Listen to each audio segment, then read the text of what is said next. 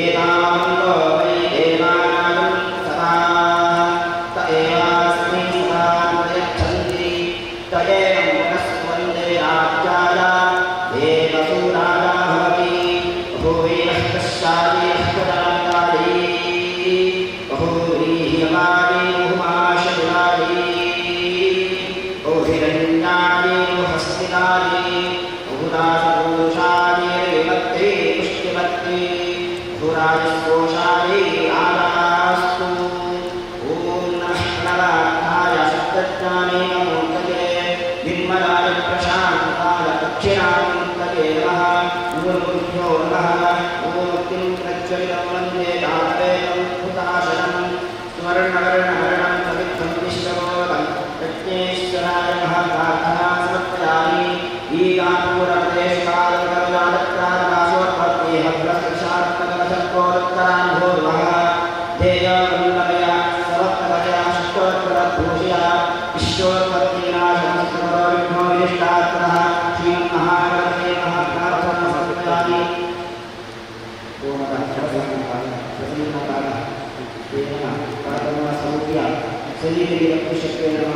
ಪ್ರಾರ್ಥನೆ ನನ್ನ ಮಹಾಸ್ವಾಮಿಯನ್ನು ಮಾತು ಹೊಂದಿತ್ತು ಆ ಮಹಾಗಣಪತಿಯ ರೂಪದ ಇಲ್ಲದಂತಹ ಸೂಕ್ಷ್ಮ ಸ್ವರೂಪವಾದಂತಹ ಆ ಗಣಪತ್ಯ ಬಂದವರು ಆ ಮಹಾಗಣಪತಿಯನ್ನು ಆ ಸ್ವರೂಪದಲ್ಲಿ ಆರಾಧನೆ ಮಾಡಿಕೊಂಡು ಹೇಳಿ ನನಗೆ ಮಹಾಸ್ವಾಮಿಯನ್ನು ಹೇಳಿ ಅಲ್ಲಿವಾಗ ಅಂಥ ಮಹಾಸ್ವಾಮಿಯಾದಂತಹ ಪ್ರಬಂಧ ಸ್ವಾಮಿಯಾದಂತಹ ಮಹಾಗಣಪತಿಯು ದೇಹಭಾವವಿಲ್ಲದಂತಹ ಸೂಕ್ಷ್ಮ ಸ್ವರೂಪವಾದಂತಹ ಪ್ರಬಂಧ ಸ್ವರೂಪವಾದಂತಹ ಆ ಮಹಾಗಣಪತಿ ಬ್ರಹ್ಮಾಂಡದಲ್ಲಿ ವಿಶ್ವಂಬನಾಗ್ತಾನೆ ಎಂಬುದು ಶಾಸ್ತ್ರೀಯವಾದಂತಹ ಅದೇ ರೀತಿಯಾಗಿ ವಿದ್ಯಾರಂಭೆ ನಿತ್ಯ ಜ್ಞಾನವನ್ನು ಅಕ್ಷರಾಭ್ಯಾಸ ಮಾಡುವಂತಹ ಹೊತ್ತಲ್ಲಿ ಪ್ರಾರಂಭದಲ್ಲಿ ಮಹಾಗಣಪತಿಯನ್ನು ಪ್ರಾರ್ಥನೆ ಮಾಡಬೇಕು.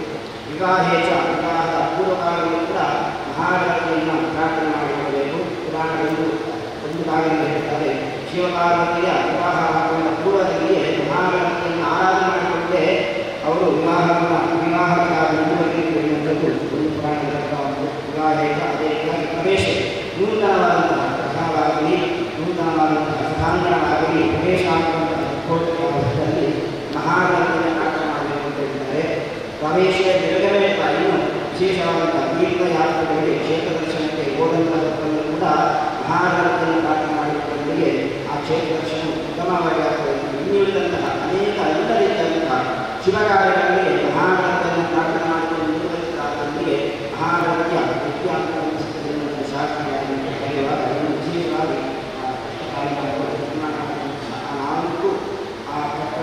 ನಾಲ್ಕು ಸಮಾಧಿಗಳ ಸ್ಥಾನಗಳ ವಿಶೇಷವಾದಂತಹ ಒಂದು ಲೋಕಾರ್ಪಣೆಗಾರನು ಮಹಾಸ್ವಾಮಿಯ ವಿದ್ಯಾಹಸ್ತದಿಂದ ಮಹಾಸ್ವಾಮಿಯ ಆ ವಿದ್ಯಾಹಸ್ತವನ್ನು ನೆರವೇರಿಸಲಿಕ್ಕೆ ಆಗತಕ್ಕಂತಹ ಭಕ್ತರ ಕಾರ್ಯಕ್ಕೆ ಆಗತಕ್ಕ ನಾಲ್ಕು ಸ್ಥಾನಗಳಲ್ಲಿ ವಿಶೇಷವಾಗಿ ರಥಕ್ಕೆ ನಾಲ್ಕು ಚಕ್ರ ಎನ್ನುವ ರೀತಿಯಲ್ಲಿ ನಾಲ್ಕು ಸಭಾಂಗಣವನ್ನು ಆ ಕಾರ್ಯವನ್ನು ಅವರ ಕೈಯಿಂದ ಕಟ್ಟಿಸಿಕೊಂಡಿದ್ದಾರೆ.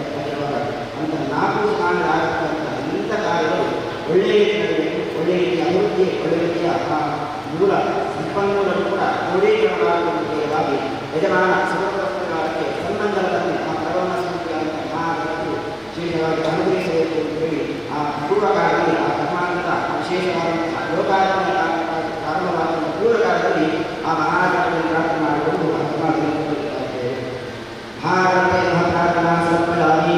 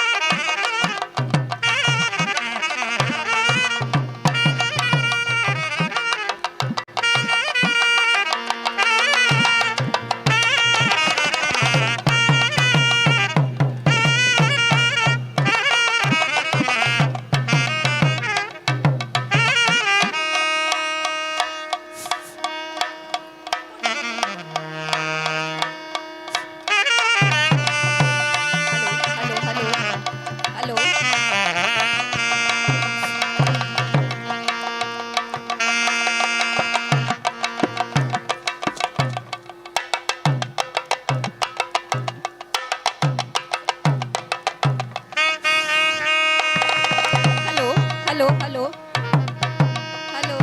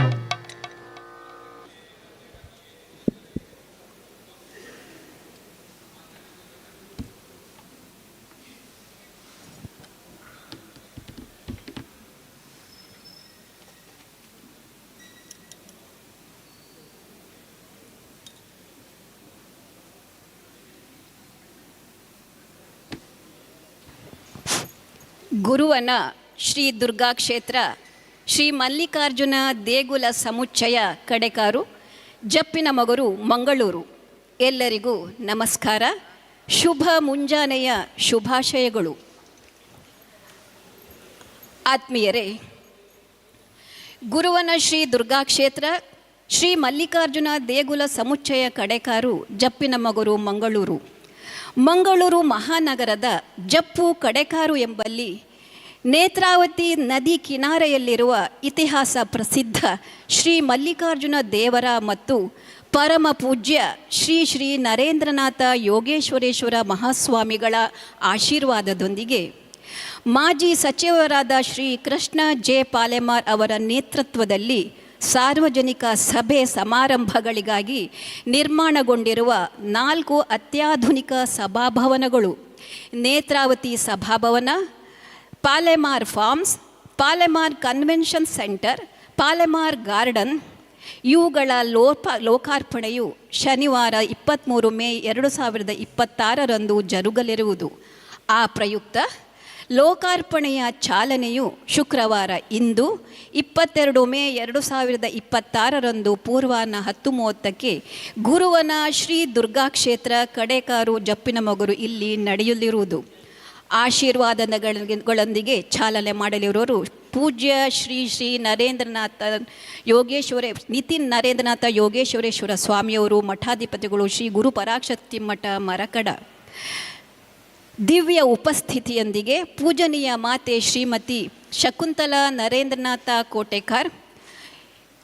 ನಿಮಗೂ ಈ ಹೊತ್ತಿನಲ್ಲಿ ನಮ್ಮೆಲ್ಲರ ಪರವಾಗಿ ತುಂಬು ಹೃದಯದ ಸ್ವಾಗತದ ನಮನಗಳನ್ನು ಸಲ್ಲಿಸ್ತಾ ಇದ್ದೇವೆ. ಹಾಗೆ ಇಂದಿನ ಅಧ್ಯಕ್ಷತೆಯನ್ನು ವಹಿಸಿಕೊಳ್ಳಲಿರುವವರು ಶ್ರೀ ಉಮಾನಾಥ ಕೋಟ್ಯಾನ್, ಶಾಸಕರು, ಮೂಡಬಿದ್ರೆ ವಿಧಾನಸಭಾ ಕ್ಷೇತ್ರ. ಸರ್ವರಿಗೂ ಆತ್ಮೀಯವಾದ ಸ್ವಾಗತವನ್ನು ಬಯಸಲಿರುವರು ಅಧ್ಯಕ್ಷರು ಮತ್ತು ಟ್ರಸ್ಟಿಗಳು, ಗುರುವನ ಶ್ರೀ ದುರ್ಗಾ ಟ್ರಸ್ಟ್ ರಿಜಿಸ್ಟರ್, ಶ್ರೀ ಸೋಮನಾಥೇಶ್ವರ ಪ್ರತಿಷ್ಠಾನ ರಿಜಿಸ್ಟರ್.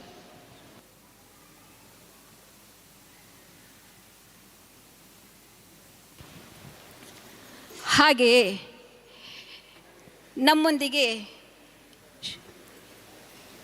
ಪರಮ ಪೂಜ್ಯ ಶ್ರೀ ಮೋಹನ್ದಾಸ್ ಪರಮಹಂಸ ಸ್ವಾಮಿಯವರು, ಶ್ರೀಧಾಮ ಮಾಣಿಲ ಕ್ಷೇತ್ರ, ಇವರು ಕೂಡ ವೇದಿಕೆಯಲ್ಲಿ ಆಸೀನರಾಗಿರುವರು. ಪೂಜ್ಯರೇ, ನಿಮಗೂ ಕೂಡ ನಮ್ಮೆಲ್ಲರ ಪರವಾಗಿ ತುಂಬು ಹೃದಯದ ಸ್ವಾಗತದ ನಮನಗಳನ್ನು ಸಲ್ಲಿಸ್ತಾ ಇದ್ದೇವೆ.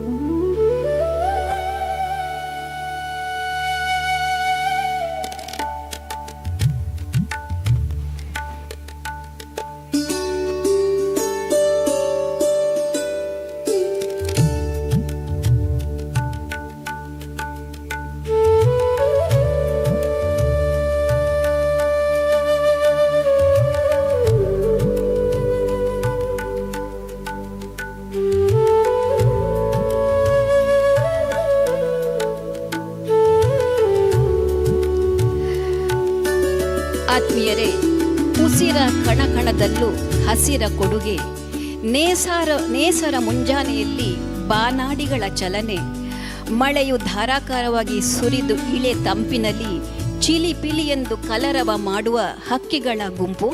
ಇಂತಹ ರಮಣೀಯವಾದ ಶುಭ ಮುಂಜಾನೆಯಲ್ಲಿ ಆಗಮಿಸಿರುವ ತಮಗೆಲ್ಲರಿಗೂ ಹೃತ್ಪೂರ್ವಕ ಸ್ವಾಗತ.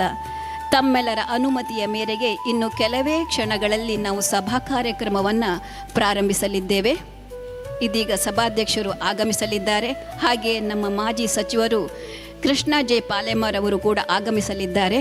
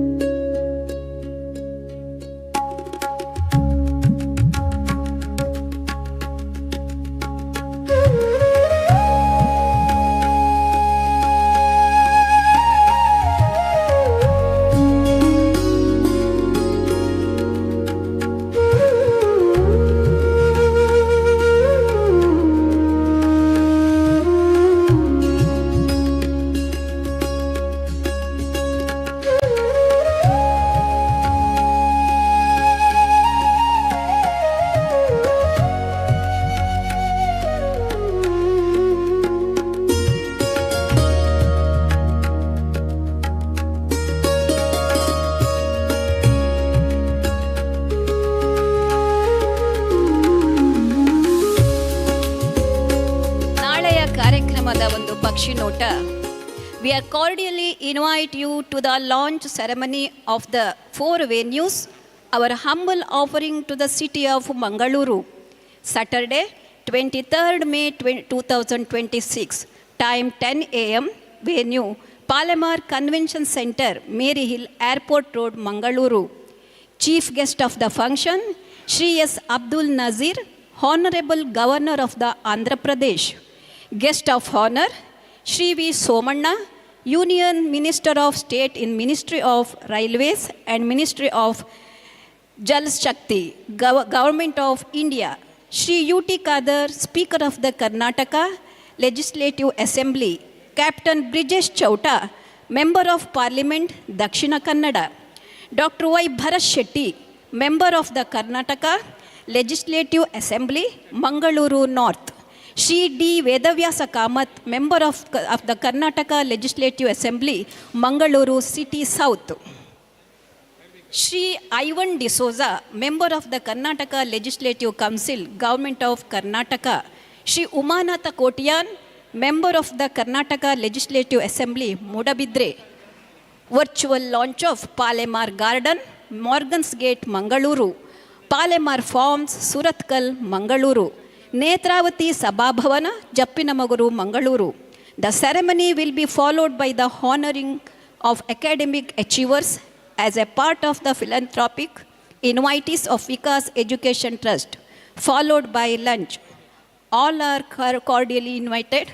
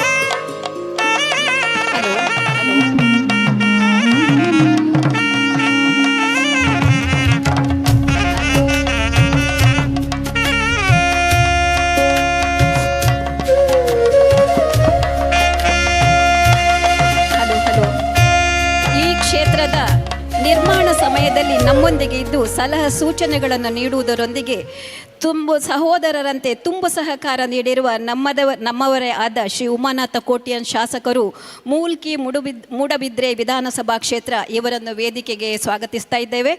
ಹಾಗೆ ಹಿತ್ತಿಲ ಗಿಡ ಮದ್ದಲ್ಲ ಎಂಬಂತೆ ನಮ್ಮ ಹೆಗ್ಗಳಿಕೆಗೆ ಪಾತ್ರರು ಸರಳ ಸಜ್ಜನಿಕೆಯ ವ್ಯಕ್ತಿತ್ವ ಈ ಸಭಾಭವನದ ನಿರ್ಮಾಣದ ನೇತಾರರು ಆದ ಮಾಜಿ ಸಚಿವರು ಶ್ರೀಯುತ ಜೆ ಕೃಷ್ಣ ಪಾಲೆಮಾರ್ ಇವರನ್ನು ಕೂಡ ವೇದಿಕೆಗೆ ಸ್ವಾಗತಿಸ್ತಾ ಇದ್ದೇವೆ. ಹಾಗೆ ಗುರುವನ ಶ್ರೀ ದುರ್ಗಾ ಕ್ಷೇತ್ರದ ಅಧ್ಯಕ್ಷರು ಶ್ರೀ ಯೋಗೀಶ್ ಕುಮಾರ್ ಜಪ್ಪು ಇವರನ್ನು ಕೂಡ ವೇದಿಕೆಗೆ ಆಹ್ವಾನಿಸ್ತಾ ಇದ್ದೇವೆ. ಹಾಗೆ ಕಾರ್ಯದರ್ಶಿ ಶ್ರೀಯುತ ಕೊರಗಪ್ಪನವರು ಅವರನ್ನು ಕೂಡ ವೇದಿಕೆಗೆ ಸ್ವಾಗತಿಸ್ತಾ ಇದ್ದೇವೆ.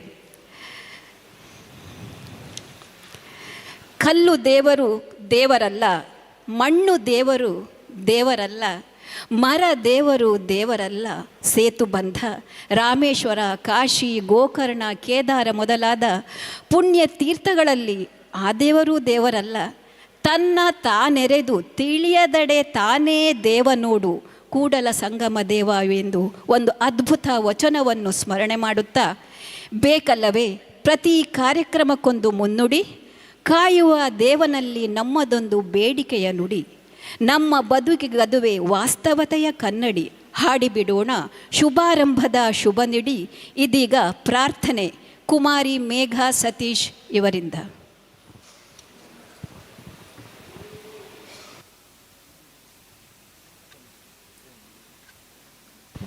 ಎಲ್ಲರೂ ಎದ್ದು ನಿಂತುಕೊಳ್ಳಬೇಕಾಗಿ ಕೇಳಿಕೊಳ್ತಾ ಇದ್ದೇನೆ.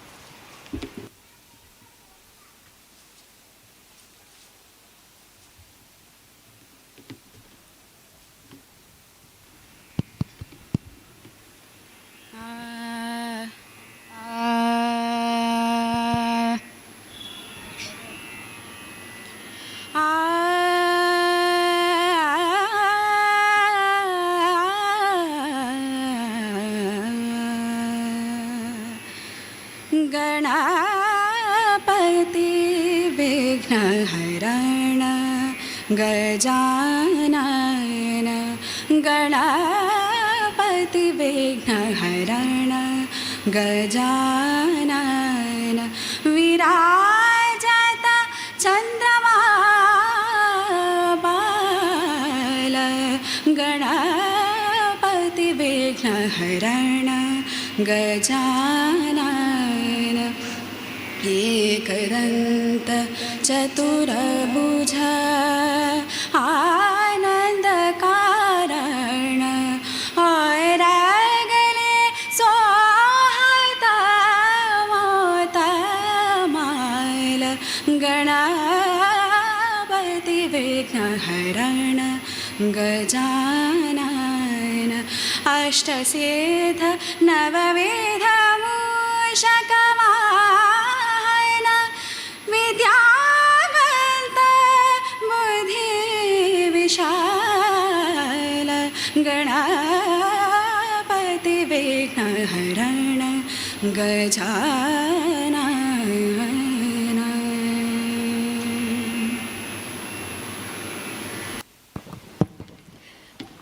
ಎಲ್ಲರೂ ಆಸೀನರಾಗಬೇಕಾಗಿ ಕೇಳಿಕೊಳ್ತಾ ಇದ್ದೇನೆ. ಸುಶ್ರಾವ್ಯವಾಗಿ ಪ್ರಾರ್ಥನೆಗೈದ ಕುಮಾರಿ ಮೇಘಾ ಸತೀಶ್ ರವರಿಗೆ ವಂದನೆಗಳು. ಹಚ್ಚುತ್ತಲಿರುವ ಪ್ರತಿಭೆಯ ಹಣತೆ ನಮ್ಮ ಮನಸ್ಸುಗಳ ಅನನ್ಯತೆ, ಅತಿಥಿ ಸತ್ಕಾರ ನಮ್ಮ ಆತ್ಮವಂತೆ. ಅದಕ್ಕಾಗಿ ಆಗಮಿಸಿರುವ ಎಲ್ಲ ಸಜ್ಜನ ಬಂಧುಗಳನ್ನು ಆತ್ಮೀಯವಾಗಿ ಸ್ವಾಗತಿಸಲಿದ್ದಾರೆ ನಮ್ಮ ಗುರುವನ ಶ್ರೀ ದುರ್ಗಾ ಕ್ಷೇತ್ರದ ಅಧ್ಯಕ್ಷರು ಶ್ರೀಯುತ ಯೋಗೀಶ್ ಕುಮಾರ್ ಜಪ್ಪು ಅವರು. ಗುರುವಿನ ಗುಲಾಮನಾಗುವ ತನಕ ದೊರೆಯದಣ್ಣ ಮುಕುತಿ, ಪರಿಪರಿ ಶಾಸ್ತ್ರವ ನೋದಿದರೇನು ವ್ಯರ್ಥವಾಯಿತು ಬಗುತಿ. ವೇದಿಕೆಯಲ್ಲಿ ಉಪಸ್ಥಿತರಿರುವ ಎಲ್ಲ ಪೂಜನೀಯರಿಗೂ ಕೂಡ ನಮ್ಮ ನಮನಗಳನ್ನು ಸಲ್ಲಿಸ್ತಾ ಇದ್ದೇವೆ.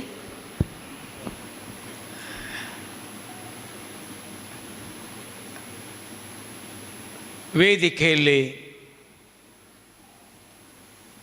ಉಪಸ್ಥಿತರಾಗಿರತಕ್ಕಂಥ ಪರಮ ಪೂಜ್ಯ ಮಾತೆ ಶ್ರೀ ಶಕುಂತಲಾ ಅಮ್ಮನವರ ದಿವ್ಯ ಚರಣಕ್ಕೆ ಎರಗುತ್ತಾ,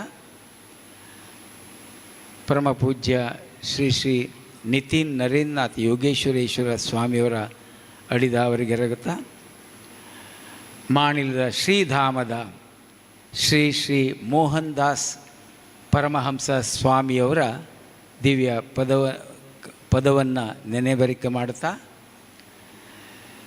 ಈ ಸಭೆಯ ಅಧ್ಯಕ್ಷತೆಯನ್ನು ಇಂದು ವಹಿಸಿರತಕ್ಕಂಥ ಶ್ರೀ ಉಮಾನಾಥ್ ಕೋಟ್ಯಾನ್ರೆ, ಹಾಗೆ ಈ ಕ್ಷೇತ್ರ ನಿರ್ಮಾಣದ ರೂವಾರಿ ನಮ್ಮೆಲ್ಲರ ಅಚ್ಚುಮೆಚ್ಚಿನ ಶ್ರೀ ಕೃಷ್ಣ ಜೆ ಪಾಲೆಮಾರ್ರವರೇ, ಹಾಗೆ ಬಂದಂಥ ಎಲ್ಲ ಸದ್ಭಕ್ತ ಬಂಧುಗಳೇ,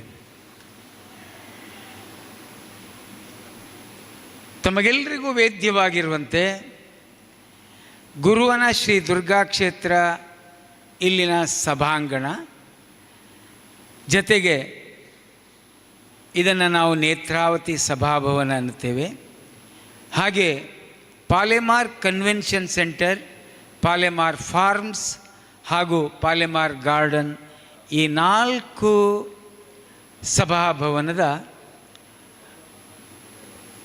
ಸಮಾಜಮುಖಿಯಾದಂಥ ಸ್ಥಿತಿಯಲ್ಲಿರತಕ್ಕಂಥ ಈ ಸಭಾಂಗಣ ಲೋಕಮುಖಕ್ಕೆ ಅರ್ಪಣೆ ಮಾಡಬೇಕು ಅಥವಾ ಲೋಕಾರ್ಪಣೆ ಕಾರ್ಯಕ್ರಮವನ್ನು ನಾವು ಇಟ್ಟುಕೊಳ್ಬೇಕು ಅಂತ ಹೇಳುವಂಥ ನಿಲುವಿನಲ್ಲಿ ಚಾಲನೆ ಕೊಡುವ ಸಲುವಾಗಿ ಈ ಹೊತ್ತು ಈ ಸಭಾಂಗಣದಲ್ಲಿ ದೈವಿಕವಾದಂಥ ಮಾರ್ಗದರ್ಶನ ಹಾಗೆ ಪೂಜ್ಯರ ಉಪಸ್ಥಿತಿಯಲ್ಲಿ ಇಲ್ಲಿ 3 ಕಾಯಿ ಗಣಹೋಮ ನಡೆದಿದೆ. ಲೋಕಾರ್ಪಣೆಗೆ ಚಾಲನೆ ಈ 4 ಸಂಸ್ಥೆಯ ಅಥವಾ 4 ಸಭಾಂಗಣದ ಚಾಲನೆ ಅಥವಾ ಲೋಕಾರ್ಪಣೆಗೆ ಚಾಲನೆ ಇಲ್ಲಿ ದೊರೆಯಬೇಕು ಅಂತೇಳುವಂಥ ಸದುದ್ದೇಶ ನಮ್ಮದಾಗಿತ್ತು. ಪೂಜ್ಯ ನಮ್ಮ ಸ್ವಾಮಿಯವರು ಹೋಗೊಟ್ರು, ಶ್ರೀ ಪಾಲೆಮಾರ್ರವರು ಇದನ್ನು ಮೊದಲಿಂದ ನಿರೀಕ್ಷೆ ಮಾಡ್ತಿದ್ರು. ನಾವು ಸಮಾಜಕ್ಕಿನ್ನೂ ಬಿಟ್ಟು ಕೊಡಲಿಕ್ಕೆ ಮೊದಲೇ ನಮ್ಮ ಸಭಾಂಗಣದಲ್ಲಿ ಕಾರ್ಯಕ್ರಮಗಳು ಬರ್ತಾಯಿದ್ದು. ಹಾಗಿದ್ದರೆ ಸಭಾಂಗಣದಲ್ಲಿ ಲೋಕಾರ್ಪಣೆ ಆಗದೆ ಸಭಾಂಗಣಕ್ಕೆ ಹೇಗೆ ಲಗ್ಗೆ ಇಡ್ತಾರೆ ಅಂತೇಳಿ ಕೇಳೋ ಪ್ರಶ್ನೆಗೆ ಉದ್ಘೋಷ ಅಂತಲ್ಲ ಆಗಿರಲಿಲ್ಲ. ಅದನ್ನು ಉದ್ಘೋಷಕ್ಕೆ ನಾಳೆ ಅಣಿಯಾಗೇ ಇದೆ ಪಾಲೆಮಾರ್ ಕನ್ವೆನ್ಷನ್ ಸೆಂಟರ್ನ ಸಭಾಂಗಣ. ಆದರೆ ಇವತ್ತು ಅದಕ್ಕೆ ಚಾಲನೆ ದೊರಕ್ತಾ ಇದೆ. ಆತ್ಮೀಯ ಬಂಧುಗಳೇ, ಈ ಚಾಲನೆಯ ಈ ಕಾರ್ಯಕ್ರಮಕ್ಕೆ ನಮಗೆ ಅಧ್ಯಕ್ಷರಾಗಿ ಹಿಂದಿನ ದಿವಸಗಳಿಂದ ಅಂದರೆ 2011ರಿಂದ ನಮ್ಮೊಂದಿಗೆ ನಿರಂತರವಾಗಿ ನಮ್ಮೊಂದಿಗಿದ್ದಂಥ ನಮ್ಮ ಸಿಹಿ ಕಹಿಗಳನ್ನು ಹಂಚಿಕೊಂಡಂಥ ಮುಲ್ಕಿ ಮೂಡಬಿದ್ರೆ ಶಾಸಕರಾದ ಶ್ರೀ ಉಮಾನಾಥ್ ಕೋಟ್ಯಾನ್ರು ನಮ್ಮ ವೇದಿಕೆಯಲ್ಲಿ ಇವತ್ತು ಅಧ್ಯಕ್ಷ ಸ್ಥಾನದಲ್ಲಿ ಅಲಂಕೃತರಾಗಿದ್ದಾರೆ. ಅವರ ಕಾರ್ಯಕಲಾಪಗಳು ಹೇಗಿತ್ತು ಅಂತ ಕೇಳಿದರೆ ಅದು 2011ಕ್ಕೆ ನೀವು ಪುಟ ತಿರುಗಿಸಿ ಹೋಗಬೇಕು. ಆವಾಗ ಎಷ್ಟು ಲವಲವಿಕೆಯಿಂದ ಈ ಕಾರ್ಯಕ್ರಮವನ್ನು ನಿರೂಪಿಸಿದರು. ಎಂತೆಂತಹ ಗಣ್ಯರು ಬಂದರು, ಮುಖ್ಯಮಂತ್ರಿಗಳು ಬಂದರು, ಬೇರೆಯವರು, ಹಲವು ಮಂತ್ರಿಗಳು, ಹಲವು ಸ್ವಾಮಿಗಳು, ಇವರೆಲ್ಲ ಬಂದಾಗ ಅದನ್ನು ನಿಭಾಯಿಸಿದಂಥ ಒಂದು ವ್ಯಕ್ತಿ ಶ್ರೀ ಉಮಾನಾಥ್ ಕೋಟ್ಯಾನ್ರವರು. ಅವರನ್ನು ನಾವು ಪಾಲೆಮಾರರು ಹೇಳಿದ ಹಾಗೆ ನಾವೆಲ್ಲ ಒಪ್ಪಿಕೊಂಡಂತೆ ಅವರನ್ನು ಅಧ್ಯಕ್ಷ ಸ್ಥಾನದಲ್ಲಿ ಇವತ್ತು ಇರಬೇಕು ಅಂತ ಹೇಳುವಂಥ ಇದರಲ್ಲಿ ಕೇಳಿಕೊಂಡಾಗ ಅವರು ದಯಮಾಡಿ ಒಪ್ಪಿದ್ದಾರೆ. ನಿಮಗಿದು ಹೃತ್ಪೂರ್ವಕವಂಥ ಕೃತಜ್ಞತೆಗಳು ಅಥವಾ ಸ್ವಾಗತಗಳನ್ನು ಈ ಹೊತ್ತು ಸಮರ್ಪಿಸ್ತಾ ಇದ್ದೇವೆ. ಹಾಗೆ ಪರಮ ಪೂಜ್ಯ ಶ್ರೀ ಶ್ರೀ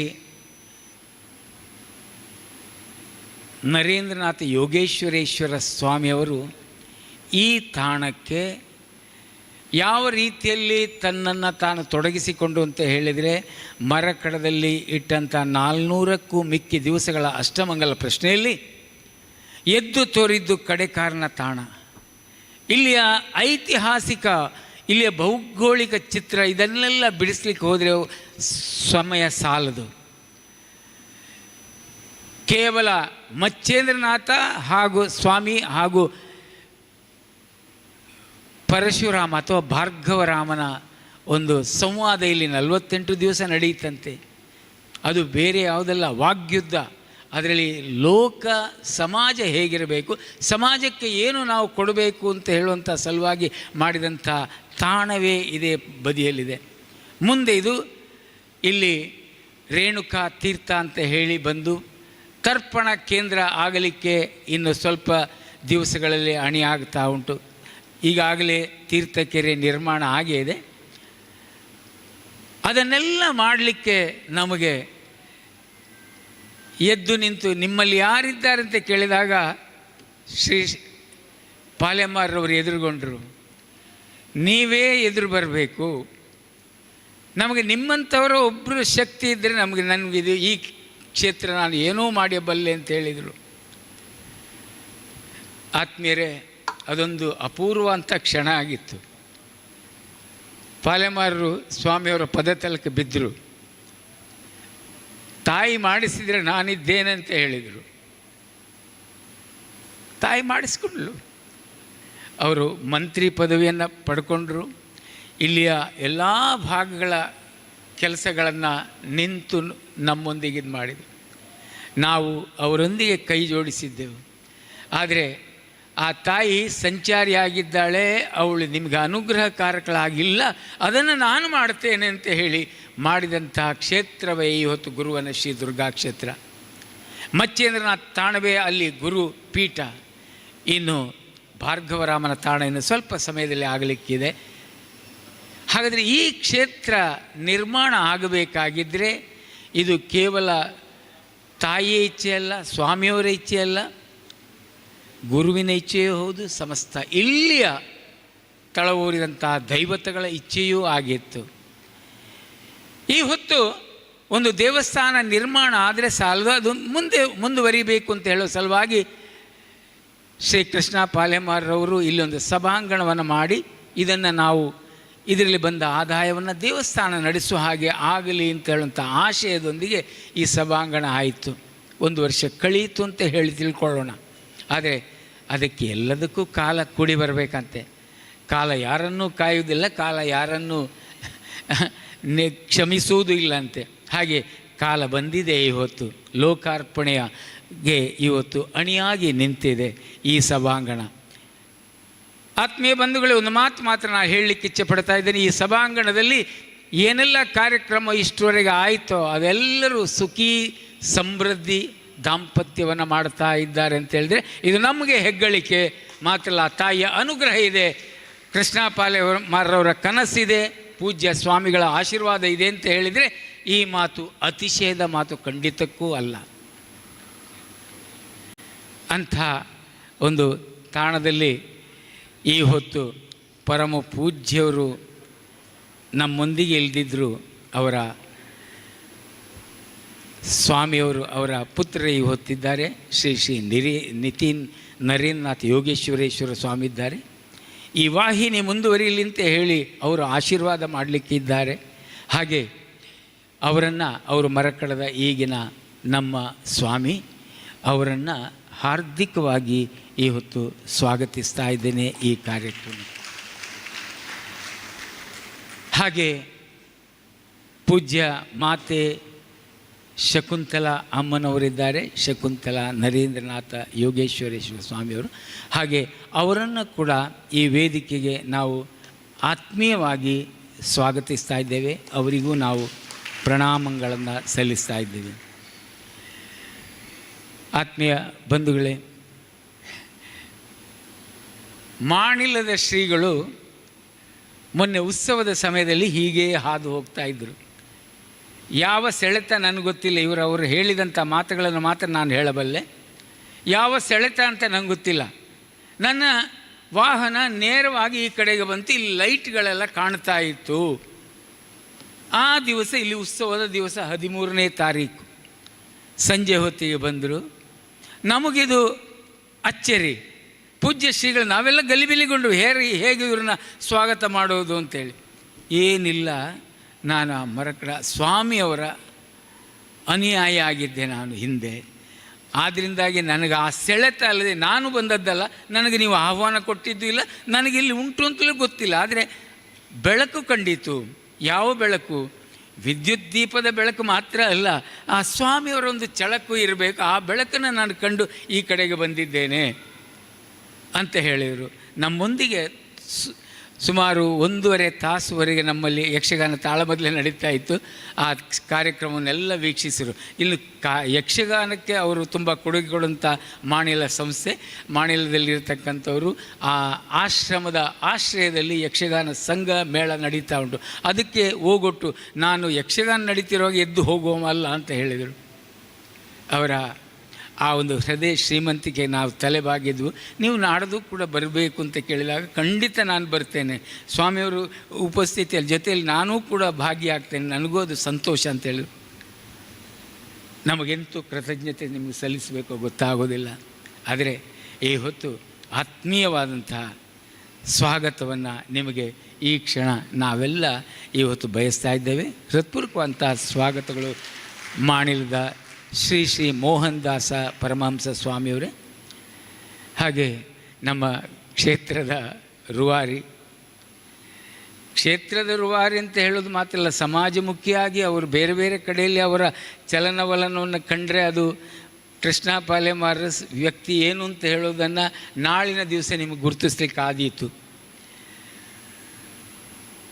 ಅದೆಷ್ಟು ವಿದ್ಯಾರ್ಥಿಗಳಿಗೆ ಗೊತ್ತಿಲ್ಲದ ಹಾಗೆ ಧನ ಸಹಾಯ, ಮದುವೆಗೆ, ಇನ್ನು ಮುಂಜಿ ಮತ್ತೊಂದು ಇನ್ನೊಂದು, ಸಮಾಜಕ್ಕೋಸ್ಕರವಾಗಿ ಯಾರು ನನಗೆ ಸ್ವಲ್ಪ ಸಹಾಯ ಮಾಡ್ತೀರಾ ಅಂತ ಕೇಳಿದಾಗ ಕೈ ಬಿಚ್ಚಿ ಕೊಟ್ಟಂಥ ವ್ಯಕ್ತಿ ಅಂತೇಳಿ ಈ ದಕ್ಷಿಣ ಕನ್ನಡದಲ್ಲಿ ಯಾರ ಒಬ್ಬ ವ್ಯಕ್ತಿ ಇದ್ದರೆ ಅಥವಾ ಈ ಕರ್ನಾಟಕದಲ್ಲಿದ್ದರೆ ಅದು ಶ್ರೀ ಕೃಷ್ಣ ಪಾಲೆಮಾರ್. ಯಾರು ಅಸಹಾಯಕರಾಗಿ ಬಂದರೋ, ನಾನು ಸೋತಿದ್ದೇನೆ ಹೇಳಿದರು, ಸೋಲಿಕ್ಕೆ ನಾನು ಬಿಡುವುದಿಲ್ಲ ಅಂತ ಹೇಳಿ ಎದೆ ಉಬ್ಬಿಸಿ ಅವರು ತನ್ನ ಕೈಲಾದಂಥದನ್ನು ಕೊಟ್ಟಿದ್ದಾರೆ. ಅದು ಹಲವು ಬಗೆಯಲ್ಲಿ. ಕಲಾವಿದರಿಗಂತೂ ಇನ್ನಷ್ಟು ಅವರ ಏಳಿಗೆ ಅಥವಾ ಅವರ ಏಳಿಗೆಯನ್ನು ಬಯಸಿದವರು. ಹಾಗೆ ಸಮಾಜದ ವಿವಿಧ ಕ್ಷೇತ್ರಗಳಲ್ಲಿ ಕೊಟ್ಟವರು ಈ ಹೊತ್ತು ಸಭಾಂಗಣದಲ್ಲೂ ಕೂಡ ಅಷ್ಟೇ. ನಾಳೆ ಉದ್ಘೋಷ ಆಗಲಿಕ್ಕಿದೆ, ಅಲ್ಲಿ ಕೂಡ ಅವರು ಹೇಳಲಿಕ್ಕೆ ಇಚ್ಛೆ ಪಡ್ತಾರೆ ಅಂತ ಹೇಳುವಂಥ ವಿಶ್ವಾಸ ನನಗಿದೆ. ಸಮಾಜಕ್ಕೆ ಈ ಬಂದಂಥ ಸಂಗ್ರಹದಲ್ಲಿ ಸಮಾಜಕ್ಕೂ ಬಹುಪಾಲು ಹೋಗ್ತದೆ ಅಂತ ಹೇಳುವಂಥದ್ದು. ನಾನು ಇದ್ದೇನೋ ಇಲ್ಲೋ ಆ ಪ್ರಶ್ನೆ ಅಲ್ಲ, ಇಲ್ಲಿ ಯಾರು ಶಾಶ್ವತ ಅಲ್ಲ. ಆದರೆ ಅದು ಮುಂದುವರಿಯಬೇಕು, ಅದು ಪ್ರವಾಹದಾಗಿ ಮುಂದುವರಿಯಬೇಕು ಅಂತ ಹೇಳುವಂಥ ಮಾತನ್ನು ಕೊಟ್ಟಿದ್ದಾರೆ. ನಿಮಗಿದು ಹಾರ್ದಿಕವಂಥ ಸ್ವಾಗತಗಳು ಶ್ರೀ ಕೃಷ್ಣಾಜೆ ಪಾಲೆಮಾರರವರೇ. ನಮ್ಮ ಮುಂದೆ ಅನೇಕ ಗಣ್ಯರಿದ್ದಾರೆ. ಶ್ರೀ ಸತೀಶಣ್ಣ ಬಂದಿದ್ದಾರೆ, ದಕ್ಷಿಣ ಕನ್ನಡ ಜಿಲ್ಲಾ BJP ಅಧ್ಯಕ್ಷರಾಗಿದ್ದಾರೆ, ಅವರು ಬಂದ್ದಾರೆ. ಅವರ ಜೊತೆಯಲ್ಲಿ ಹಲವು ಮಿತ್ರರು ಬಂದ್ದಾರೆ. ಬೆಳಗಾಂನಿಂದ ಕೂಡ ಬಂದಿದ್ದಾರೆ ಅಂತ ಹೇಳುವಂಥ ಸುದ್ದಿ ಇದೆ ನಮಗೆ. ಬೆಳಗಾವಿಯವರು ಬಂದರು. ಹಾಗೆ ಬೇರೆ ಬೇರೆ ಕಡೆಯಿಂದ ಕೃಷ್ಣಣ್ಣನ ಪ್ರೀತಿಗೆ, ಹಾಗೆ ನಮ್ಮೆಲ್ಲರ ಮೇಲೆ ಇಟ್ಟಂಥ ವಿಶ್ವಾಸಕ್ಕೆ ಈ ಒಂದು ಕಾರ್ಯಕ್ರಮ ಚೆಂದ ಆಗಬೇಕು ಅಂತೇಳಿ ಸಲುವಾಗಿ ಬಂದಿದ್ದೀರ. ನಿಮ್ಮನ್ನೆಲ್ಲ ವೈಯಕ್ತಿಕವಾಗಿ ಗುರುತಿಸಲಿಕ್ಕಾಗಲ್ಲ. ನಮ್ಮೊಂದಿಗೆ ನಾಳಿನ ಒಬ್ಬರು ಹಿರಿಯ ವ್ಯಕ್ತಿ ಇದ್ದಾರೆ, ಅವರು ಕದ್ರಿ ನವನೀಶ್ ಶೆಟ್ಟರು ಕೂಡ ನಮ್ಮೊಂದಿಗಿದ್ದಾರೆ. ನಮ್ಮೆಲ್ಲ ಟ್ರಸ್ಟಿಗಳ ಪರವಾಗಿ, ನಮ್ಮೆಲ್ಲರ ಪರವಾಗಿ ನಿಮಗೆಲ್ಲರಿಗೆ ಹಾರ್ದಿಕವಂಥ ಸ್ವಾಗತವನ್ನು ಬಯಸ್ತಾ ಇದ್ದೇನೆ. ಆತ್ಮೀಯ ಬಂಧುಗಳೇ, ಸ್ವಾಗತದೊಂದಿಗೆ ಪ್ರಸ್ತಾವನೆ ಬೇಕು ಅಂತೇಳಿ ನಾನು ಸ್ವಲ್ಪ ಹೇಳಿ ಹಾಗೇ ಇದೆ. ಪರಮ ಪೂಜ್ಯ ಶ್ರೀ ಶ್ರೀ ನರೇಂದ್ರನಾಥ ಯೋಗೇಶ್ವರೇಶ್ವರ ಸ್ವಾಮಿಯವರ ಬಗ್ಗೆ ಮಾತಾಡುವಾಗ ಈ ಮಾತನ್ನು ಹೇಳಿದ್ದೇನೆ. ಅದೇ ರೀತಿ ಮತ್ತೆ ನಾವು ಮುಂದುವರಿಸುವುದು ಅಂತ ಹೇಳಿ ಆದರೆ, ನಾಳೆ ಪಾಲೆಮಾರ್ ಕನ್ವೆನ್ಷನ್ ಹಾಲ್ನಲ್ಲಿ ನಡೆಯಲಿಕ್ಕಿರುವಂಥ ಆ ಲೋಕಾರ್ಪಣೆಯ ಕಾರ್ಯಕ್ರಮಕ್ಕೆ ಈ ಹೊತ್ತು ಚಾಲನೆ ಇಲ್ಲಿ. ತಾಯಿಯ ಅನುಗ್ರಹ ಪೂರ್ತಿ ಸಿಗಬೇಕು. ಪಾಲೆಮಾರರ ಕುಲದೇವರು ಮಲ್ಲಿಕಾರ್ಜುನ ಸ್ವಾಮಿ, ಆರಾಧ್ಯ ದೈವತ ದುರ್ಗೆ. ಹಾಗೆ ಗುರುಗಳ ಸಮ್ಮುಖದಲ್ಲಿ ನಾನು ಇದನ್ನು ಇಲ್ಲಿಂದ ಪ್ರಾರಂಭಿಸ್ತೇನಂತೆ ಹೇಳಿದವರು ಪಾಲೆಮಾರವರು. ಅಂತೆ ಅಲ್ಲಿ ಕೂಡ ಆ ಕನ್ವೆನ್ಷನ್ ಹಾಲ್ನಲ್ಲಿ ಕೂಡ ಇವತ್ತು ವೈದಿಕವಾದಂಥ ಗಣಹೋಮ ನಡೆದಿದೆ. ಹಾಗೆ ಇಲ್ಲಿ ಕೂಡ ಗಣಹೋಮ ಅಂತ ಇದನ್ನು ನಾವು ಮಾಡಿ ಈ ಕಾರ್ಯಕ್ರಮವನ್ನು ಮುಂದುವರಿಸ್ತಾ ಇದ್ದೇವೆ.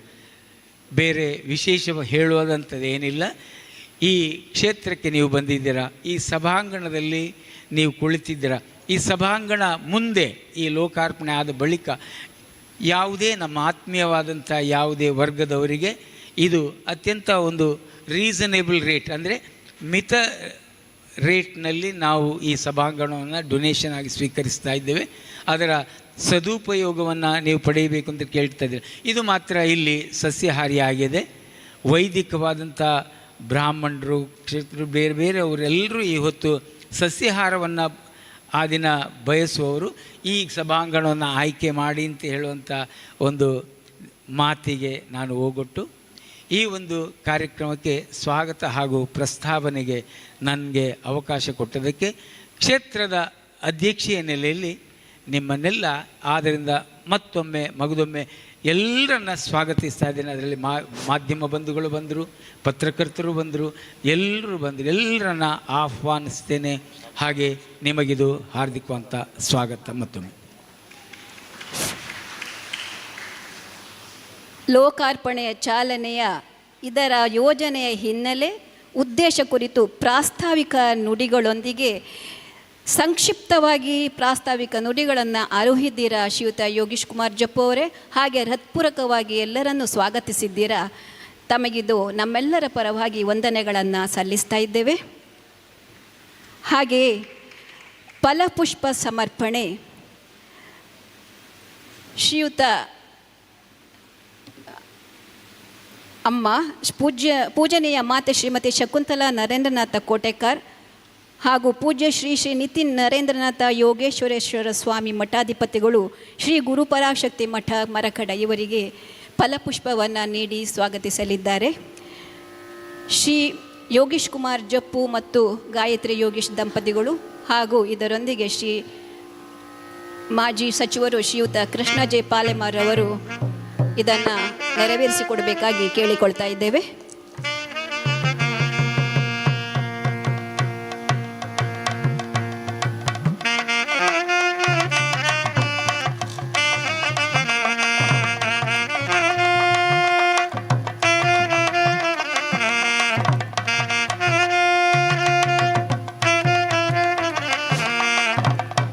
ಹಾಗೆಯೇ ನಮ್ಮೊಂದಿಗೆ ಮಾಣಿಲ ಸ್ವಾಮಿಯವರಿದ್ದಾರೆ. ಶ್ರೀ ಶ್ರೀ ಮೋಹನ್ದಾಸ್ ಪರಮಹಂಸ ಸ್ವಾಮಿಯವರು ಶ್ರೀಧಾಮ ಮಾಣಿಲ ಕ್ಷೇತ್ರ, ಅವರನ್ನು ಕೂಡ ಈ ಹೊತ್ತಿನಲ್ಲಿ ಫಲಪುಷ್ಪವನ್ನು ನೀಡಿ ಸ್ವಾಗತಿಸಲಿದ್ದಾರೆ ಶ್ರೀಯುತ ಕೊರಗಪ್ಪನವರು ಹಾಗೂ ಶ್ರೀಮತಿ ವಾರಿಜಾ ಕೊರಗಪ್ಪ.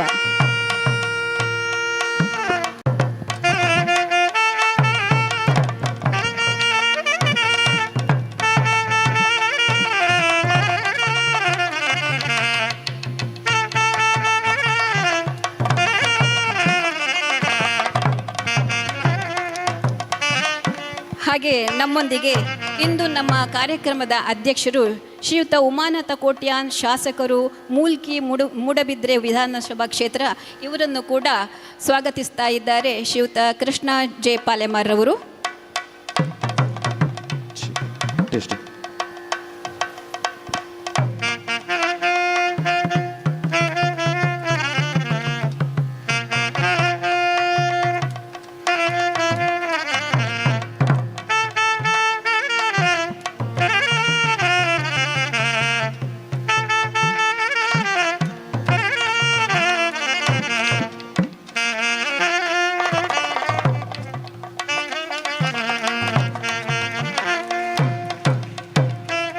ವಂದನೆಗಳು. ಆತ್ಮೀಯ ಬಂಧುಗಳೇ, ಲೋಕಾರ್ಪಣೆಯ ಚಾಲನೆ ನೇತ್ರಾವತಿ ಸಭಾಭವನ, Palemar convention centre, Palemar farms, Palemar garden, ಇದು ನಾಳೆ ಲೋಕಾರ್ಪಣೆಗೊಳ್ಳುತ್ತದೆ. ಆ ಲೋಕಾರ್ಪಣೆಯ ಚಾಲನೆಯ ಕಾರ್ಯಕ್ರಮ ಇದೀಗ ನೇತ್ರಾವತಿ ಸಭಾಭವನದ ಹೇಮಾವತಿ ಸರಸ್ವತಿ ವೇದಿಕೆಯಲ್ಲಿ ದೀಪ ಪ್ರಜ್ವಲನದೊಂದಿಗೆ ನಡೆಯುತ್ತಾ ಇದೆ. ಪೂಜ್ಯ ಶ್ರೀ ಶ್ರೀ ನಿತಿನ್ ನರೇಂದ್ರನಾಥ ಯೋಗೀಶ್ವರೇಶ್ವರ ಸ್ವಾಮಿಯವರು, ಪೂಜನೀಯ ಮಾತೆ ಶ್ರೀಮತಿ ಶಕುಂತಲಾ ನರೇಂದ್ರನಾಥ ಕೋಟೆಕಾರ್, ಶ್ರೀ ಶ್ರೀ ಮೋಹನದಾಸ ಪರಮಹಂಸ ಸ್ವಾಮಿ ಶ್ರೀಧಾಮ ಮಾಣಿಲ, ಶಾಸಕ ಉಮಾನಾಥ್ ಕೋಟ್ಯಾನವರ ಅಧ್ಯಕ್ಷತೆಯಲ್ಲಿ ಕೃಷ್ಣ ಜೆ ಪಾಲೆಮಾರ್, ಯೋಗೀಶ್ ಕುಮಾರ್ ಜಪ್ಪು, ಜೆ ಕೊರಗಪ್ಪ ಕಾರ್ಯದರ್ಶಿಗಳು.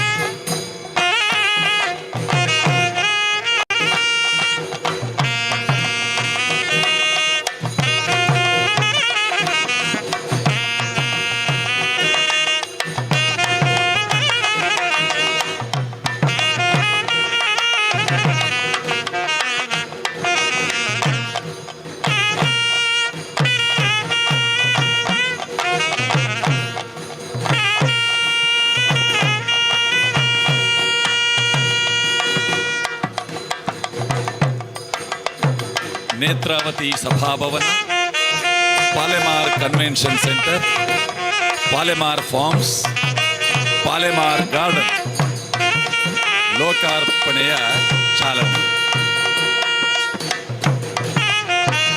ಪೂಜ್ಯ ಶ್ರೀ ಶ್ರೀ ನಿತಿನ್ ನರೇಂದ್ರನಾಥ ಯೋಗೀಶ್ವರೇಶ್ವರ ಸ್ವಾಮಿ, ಪೂಜನೀಯ ಮಾತೆ ಶ್ರೀಮತಿ ಶಕುಂತಲಾ ನರೇಂದ್ರನಾಥ್ ಕೋಟೆಕಾರ್, ಶ್ರೀ ಶ್ರೀ ಮೋಹನದಾಸ ಪರಮಹಂಸ ಸ್ವಾಮಿ ಶ್ರೀಧಾಮ ಮಾಣಿಲ, ಕೃಷ್ಣ ಜೆ ಪಾಲೆಮಾರ್, ಉಮಾನಾಥ್ ಕೋಟ್ಯಾನ್.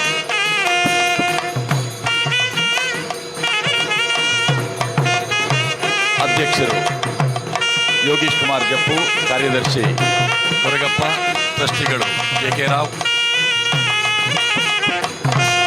ನವೀನ್ ಕುಮಾರ್.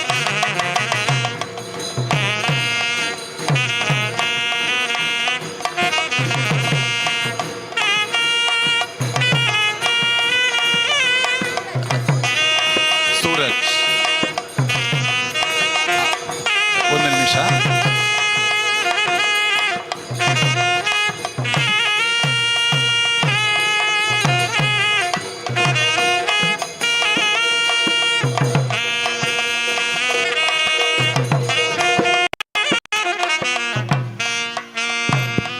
ಧನ್ಯವಾದಗಳು. ಬಂಧುಗಳೇ, ಲೋಕಾರ್ಪಣೆಗೊಂಡಿದೆ. ಲೋಕಾರ್ಪಣೆಯ ಚಾಲನಾ ಕಾರ್ಯಕ್ರಮವನ್ನು ವೇದಿಕೆಯ ಗಣ್ಯರು ನೆರವೇರಿಸಿದ್ದಾರೆ.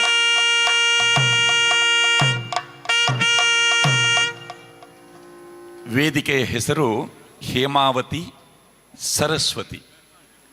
ಹೇಮಾವತಿ ಸರಸ್ವತಿ ವೇದಿಕೆ. ಈ ಹೆಸರು ಕೃಷ್ಣ ಜೆ ಪಾಲೆಮಾರ್, ಜೆ ಕೊರಗಪ್ಪ ಕೇವಲ ಇವರಿಗೆ ಮಾತ್ರವಲ್ಲ, ಈ ಪರಿವಾರದ ಎಲ್ಲ ಸದಸ್ಯರಿಗೂ ಕೂಡ ಸ್ಫೂರ್ತಿದಾಯಕವಾದಂತಹ ಹೆಸರು. ಇಂದಿನ ಲೋಕಾರ್ಪಣೆಯ ಚಾಲನೆಯ ಮುಂಚೂಣಿಯಲ್ಲಿದ್ದವರು ಪೂಜನೀಯ ಮಾತೆ ಶ್ರೀಮತಿ ಶಕುಂತಲಾ ನರೇಂದ್ರನಾಥ್ ಕೋಟೆಕಾರ್. ಪ್ರಸ್ತಾವನೆಯಲ್ಲಿ ಯೋಗೀಶಣ್ಣ ಹೇಳಿದರು ಮತ್ಸ್ಯೇಂದ್ರನಾಥರ ಕಥೆಯನ್ನು. ಮತ್ಸ್ಯೇಂದ್ರನಾಥರಿಗೆ ಗೋರಕ್ಷನಾಥರ ತಾಯಿ 12 ವರ್ಷಗಳ ನಂತರ ಆ ಮಗುವನ್ನು, ನನ್ನ ಮಗುವನ್ನು ನಿಮಗೆ ನೀಡ್ತಾ ಇದ್ದೇನೆ, ಇದನ್ನು ಸ್ವೀಕರಿಸಿ, ಶಿಷ್ಯನಾಗಿ ಮಗನಾಗಿ ನಿಮ್ಮ ಜೊತೆಯಲ್ಲಿ ಈತ ಇರ್ತಾನೆ ಅಂತ.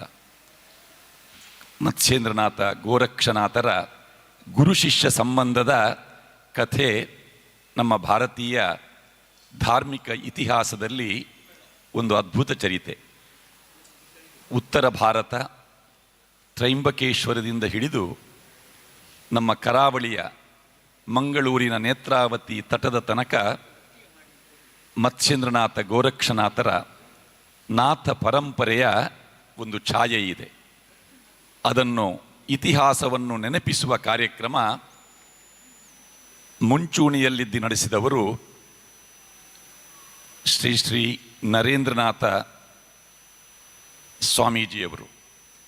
ಅವರ ಪುಣ್ಯ ಹಸ್ತದಲ್ಲಿ ಈ ಪರಿಸರ ಗುರುವನ ಶ್ರೀ ದುರ್ಗಾ ಕ್ಷೇತ್ರವಾಗಿ ಬೆಳಗುತ್ತಾ ಇದೆ. ಈ ಪರಿಸರದಲ್ಲಿ ಇಂದು ಲೋಕಾರ್ಪಣೆಯ ಚಾಲನೆಯನ್ನು ಮಾತೆ ಮಾಡಿದ್ದಾರೆ. ಅವರಿಂದ ಸಂದೇಶವನ್ನು, ಆಶೀರ್ವಚನದ ನುಡಿಯ ನಿರೀಕ್ಷೆಯನ್ನು ನಾವು ಮಾಡ್ತಾ ಇದ್ದೇವೆ. ಗುರು ಎಂದರೆ ಅದ್ಭುತ ಶಕ್ತಿ, ಗುರು ಎಂದರೆ ಜ್ಞಾನದ ಬೆಳಕು, ಗುರು ಎಂದರೆ ಅರಿವಿನ ಆಗರ.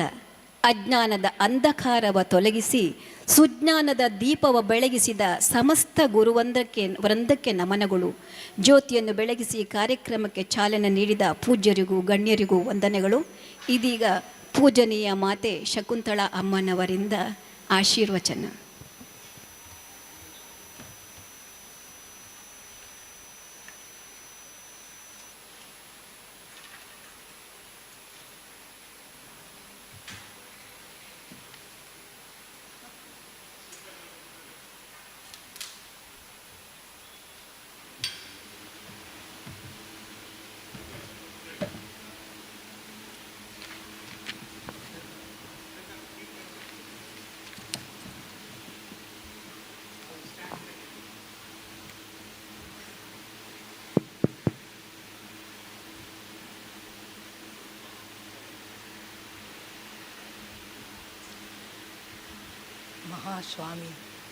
ಸ್ವಾಮಿಯವರ ಸನ್ನಿಧಾನಕ್ಕೆ ಪೊಡಮಟ್ಟು ನಾನು.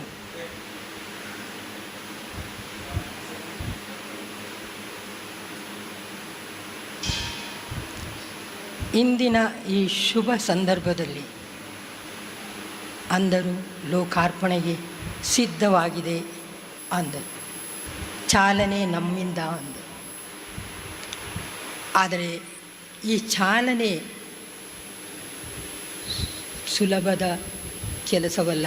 ಆದರೂ ಇದರಲ್ಲೊಂದು ದೈವಿಕ ಚಿಂತನವೇ ಅಡಗಿದೆ ಅನ್ನಬಹುದು.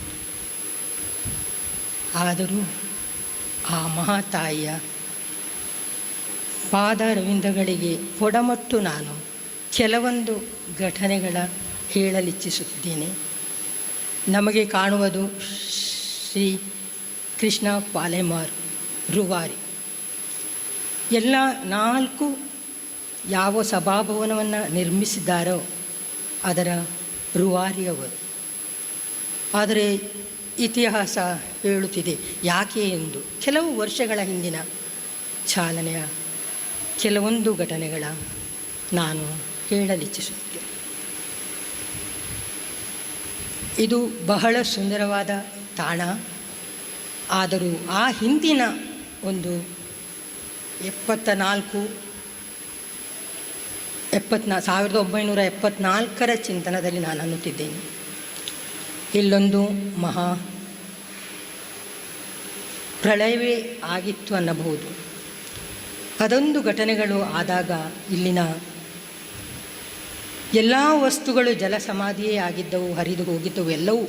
ಆದರೆ ಇಲ್ಲಿರುವ ಮಲ್ಲಿಕಾರ್ಜುನನ ಯಾವುದೇ ವಸ್ತುಗಳು ಕೂಡ ಇಲ್ಲಿಂದ ಅತ್ತಿತ್ತ ಆಗಿಲ್ಲ ಅಂದರು. ಕೇಳಿ ಕೊಂಚ ದಿಗ್ಭ್ರಮೆ ಆಯಿತು. ಯಾಕಂದರೆ ಎಲ್ಲ ಹಸು ಕರುಗಳು ಎಲ್ಲರ ಮನೆಗಳು ನಾಶವಾಗಿದ್ದ ಹೊತ್ತದು. ಆದರೂ ಈ ಮಹಾ ಸನ್ನಿಧಾನ ಉಳಿದಿದೆ. ಮಾತ್ರವಲ್ಲ, ಇದರ ಎಲ್ಲ ಇಂಚಿಂಚುಗಳು ಉಳಿದಿದೆ ಅಂದರೆ ಅಚ್ಚರಿಯ ಚಿಂತನವದು. ಆದರೂ ಅಲ್ಲೊಂದು ಶಕ್ತಿ, ಮಹತ್ತರವಾದ ಶಕ್ತಿ ಇದೆ ಎಂದು ಎಲ್ಲರೂ ಅಂದುಕೊಂಡರು. ಆ ಹೊತ್ತೊಳಗೆ ನಮ್ಮಲ್ಲೂ ನಮ್ಮ ಒಂದರ್ಥದಲ್ಲಿ ನಮ್ಮ ಅಪ್ಪನ ಮನೆ ಅಂದರೆ ತಂದೆಯವರ ಮನೆತನ ಇವರು ಸಂಬಂಧಿಗಳು. ಒಂದರ್ಥದಲ್ಲಿ ನಮಗೆ ಅಣ್ಣ ಆಗಬೇಕು, ಹತ್ತಿರದ ಸಂಬಂಧಗಳು. ಆದರೆ ಇಲ್ಲೊಂದು ಚರಿತ್ರೆ ಅನ್ನುತ್ತಿತ್ತು.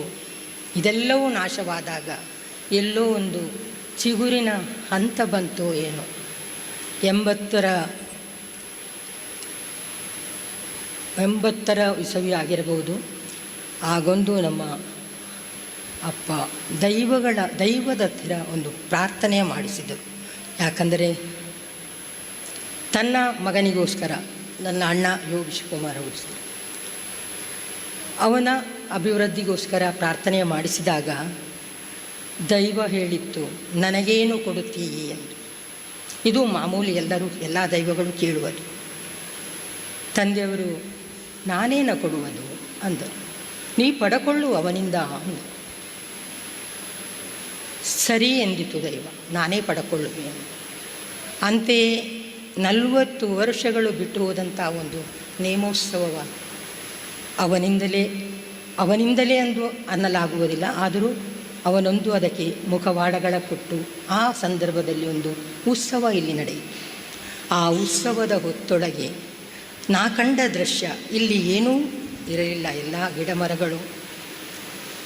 ನಮ್ಮ ಎಲ್ಲ ಹುಡುಗರದನ್ನು ಸರಿಪಡಿಸಿ ಇದೇ ತಾಣದಲ್ಲಿ ಎತ್ತರದ ಗುಡ್ಡೆಯಾಗಿತ್ತಿದು ನಾನು ಕಂಡದ್ದು. ದೈವಗಳ ಚಿಂತನ ಅಲ್ಲಿತ್ತು.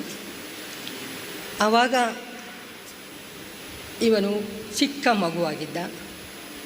ನಾನು ಮೇಲೆ ಬಂದು ಯಾರಿಗೂ ಉಪದ್ರವವಾಗಬಾರದೆಂದು ಅತ್ತರೆ ಅಥವಾ ಅಚ್ಚಿತ್ತ ಓಡಿದೆಂದು ಮೇಲೆ ಕೂತಿದ್ದೆ ಅಮ್ಮನೊಡನೆ. ಆ ಹೊತ್ತು ನನಗೆ ದೈವಗಳ ದರ್ಶನ ನೋಡಿಯೇ ಗೊತ್ತಿಲ್ಲ. ಹತ್ತಿರದೆಲ್ಲಿಯೂ ಆದರೂ ನಮ್ಮ ಅಪ್ಪನವರು ಬಿಡುತ್ತಿರಲಿಲ್ಲ, ಹೋಗಲು ಕೂಡದು ಅನ್ನುತ್ತಿದ್ದರು. ಆ ಹೊತ್ತೊಳಗೆ ಏನೋ ಗೊತ್ತಿಲ್ಲ ಅಂತು. ಮೊದಲ ಬಾರಿ ನೋಡುವುದು ಬಹಳ ವಿಜೃಂಭಣೆಯಿಂದ ಆಗಿತ್ತು. ಆದರೆ ದೈವ ಮಧ್ಯದಲ್ಲಿ ದಾರಿ ಇತ್ತು. ಏನೋ ಒಂದು ಕಾರ್ಯಕ್ಕಾಗಿ ಮೇಲೆ ಓಡಿ ಬಂದಾಗ ನನಗೆ ಅಚ್ಚರಿ ಆಯಿತು. ಯಾಕಂದರೆ ನಾವು ಮತ್ತೆ ಇರುವುದು ಎಲ್ಲ ಗಿಡ ಮರಗಳು ಅತ್ತ, ಇಲ್ಲಿ ಗುಡ್ಡೆ, ಖಾಲಿ ಗುಡ್ಡೆ. ಆವಾಗ ಅದು ತನ್ನ ಬಟ್ಟಲನ್ನು ಹಿಡಿದು ಕೇಳಿತು ನನಗೆ. ಅದೂ ಗೊತ್ತಿಲ್ಲ. ಆದರೆ ಅದು ಯಾಂತ್ರಿಕವಾಗಿ ಕೈ ಚಿನ್ನದ ಮೇಲೆ ಹೋಗಿ ಚಿನ್ನವ ಹಾಕಿಬಿಟ್ಟೆ. ಗೊತ್ತಿಲ್ಲ, ಏನು ಮಾಡುವುದೆಂದು ಗೊತ್ತಿಲ್ಲ, ಕೇಳುತ್ತಿದೆ ಹೀಗೆ ಅಂತ.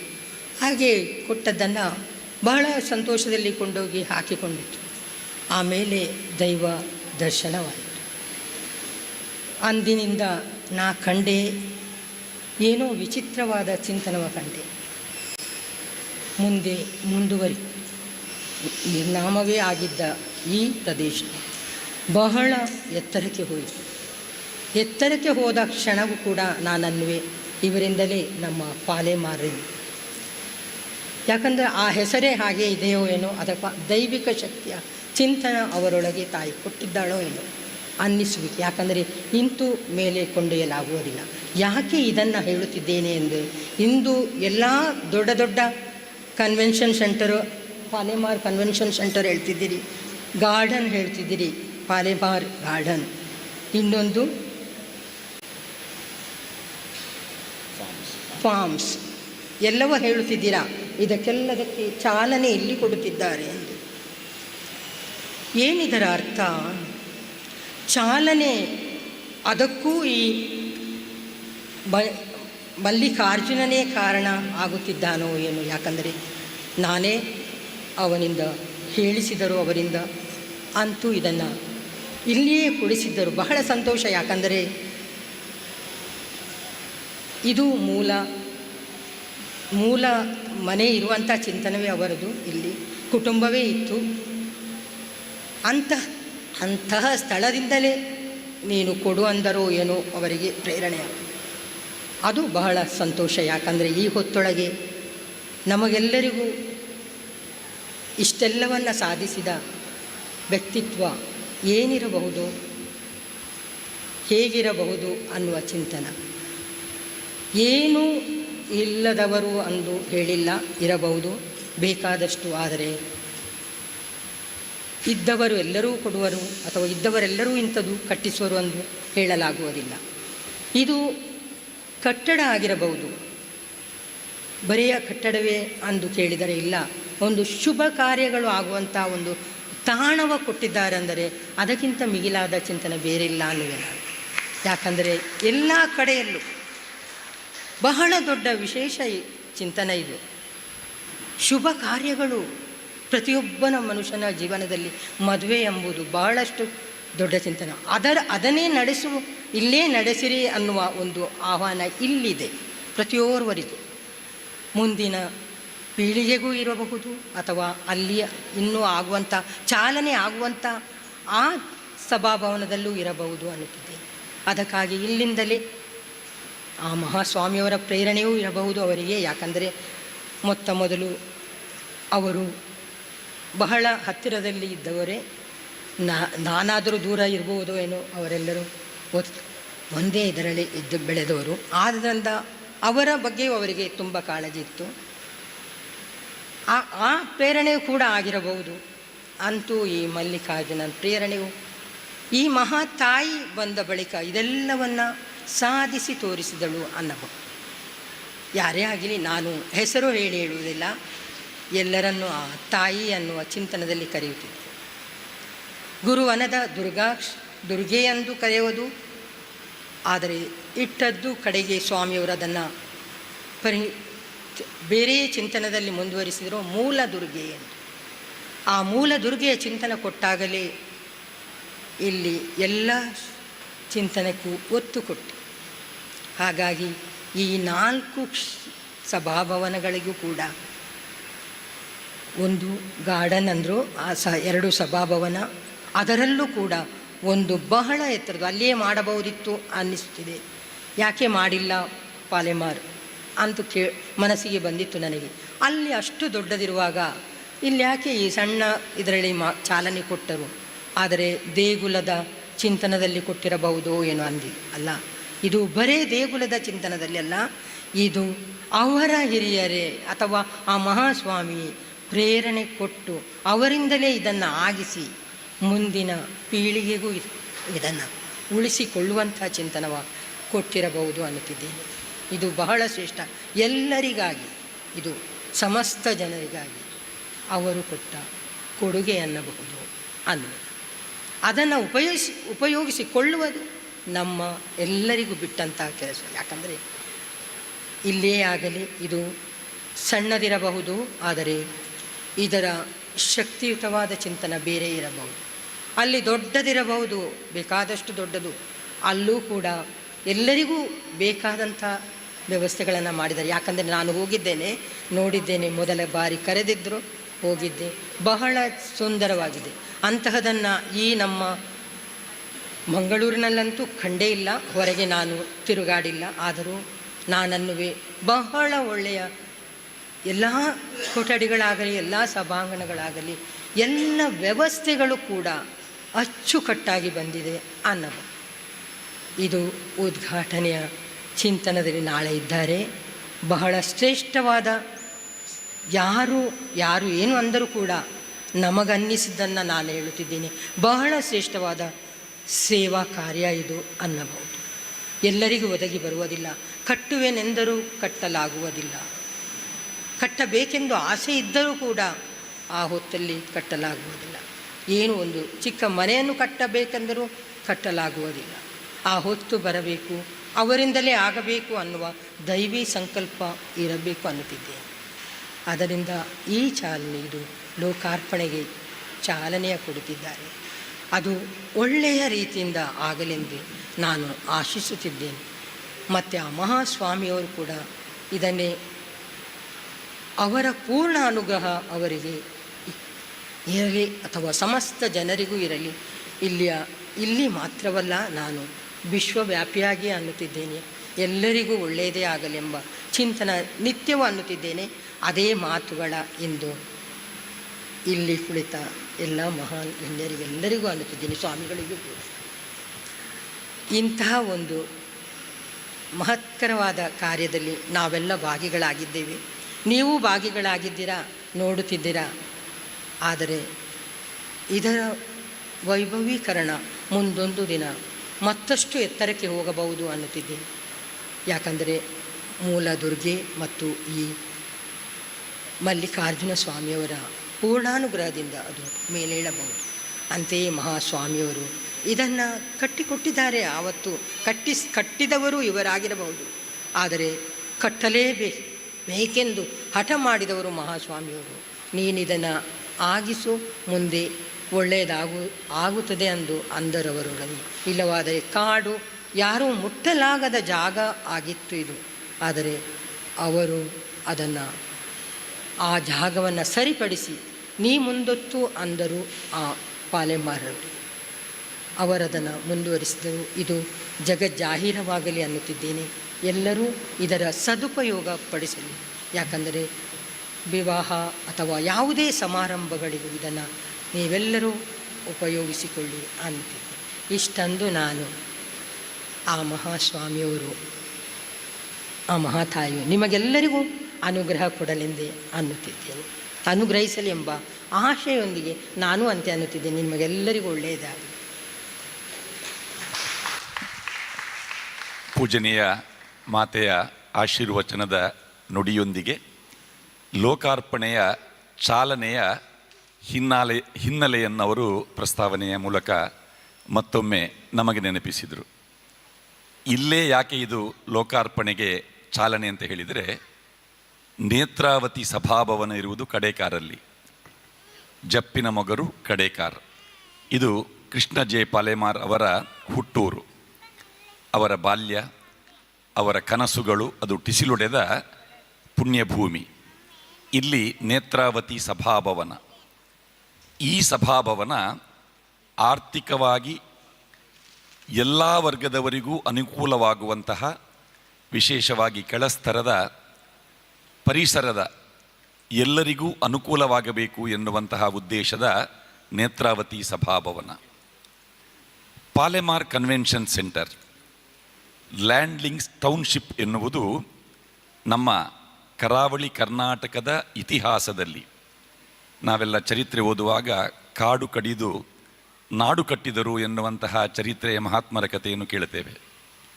ಕೃಷ್ಣಣ್ಣ 1500ಕ್ಕೂ ಹೆಚ್ಚು ಮನೆಗಳನ್ನು, ಕಾಡು ಗುಡ್ಡದ ರೀತಿ ಇದ್ದಂತಹ ಆ ಪ್ರದೇಶವನ್ನು ಲ್ಯಾಂಡ್ಲಿಂಗ್ಸ್ ಟೌನ್ಶಿಪ್ ಆಗಿ ಪರಿವರ್ತನೆಗೊಳಿಸಿದ ಸಂದರ್ಭ.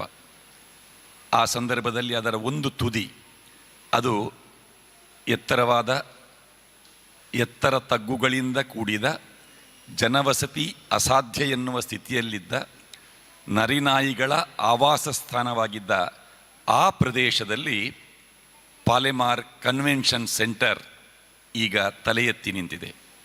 ಇದು ನಮ್ಮ ಮಂಗಳೂರಿನ ಒಂದು ಲ್ಯಾಂಡ್ ಮಾರ್ಕ್ ಆಗಿ, ಮಂಗಳೂರು ನಗರ ವಿಸ್ತಾರವಾಗುವುದಕ್ಕೆ ಒಂದು ಪೂರ್ವಭಾವಿ ಹೆಜ್ಜೆಯ ರೀತಿಯಲ್ಲಿ ಪಾಲೆಮಾರ್ ಕನ್ವೆನ್ಷನ್ ಸೆಂಟರ್ ಅತ್ಯದ್ಭುತ ಸೌಕರ್ಯಗಳೊಂದಿಗೆ, ಹವಾನಿಯಂತ್ರಿತ ಸಭಾಂಗಣದೊಂದಿಗೆ, ವಿಶೇಷವಾಗಿ ಯಾವುದೇ ಗಣ್ಯಾತಿಗಣ್ಯರ ಬಹುದೊಡ್ಡ ಕಾರ್ಯಕ್ರಮಗಳನ್ನು, ಕೇವಲ ಮದುವೆ ಮಾತ್ರ ಅಲ್ಲ, ಸಾಂಸ್ಕೃತಿಕ ಸೇವಾ ಚಟುವಟಿಕೆಗಳನ್ನು ಮಾಡುವುದಕ್ಕೆ ಪೂರಕವಾದ ಪಾಲೆಮಾರ್ ಕನ್ವೆನ್ಷನ್ ಸೆಂಟರ್. ಇನ್ನು ಪಾಲೆಮಾರ್ ಫಾರ್ಮ್ಸ್, ಅದು ಸುರತ್ಕಲ್ನಲ್ಲಿ. ಕೃಷ್ಣ ಜೆ ಪಾಲೆಮಾರ್ ಅವರು ಮೂಲತಃ ಕೃಷಿ ಕುಟುಂಬಿಕರು, ಕೃಷಿಯ ಬಗ್ಗೆ ಆಸಕ್ತಿ ಉಳ್ಳವರು.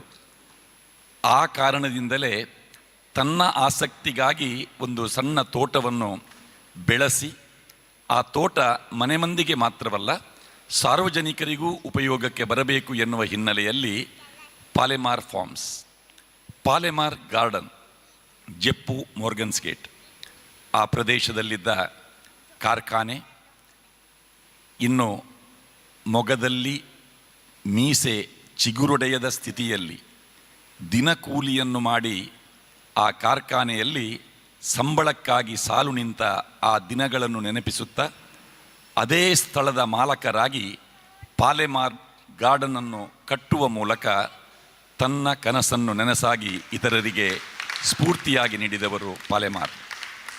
ಪಾಲೆಮಾರ್ ಗಾರ್ಡನ್ನಲ್ಲೂ ಸಭಾಂಗಣ ಇದೆ, ಅಲ್ಲಿಯೂ ಮಂಗಳ ಕಾರ್ಯಕ್ರಮಗಳು ನಡೆಯುತ್ತವೆ. ಹೀಗೆ 4 ಸಭಾ ವ್ಯವಸ್ಥೆಯಲ್ಲಿ ನೇತ್ರಾವತಿ ಸಭಾಭವನ, Palemar convention centre, Palemar farms, Palemar garden ಇದು ನಾಳೆ ಲೋಕಾರ್ಪಣೆಗೊಳ್ಳಲಿದೆ. ಅದರ ಚಾಲನೆಯನ್ನು ಇದೀಗ ಪೂಜನೀಯ ಮಾತೆಯವರು ಮಾಡಿ ಆಶೀರ್ವಾದವನ್ನು ನೀಡಿದ್ದಾರೆ. ಮುಂದೆ ಪೂಜ್ಯ ಶ್ರೀ ಶ್ರೀ ನಿತಿನ್ ನರೇಂದ್ರನಾಥ ಯೋಗೀಶ್ವರೇಶ್ವರ ಸ್ವಾಮೀಜಿಯವರಿಂದ ಆಶೀರ್ವಚನ.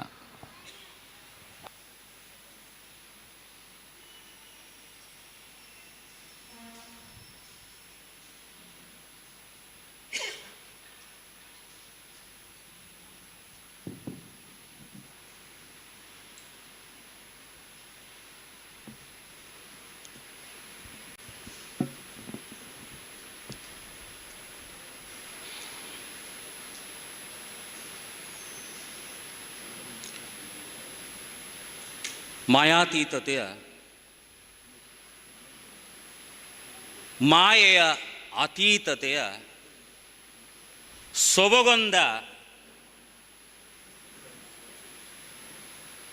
ಸೊಬಗಂದ ಧರೆಗೆ ತಂದವನೋರ್ವಗ ಅವನ ಪೊಡಮೊಟ್ಟುನ ಅಂದರವರು ಆಶೀರ್ವಚನವ ಆಗಿಸಿ ಚಾಲನೆಯ ಕೊಡಿ ಅಂದರು. ಇಲ್ಲಿ ಆಶೀರ್ವಚನ ಅನ್ನುವ ಚಿಂತನವೇ ಇತಿಹಾಸದ ಪುಟಗಳ ಎಬ್ಬಿಸುವ ಚಿಂತನವಿದು. ವಚನವು ಆಶೀರ್ವಾದವು ಇಲ್ಲಿ ಬಂದಂಥ ದೇವ ಸಾನ್ನಿಧ್ಯಗಳ ವಾಕ್ ಪ್ರಧಾನವೇ ಆದಂಥ ದೇವ ಸಾನ್ನಿಧ್ಯಗಳ ಉಪಾಧಿ ನಾನಾಗಿ ಕೊಂಚ ದೇವತತ್ವಗಳ ವಚನ ಅನ್ನಿರಿ ಅಥವಾ ಇತಿಹಾಸ ಅನ್ನಿರಿ ಅಥವಾ ಇದ ಪುರಾಣದ ಸ್ಪರ್ಶತೆಯ ಆಗಿಸುವ ಚಿಂತನ ಅನ್ನಿರಿ. ಕಥೆಯೊಂದ ಅನ್ನಲಿದ್ದೇನೆ ನಾ. ಕಾರಣ ಈ ಕ್ಷೇತ್ರ ಸಾಮಾನ್ಯ ಕ್ಷೇತ್ರವಲ್ಲ. ಈ ಕ್ಷೇತ್ರದ ಇತಿಹಾಸ ಬರೇ ಇತಿಹಾಸದ ವರ್ತುಲದೊಳಗಿಲ್ಲ. ಇದು ಬರೇ ಇತಿಹಾಸದ ವರ್ತುಲದೊಳಗಿಲ್ಲ. ಈ ಕ್ಷೇತ್ರದ ದೇವತತ್ವದ ಇತಿಹಾಸದ ಭಾವದಲ್ಲೂ ಇಲ್ಲ, ಪುರಾಣಗಳ ಭಾವದಲ್ಲೂ ಇಲ್ಲ. ಸೃಷ್ಟಿಯ ಆದಿಯಿಂದ ಆದಿಯ ಚಿಂತನದೊಳಗ ಸ್ಪರ್ಶಿಸುತ್ತಿದೆ ಅಂದೆ ನಾ. ಸೃಷ್ಟಿಯ ಆದಿಯ ಚಿಂತನದಿಂದ ಸ್ಪರ್ಶಿಸುತ್ತಿದೆ. ಇದರ ಕತೆ ಸೃಷ್ಟಿಯ ಕತೆ. ಅದಕ್ಕೆ ಇಲ್ಲಿ ಪಾಲೇಮಾರವರು ಸಭಾಂಗಣವ ಆಗಿಸಿದರಂದಾಗ ಇದು ಬರೇ ಸಭಾಂಗಣವಲ್ಲ, ಇತಿಹಾಸದ ಪುಟಗಳ ಎಬ್ಬಿಸುವ ಬರೀ ಆಧ್ಯಾತ್ಮ ಕೇಂದ್ರ ಮಾತ್ರವಲ್ಲ, ದೇವಿ ಸಂಕಲ್ಪಗಳ ಅಥವಾ ದೈವಿಕ ಸಂಕಲ್ಪಗಳ ಎಬ್ಬಿಸುವ ಆಧ್ಯಾತ್ಮ ಕೇಂದ್ರ ಮಾತ್ರವಲ್ಲ, ಅದಕ್ಕಿಂತಲೂ ಕೊಂಚ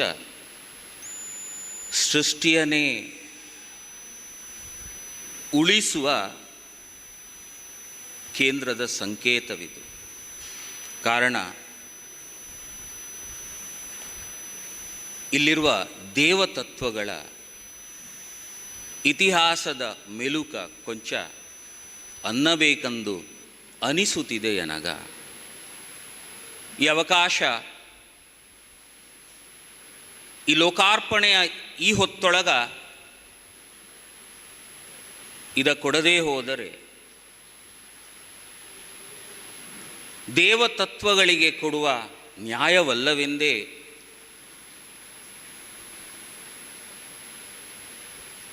ಈ ಭಾವದಲ್ಲಿ ನಿಂತನ ಅನ್ನಬೇಕಾದ ಅನಿವಾರ್ಯತೆ ಎನ್ನದು. ಕಾರಣ ಕತೆ ಇಲ್ಲಿ ಅದು ಬೃಹತ್ತಾಗಿದೆ. ಅಂದು ಪರಶುರಾಮ ಎಲ್ಲವ ಆಗಿಸಿ ಆ ಜಮದಾಗ್ನಿಯ ಆಶ್ರಮದ ಚಿಂತನ ಅಲ್ಲಾದ ಒಂದು ಅರ್ಥದೊಳಗೆ ದುರಿತವಾಯಿತಲ್ಲಿ.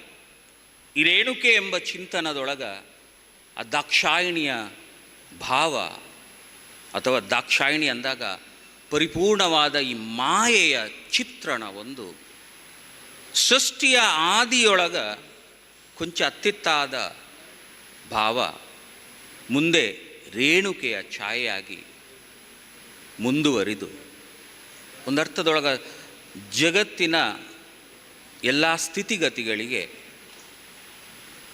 ಅಥವಾ ಒಂದರ್ಥದೊಳಗ ಸತ್ಯುಗದಿಂದ ಅಂದಿನ ಅಸತ್ಯುಗದಿಂದ ಈ ಯುಗಗಳ ಪಯಣಕ್ಕೆ ಏನೋ ಒಂದು ದುರಿತ ಕಾರಣವಾಯಿತಲ್ಲಿ. ಪರಶುರಾಮ ತನ್ನದೇ ಆದ ತಾಯಿಯ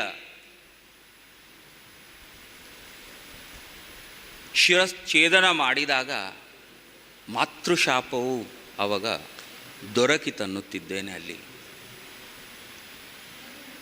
ಅಂದಿರಬಹುದು ಜಮದಾಗ್ನಿ ತಂದೆಯ ಭಾವದಲ್ಲಿ, ಅಲ್ಲಿ ಪಿತೃವಾಕ್ಯ ಪರಿಪಾಲನೆಯೂ ಇತ್ತು. ಸಂದಿಗ್ಧ ಪರಿಸ್ಥಿತಿ ಪರಶುರಾಮಗೆ. ಅಲ್ಲಾದ ಚಿಂತನದ ಅಥವಾ ಅಲ್ಲಾದ ಭಾವಗಳ ಸಂಘರ್ಷ ಮುಂದೆ ಜಗಕ್ಕ ಮಾರಕವಾಯಿತು ಅನ್ನುತ್ತಿದ್ದೇನೆ ನಾ. ಸಂಘರ್ಷವಾಯಿತಲ್ಲಿ. ಪರಕ್ರಿಯೆಗಳ ಸಂಘರ್ಷವಾಯಿತಲ್ಲಿ. ಜ್ಞಾನಗಳ ವಾಗ್ ಯುದ್ಧವಾಯಿತಲ್ಲಿ. ಯಾವುದು ಸರಿ? ಪಿತೃವಾಕ್ಯ ಪರಿಪಾಲನೆ ಅಥವಾ ಮಾತೃಹತ್ಯ ಅನ್ನಬಹುದೇ? ಅದರೊಂದು ಮಾತು, ಪರಶುರಾಮನ ಪರಿವಾರ ಎಲ್ಲ ಅಂದು ದೇವಾಂಶ ಸಂಭೂತರವರು. ಲೋಕದ ಕಲ್ಯಾಣಾರ್ಥಾಯ ತಮ್ಮನ್ನೇ ತಾ ಆ ರೇಣುಕೆ ತನ್ನನ್ನೇ ತಾ ತ್ಯಾಗ ಆಗಿಸಿದ ಚಿಂತನ ಇಲ್ಲಿದೆ. ಅಂದಿನ ಹೊತ್ತೊಳಗೂ ಲೋಕದ ಉದ್ಧಾರಕ್ಕಾಗಿ ದಾಕ್ಷಾಯಿಣಿಯ ಮತ್ತೊಂದು ಸ್ವರೂಪವ ಪಡಕೊಂಡವಳು ತ್ಯಾಗಿಯೇ ಆದಳು. ಉಳಿದವರ ಯಾರಿಗೂ ಆ ನೋವು ಅರ್ಥವಾಗಿರಲಿಲ್ಲ. ಪರಶುರಾಮನಿಗೆ ಅನಿವಾರ್ಯ ಸಿದ್ಧಾಂತವಾಗಿತ್ತಂದು. ಅಲ್ಲಿ ಪರಶುರಾಮನ ಅಣ್ಣನಾದವನೋರ್ವ ಒಂದರ್ಥದೊಳಗೆ ಅವಾಗ ನೋವಾಯಿತು. ಪರಶುರಾಮಗೆ ಒಂದು ಶಾಪವ ಕೊಟ್ಟ. ನೀನಿನ್ನ ಆತ್ಮವ ಕಳಚಿಕೊಳ್ಳೋ, ಶರೀರವಲ್ಲ, ಈ ಆತ್ಮ ನಿನಗ ದೊರಕದಿರಲೆನ್ನುವ ಸಿದ್ಧಾಂತ ಅಲ್ಲಿ ಅದ ಕೊಟ್ಟ. ಮುಂದೆ ಈ ಎಲ್ಲ ಶಾಪಗಳು ಇಂದಿನ ಜಗತ್ತಿನ ಈ ಸ್ಥಿತಿಗೆ, ಈ ಯುಗದ, ಈ ಕಲಿಯುಗದ, ಈ ಅಂತ್ಯದ ಈ ಸ್ಥಿತಿಗೆ ಕಾರಣವಾಯಿತು ಅನ್ನುತ್ತಿದ್ದೇನೆ ನಾ. ಅಲ್ಲಿ ಗ್ಲಾಣಿ ಆಯಿತಲ್ಲಿ ಶರೀರದಲ್ಲ, ಆತ್ಮಚಿಂತನಗಳ ಗ್ಲಾಣಿ. ಮುಂದೆ ಬಂದ ಗುರುಗಳೆಲ್ಲರ ಗುರುವೋರ್ವ ಮಚ್ಛೇಂದ್ರನಾಥ, ಯೋಗೇಶ್ವರೇಶ್ವರನಾಥ, ಯೋಗಿಯಾತ, ಒಂದರ್ಥದೊಳಗೆ ಆದಿಯೋಗಿ. ಅಪರಕ್ರಿಯೆಯ ರುವಾರ್ಯಾತ, ಪರಕ್ರಿಯೆ ಅವನೊಳಗೆ ಇತ್ತು. ಆ ಅಪರಕ್ರಿಯೆಯ ತನ್ನ ಶಿಷ್ಯಂದರಿಗೆ ಕೊಟ್ಟ ತಾಣವಿದು. ಅಲ್ಲೂ ದುರಿತವಾಯಿತು ಅನ್ನುತ್ತಿದ್ದೇನೆ ನಾ. ಕಾರಣ ಆ ಅಪರಕ್ರಿಯೆಯ ಪಡಕೊಂಡು ಏನೇನೋ ಆಗಿಸಿದರು ಶಿಷ್ಯರುಗಳು, ಪಂಥಗಳ ಸೃಷ್ಟಿಸಿದರು. ಇಂದಿನ ಚಾಲನೆಯ ಹೊತ್ತೊಳಗ ನೀವು ಅನ್ನಬಹುದು, ಈ ದುರಿತದ ಕಥೆಯ ಆಕನ್ನುವೆನಾ? ಪ್ರಶ್ನೆ ಒಂದಿದೆ ಅನ್ನೋದು. ಎಲ್ಲಿ ದುರಿತ ಆಯಿತೋ, ಎಲ್ಲಿ ಕಾಡಂದಿರೋ, ಅಲ್ಲಿಂದ ನಾಡ ಕಟ್ಟುವ ಕ್ರಿಯೆ ಇದು ಅನ್ನುವೆನಾ? ಮುಂದಿನ ಜನಾಂಗಕ್ಕ ಇಲ್ಲಿಂದ ಪ್ರಾರಂಭವಾಗಬೇಕು ಅನ್ನುವ ಚಿಂತನ. ಅಂದಾದ ದೋಷಗಳ ಸರಿಪಡಿಸಲೇಬೇಕು. ಸರಿಪಡಿಸದೇ ಹೋದರೆ ಮುಂದೆ ಅದು ಜಗಕ್ಕ ಮಾರಕವಾಗಬೇಕು ಬಹುದೇನೋ. ಶಕ್ತಿ ವ್ಯಕ್ತಿಗಳ ತತ್ವವಿದು ಅನ್ನುವೆ ನಾ. ಇಲ್ಲಿ ಮೇಳೈಸಿದೆ ವ್ಯಕ್ತಿ ಶಕ್ತಿಗಳ ತತ್ವವಿದು ಮೇಳೈಸಿದೆ ಇಲ್ಲಿ ಅಂಥ ತಾಣವಿದು ಅಂತಾದರೆ ಮುಂದಿನ ಹಂತದಲ್ಲಿ ಪರಶುರಾಮಗ ಮಚ್ಚೇಂದ್ರನಾಥ ಗುರು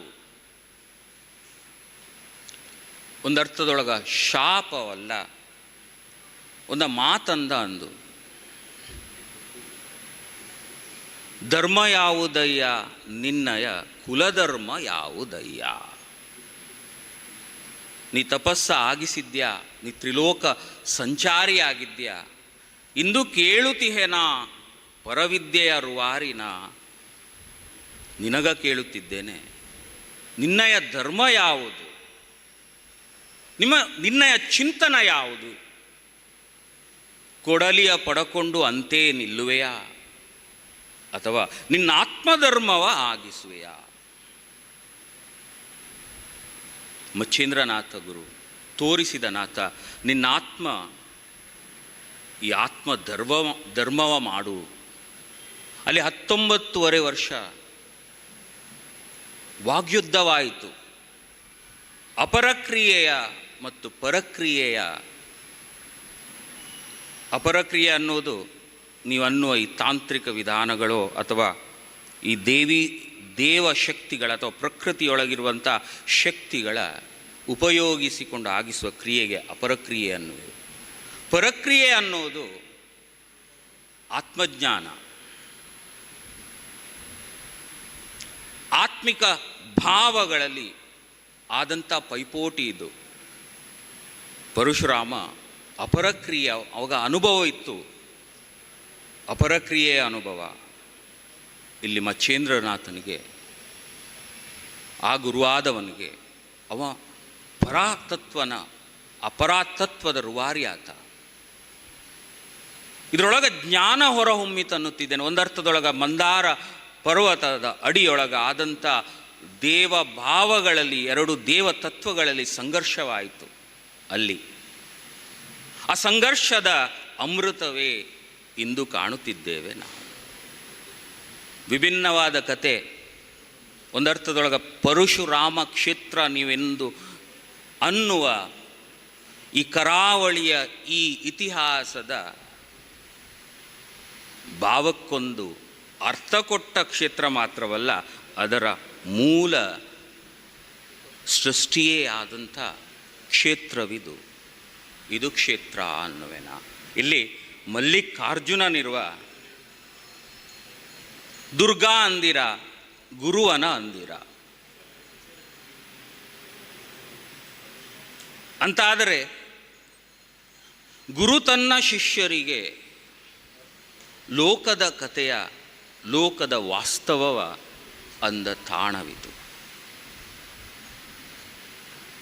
ಹಾಗೂ ಮೂಲ ದುರ್ಗೆ ಅಂದಿರ, ನಾ ಮೂಲ ದುರ್ಗೆ ಅನ್ನುತ್ತಿಲ್ಲ. ಅಮ್ಮ ಅಂದರು ಮೂಲ ದುರ್ಗೆ ಅಂದು, ನಾ ಅನ್ನುತ್ತಿಲ್ಲ ಅವಳ. ಪರಾತ್ಪರೆಯ ಭಾವವದು, ಒಂದು ಮಚ್ಚೇಂದ್ರನಾಥನ ಮನೋನ್ಮಯೇ ಆದಂಥ ತಾಯಿ. ಇದೆಲ್ಲವ ಕಂಡು ಮಹಾಸ್ವಾಮಿಯವರು ಇತಿಹಾಸದಲ್ಲಿ ಆದಂಥ ಚಿಂತನಗಳಿಗೆ ಒಂದರ್ಥದೊಳಗೆ ನ್ಯಾಯ ಕೊಡಬೇಕೆಂದೇ, ಅದು ನ್ಯಾಯ ಕೊಟ್ಟಾಗ ಮುಂದಿನ ಯುಗಕ್ಕೆ ನಾವು ದಾಪುಗಾಲು ಇಡಲೇಬೇಕೆಂದೇ. ಕಾರಣ ಎಲ್ಲಾದರೂ ಒಂದು ಕಡೆ ಆಗಬೇಕಿತ್ತಿದ್ದು ಕ್ರಿಯೆ, ಜಗದ ಯಾವುದೋ ಒಂದು ಮೂಲೆಯಲ್ಲಿ ಅದು ಇಲ್ಲ ಆಗಿದೆ. ಯುಗ ಪರಿವರ್ತನೆ ಅಂತೆ ಆಗದು. ಅದಕ್ಕೆ ಹಿಂದಾದ ದುರಿತಗಳ ಕಳಚಿಕೊಳ್ಳುವ ಚಿಂತನ ಬೇಕು. ಅಂತೆ ನಾ ಯುಗ ಪರಿವರ್ತನೆ ಮಾಡುವೆ ಅಂದಾಗ ಅಂತೆ ಆಗದು. ಶ್ರಮ ಬೇಕು, ಪುಣ್ಯಗಳ ಧಾರೆ ಬೇಕಿಲ್ಲಿ. ಅದ 27 ವರ್ಷಗಳು ಅಲ್ಲಿ ಮರಕಡದಲ್ಲೂ ಅಂದಿದ್ದರವರು. ಇದು ಮೂಲ 3 ಕೇಂದ್ರಗಳು, ಮೂಲ ಸನಾತನತೆಯ ಮೂಲ ಕೇಂದ್ರಗಳಂದಿದ್ದರು. ಕಾರಣ ಇಲ್ಲಿಯ ಇತಿಹಾಸ ಸಾಕ್ಷಿ. ಮುಂದಾಯಿತು ಇತಿಹಾಸದ ಭಾವದಲ್ಲಿ ಮುಂದಾಯಿತು ಶಾಂತಯ್ಯ ಅಜ್ಜನ ಆ ಚಿಂತನ.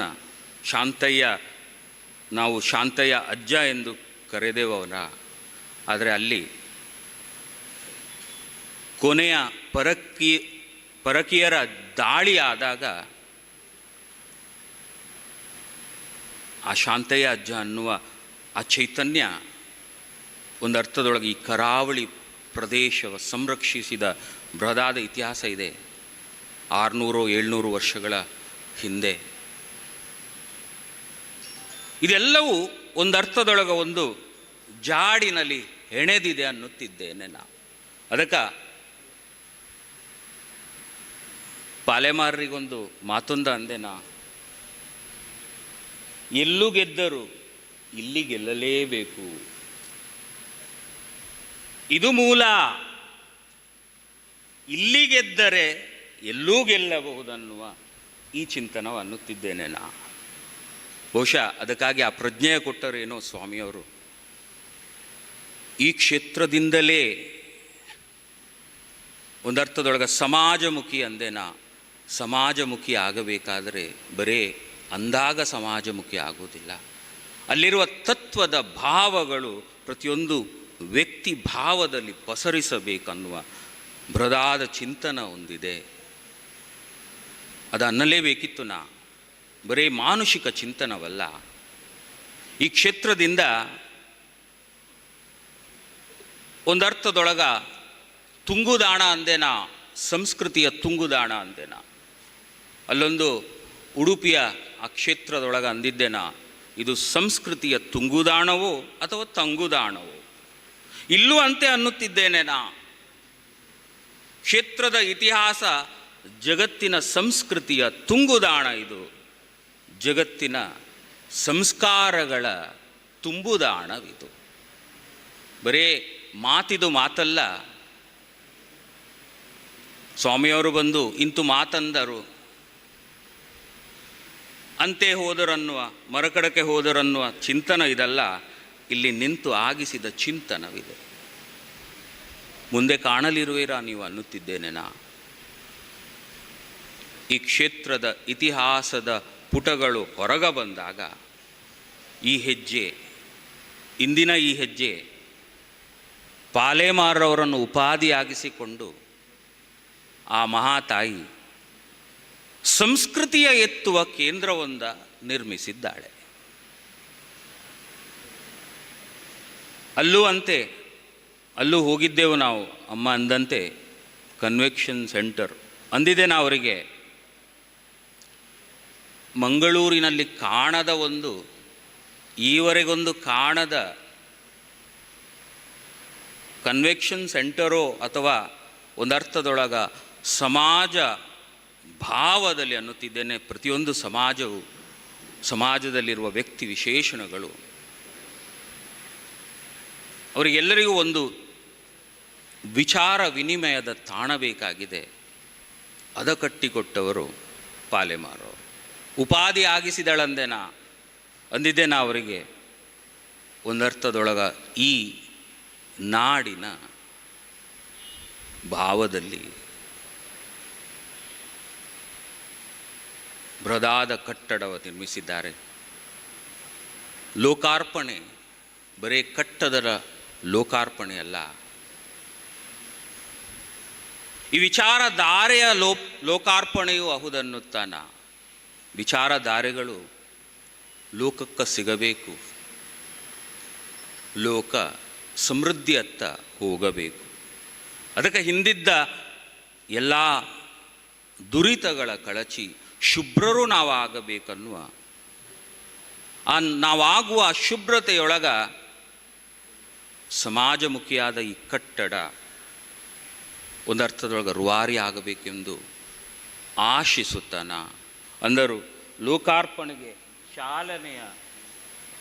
ಚಾಲನೆಯ ಕೊಡಿ ಅಂದರು. ಸ್ವಾಮಿಯಾದವರು ಏನನ್ನು ಲೋಕಾರ್ಪಣೆ ಮಾಡಲಾದೀತು? ವಿಚಾರಧಾರೆ ಅಲ್ಲದೆ. ಆ ವಿಚಾರಧಾರೆ ಮುಂದಿನ ಜನಾಂಗಕ್ಕೆ ಬೇಕು ಅನ್ನುತ್ತಾ, ಅದಕ್ಕೆ ಆ ತಾಯಿ ಅವರಿಗೆ ಸಂಪೂರ್ಣ ಅನುಗ್ರಹವ ಕೊಡಲನ್ನುತ್ತಾ ಆಶಿಸುತ್ತಾನ ಉಳಿದ ನಿಮಗೆಲ್ಲರಿಗೂ ಈ ಒಂದು ಕ್ಷೇತ್ರದ ಕೊಂಚ ಸಮಯ ಪಡಕೊಂಡೆನ ಕ್ಷೇತ್ರದ ಇತಿಹಾಸದ ಚಿಂತನವ ಅನ್ನಲೆಂದೇ ಕಾರಣ ಈ ಇತಿಹಾಸವ ಪಡಕೊಂಡು ನೀವೆಲ್ಲರೂ ಮುಂದೋದಾಗ ಆ ತಾಯಿಯ ಸಂಪೂರ್ಣ ಅನುಗ್ರಹ, ರೇಣುಕೆಯ ಅನುಗ್ರಹವು, ಪರಾಶಕ್ತಿ ಆದವಳಾಕೆ ಅವಳ ಅನುಗ್ರಹವು, ಆ ಪರಶುರಾಮನ ಆ ಭಾವವು, ಸಾಂತ್ವನಗೊಂಡ ಕೊಡಲಿಯ ಕೆಳಗಿಟ್ಟ ಆ ಪರಶುರಾಮನ ಅನುಗ್ರಹವು, ಆ ಮಚ್ಚೇಂದ್ರನಾಥ ಗುರುವೆಲ್ಲರ ಗುರು ಆದವನವರನ ಅನುಗ್ರಹವು, ಅಂತೆ ಇದೆಲ್ಲವ ಆಗಿಸಿದ ಆ ಮಹಾ ಸ್ವಾಮಿಯವರ ಚಿಂತನವು ನಿಮಗೆಲ್ಲರಿಗೂ ಅನುಗ್ರಹ ಕೊಡಲೆಂದೇ, ನಿಮ್ಮೆಲ್ಲರ ಕಾಯಲೆಂದೇ. ಸ್ವಾಮಿಯಾದಾಗ ಕಾಯುವವ ಸ್ವಾಮಿಯಂತೆ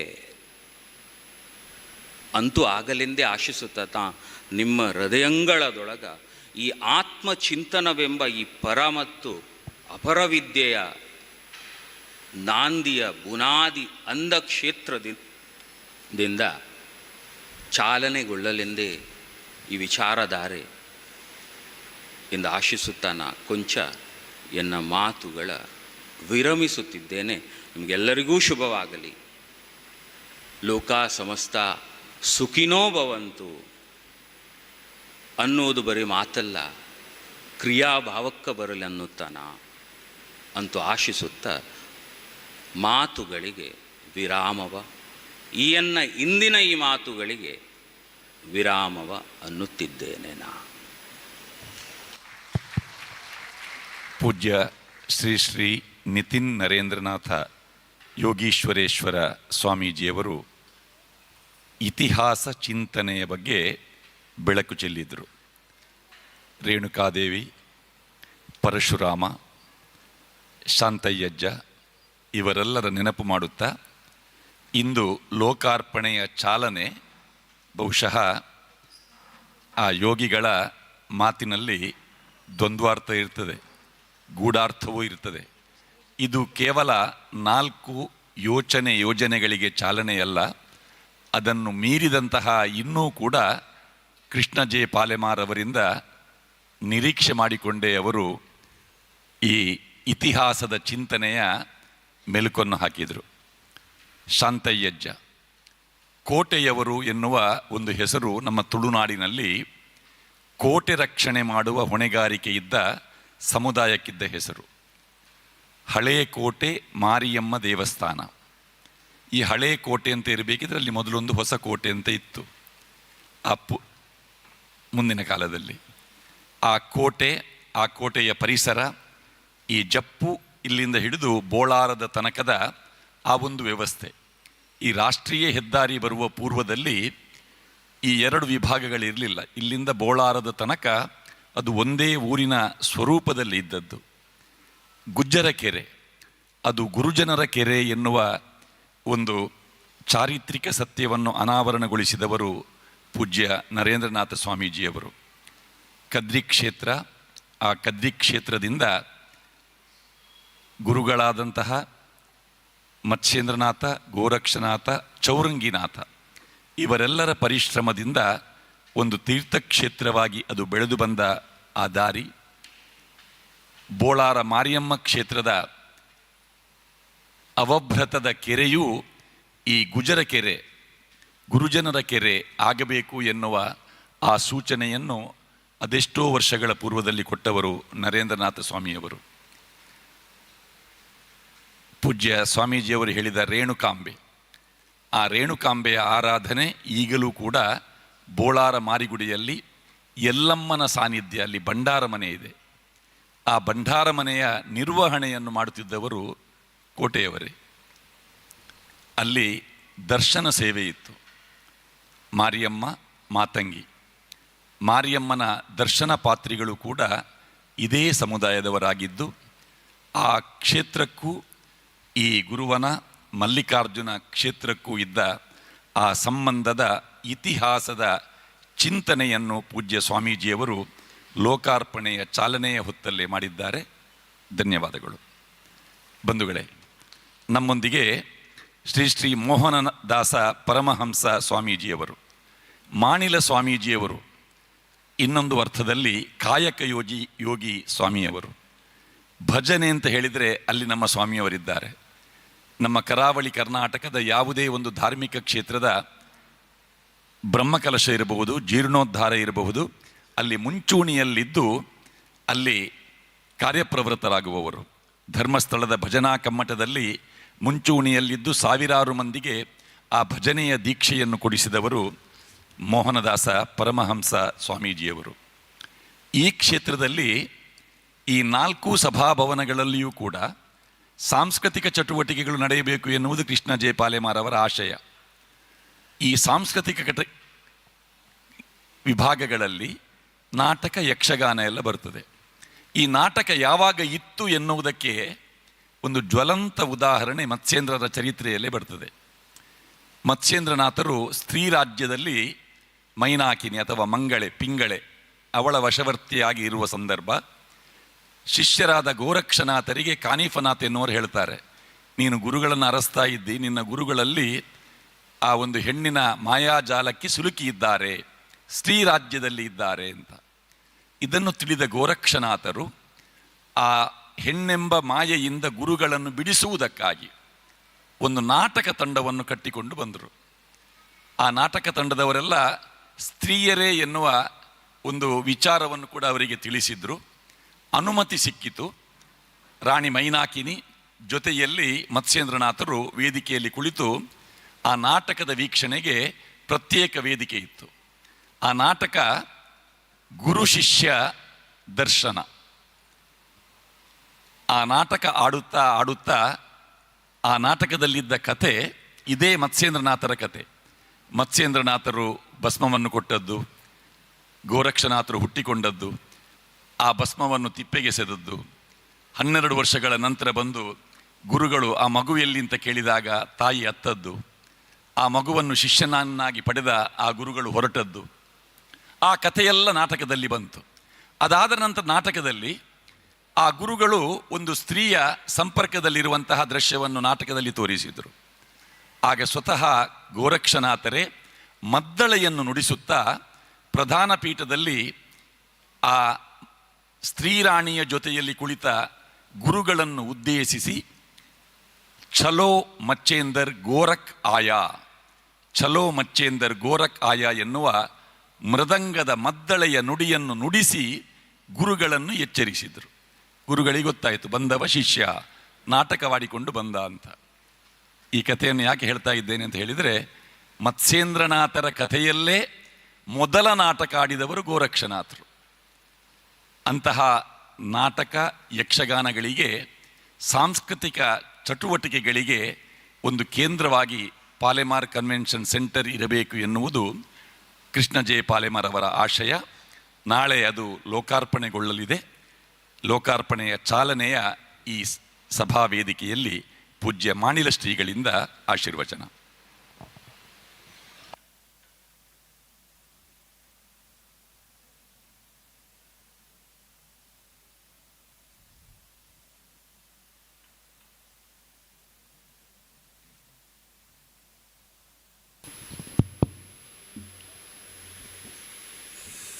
ಸರ್ವಮಂಗಲ ಮಾಂಗಲ್ಯೆ ಶಿವೆ ಸರ್ವಾರ್ಥ ಸಾಧಿಕೆ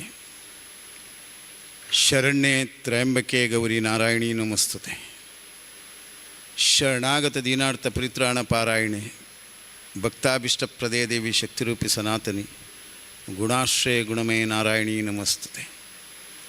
ನಿತ್ಯಾನಂದಂ ಬ್ರಹ್ಮಾನಂದಂ ಬ್ರಹ್ಮಸ್ವರೂಪಂ ನೀಲವರ್ಣಂ ತ್ರಿಲೋಕಜ್ಞಾನಿ ಶ್ರೀಗುರುದೇವಂ ಓಂ ನಮೋ ನಿತ್ಯಾನಂದಂ. ಸತ್ಯಂ ವದ ಧರ್ಮಂ ಚರ. ಕ್ಷೇತ್ರದ ಅಧಿದೇವತೆ ಆದಂಥ ಮೂಲದುರ್ಗೆಯನ್ನು, ಮಹಾಗಣಪತಿಯನ್ನು ಸ್ಮರಿಸಿಕೊಂಡು ಮರಕಡದ ವೈಷ್ಣವಿ ದೇವಿ ಲಕ್ಷ್ಮೀನಾರಾಯಣನನ್ನು, ಆಂಜನೇಯನನ್ನು ಸ್ಮರಿಸಿ ನಮಗೆಲ್ಲರಿಗೂ ಪೂಜ್ಯರು, ಆದರಣೀಯರಾಗಿರತಕ್ಕಂಥ ಇಡೀ ಸಮಾಜಕ್ಕೆ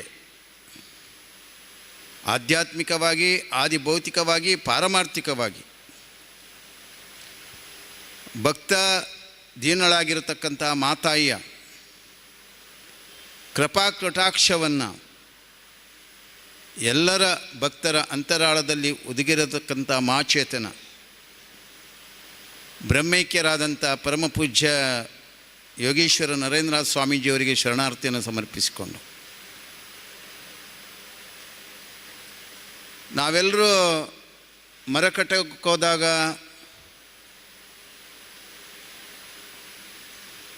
ಸ್ವಾಮೀಜಿಯವರ ಧರ್ಮಪತ್ನಿ ಆಗಿರತಕ್ಕಂಥ ಶಕುಂತಳಮ್ಮನವರು ಆ ಕಾಲದಲ್ಲಿ ಹಿಂದೂ ಸಮಾಜಕ್ಕೆ ಮತ್ತು ಎಲ್ಲ ತಾಯಂದರಿಗೆ, ಎಲ್ಲ ಸಮುದಾಯದ, ಎಲ್ಲ ಸಮಾಜದ ವರ್ಗಗಳಿಗೆ ಭಾಳ ಪ್ರೀತಿಯನ್ನು ಕೊಟ್ಟು ತನ್ನ ಜೀವಿತದಲ್ಲಿ ಆದಂಥ ಕಷ್ಟ ನಷ್ಟ ದುಃಖ ದುಮ್ಮಾನದಲ್ಲಿ ಕಾಲದಲ್ಲಿ ಅಂಥ ಸನ್ನಿವೇಶವನ್ನು ತನ್ನ ಜೀವನದಲ್ಲಿ ಅನುಭವಿಸಿಕೊಂಡು ಅಂಥ ಪರಿಸ್ಥಿತಿ ಸಮುದಾಯದಲ್ಲಿ ಸಮಾಜದಲ್ಲಿ ಯಾರಿಗೂ ಆಗಬಾರದು, ಆ ತಾಯಿಯ ಕೃಪೆಗಿಂತ ದೊಡ್ಡದು ಯಾವುದೂ ಇಲ್ಲ ಅನ್ನುವಂಥದ್ದನ್ನು ಮಾತಾಯಿ ಭಾಳ ಚೆನ್ನಾಗಿ ತೋರಿಸಿಕೊಟ್ರು. ಆ ಮೂಲಕ ಎಷ್ಟೋ ಭಕ್ತಾದಿಗಳನ್ನು ಉದ್ಧಾರ ಮಾಡಿದಂಥ ಪುಣ್ಯಕ್ಷೇತ್ರ ಅದು. ಇವತ್ತು ಆ ತಾಯಿಯ ಚರಣಾಂಬುದಿಗೆ ಶರಣಾರ್ಥಿಯನ್ನು ಸಮರ್ಪಿಸಿಕೊಂಡು ಪೂಜ್ಯರು ಇವತ್ತು ನಮ್ಮ ಜೊತೆಯಲ್ಲಿಲ್ಲದಿದ್ದರೆ ಅವರು ನಮ್ಮ ಜೊತೆಯಲ್ಲೇ ಇದ್ದಾರೆ. ಅವರ ಆದರ್ಶ, ಅವರ ಜೀವನ ಪದ್ಧತಿ, ಅವರು ಇಡೀ ಹಿಂದೂ ಸಮಾಜಕ್ಕೆ ಕೊಟ್ಟಂಥ ಶಕ್ತಿ ಕೇಂದ್ರಗಳು. ನಾನು ಹೇಳ್ತಾ ಇದ್ದೇನೆ, ಇವತ್ತು ನರೇಂದ್ರನಾಥ್ ಸ್ವಾಮೀಜಿಯವರು ಯಾವ ಕ್ಷೇತ್ರದಲ್ಲಿ ಯಾವ ಪರಿಸರದಲ್ಲಿ ಏನೇನು ಪುನರುತ್ಥಾನ ಕಾರ್ಯ ಮಾಡಿದಾರ ಅದೆಲ್ಲವೂ ಐತಿಹಾಸಿಕವಾದಂಥ ಚಾರಿತ್ರ್ಯ ಇರತಕ್ಕಂಥ ಹಿನ್ನೆಲೆ ಇರತಕ್ಕಂಥ ಮಂದಿರಗಳು, ದೇವಸ್ಥಾನಗಳು, ಮಠಗಳನ್ನು ಅವರು ನಿರ್ಮಾಣ ಮಾಡಿದರು. ಇವತ್ತು ಈ ಕ್ಷೇತ್ರದ ಇತಿಹಾಸ ಕೂಡ ಅಷ್ಟೇ ಪವಿತ್ರವಾದ್ದು. ನಮ್ಮ ಹಿಂದೂಗಳಲ್ಲಿ ಒಂದು ಸಮಸ್ಯೆ ಇದೆ, ಭಾಳ ಬೇಸರದಲ್ಲಿ ಹೇಳ್ತಾ ಇದ್ದೇನೆ. ನಾವು ಹೇಳ್ತೇವೆ ಅಲ್ಲಿ ಅನ್ಯಮತಿಯರ ಪಳ್ಳಿ ಆಯಿತು, ಇಲ್ಲಿ ಅನ್ಯಮತಿಯರ ಚರ್ಚ್ ಆಯಿತು, ಭಾಳ ದೊಡ್ಡದು ಆಗ್ತಾ ಇದೆ ಅಂತ ಹೇಳಿ.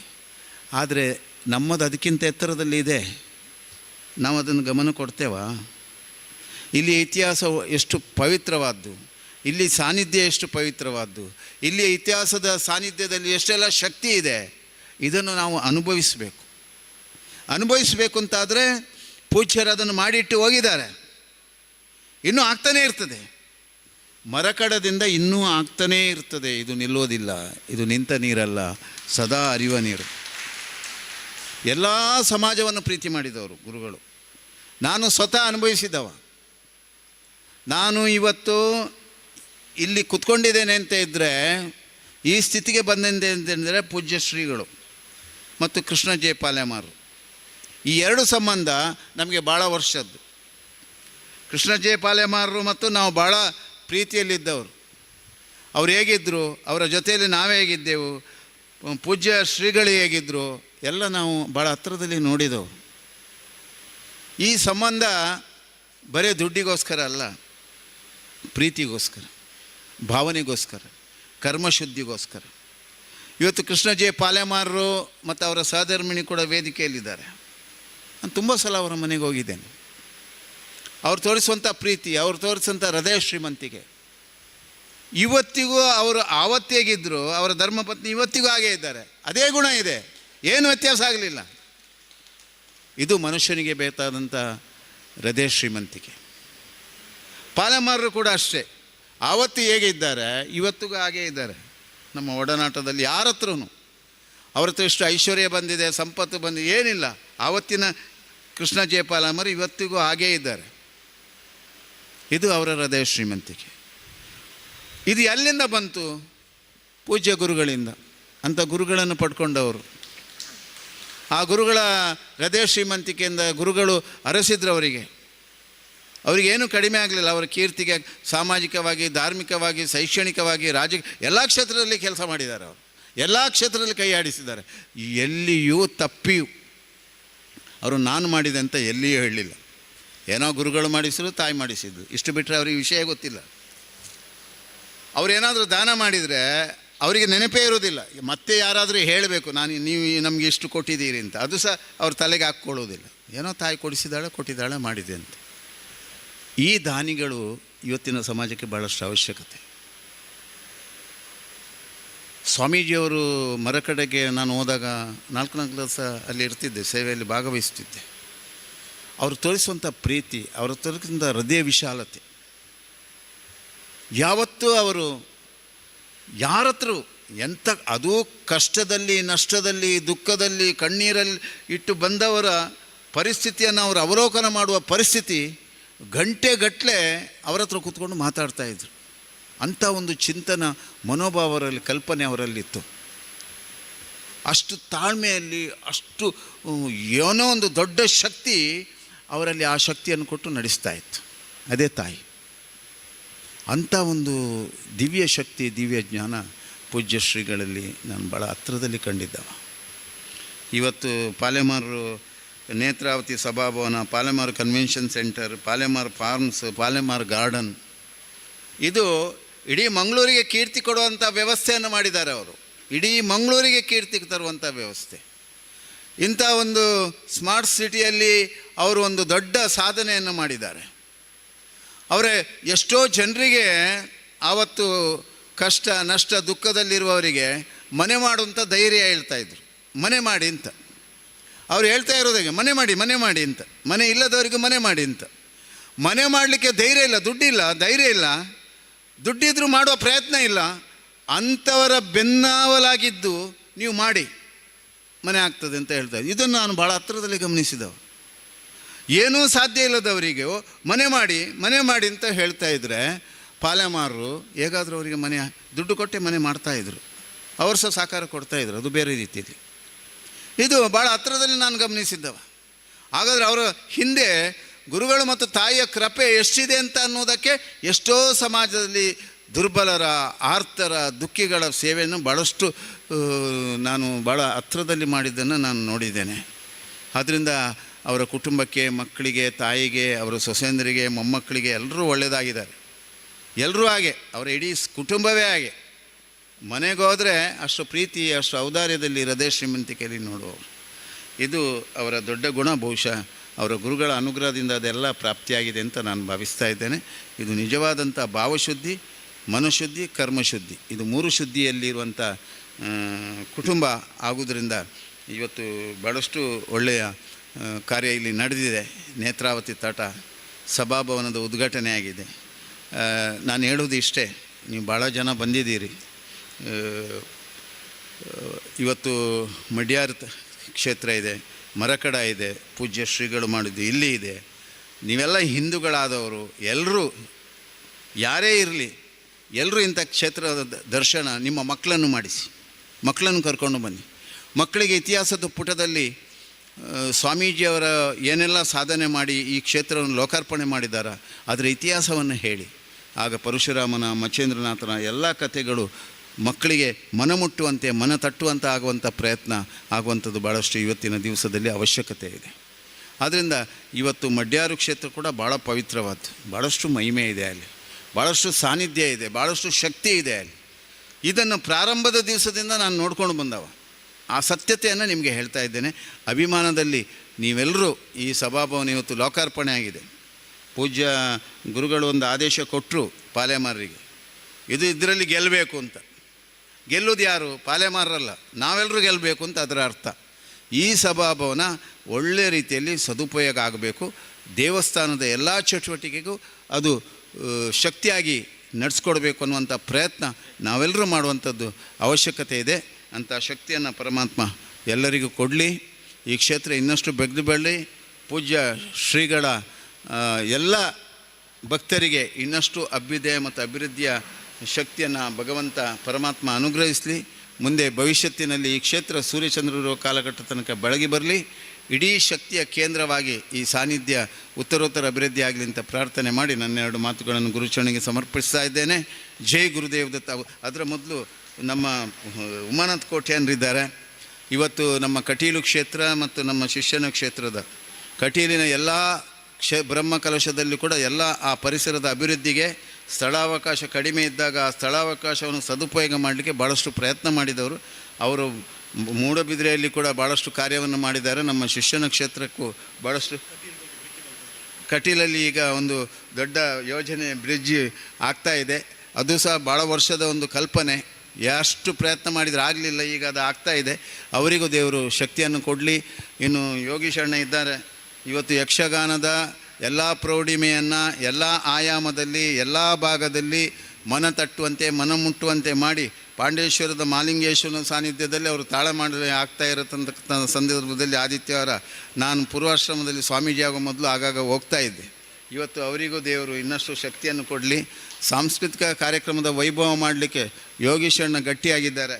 ಪಾಲೆಮಾರರೊಟ್ಟಿಗೆ ನವನೀಶ್ ಶೆಟ್ಟಿ ಇದ್ದಾರೆ. ಇಂಥವರ ಸಮರ್ಥರನ್ನು ಸದುಪಯೋಗ ಮಾಡುವಂಥ ಪ್ರಯತ್ನದಲ್ಲಿ ಈ ಕಾರ್ಯ ಇನ್ನಷ್ಟು ಆಗಲಿ. ಸಾಂಸ್ಕೃತಿಕ ವೈಭವಗಳು, ಬರೀ ಕಲೆ, ಸಾಹಿತ್ಯ, ಸಂಗೀತಗಳು ಈ ಕ್ಷೇತ್ರದ ಮೂಲಕ ಇನ್ನಷ್ಟು ಸಾಧನೆ ಮಾಡಲಿಕ್ಕೆ ಅವಕಾಶವನ್ನು ಎಲ್ಲರಿಗೂ ಕೊಡಲಿ. ಲೋಕ ಕಲ್ಯಾಣ ಆಗಲಿ, ವಿಶ್ವಶಾಂತಿ ಆಗಲಿ ಅಂತ ಪ್ರಾರ್ಥನೆ ಮಾಡಿ ನನ್ನೆರಡು ಮಾತುಗಳನ್ನು ಗುರುಚರಣೆ ಸಮರ್ಪಿಸ್ತಾ ಇದ್ದೇನೆ. ಜೈ ಗುರುದೇವದತ್ ಅವಧೂತ್ ಚಿಂತನ್. ಗುರುಭ್ಯೋ ನಮಃ.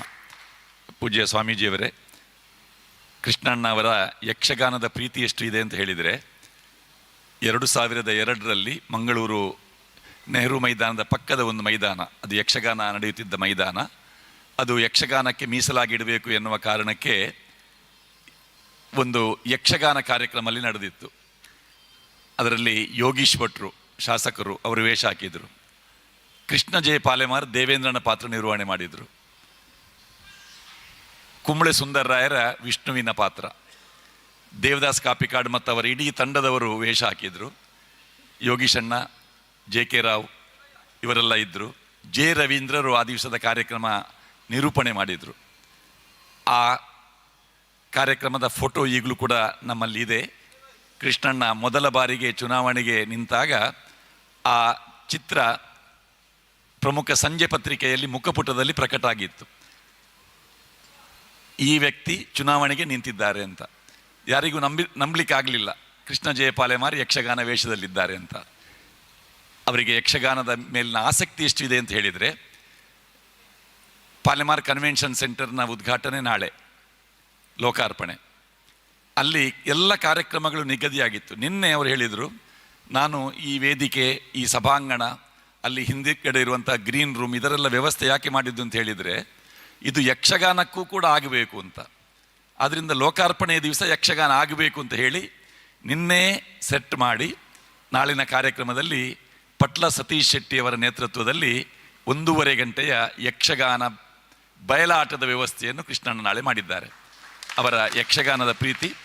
ನಾಳೆ ಬೆಳಿಗ್ಗೆ 10 ಗಂಟೆಯಿಂದ ಆ ಲೋಕಾರ್ಪಣೆಯ ಕಾರ್ಯಕ್ರಮ ಆರಂಭ ಆದರೆ ಮಧ್ಯಾಹ್ನ 1 ಗಂಟೆಯಿಂದ 2.5 ಗಂಟೆಯ ತನಕ ಯಕ್ಷಗಾನ ಬಯಲಾಟ ಆ ವೇದಿಕೆಯಲ್ಲಿ ಅನಾವರಣಗೊಳ್ಳಲಿಕ್ಕಿದೆ.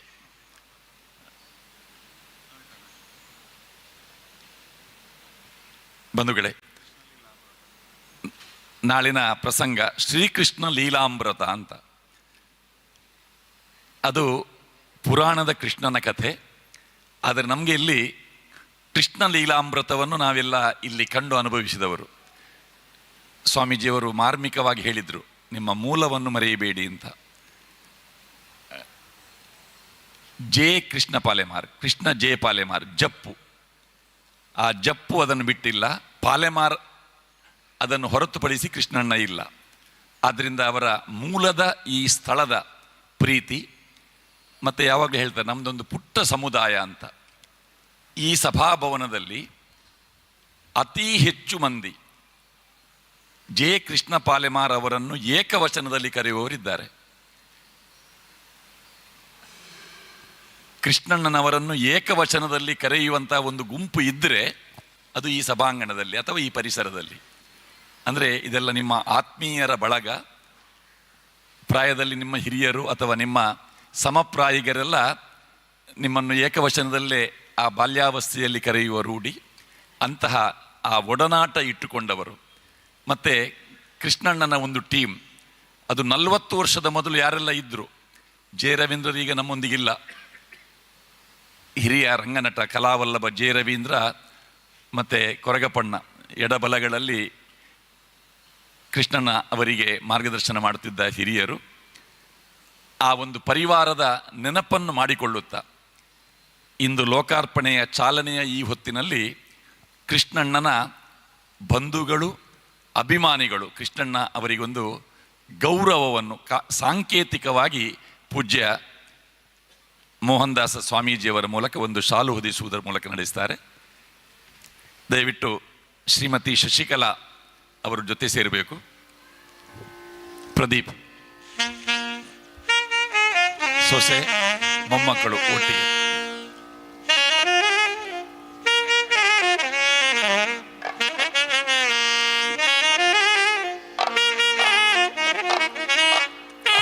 ಬನ್ನಿ ಪ್ರದೀಪ್.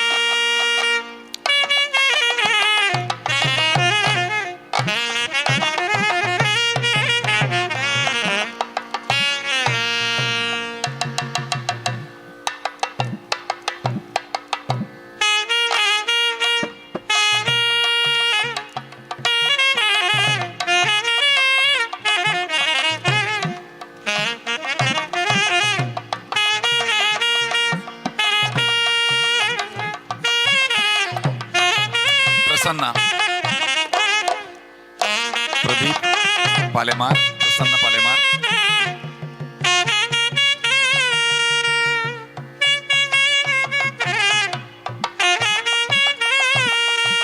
ಕೃಷ್ಣ ಜಯ ಪಾಲೆಮಾರ್ 4 ದಶಕಗಳ ಪೂರ್ವದಲ್ಲಿ ಹೇಗಿದ್ರು ಅದೇ ಸ್ವರೂಪದಲ್ಲಿ ಕಾಣುತ್ತಾರೆ.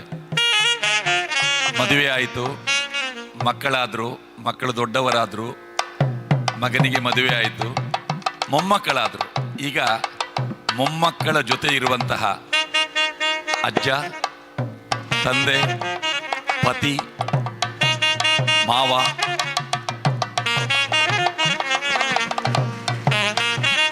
ತಂದೆ,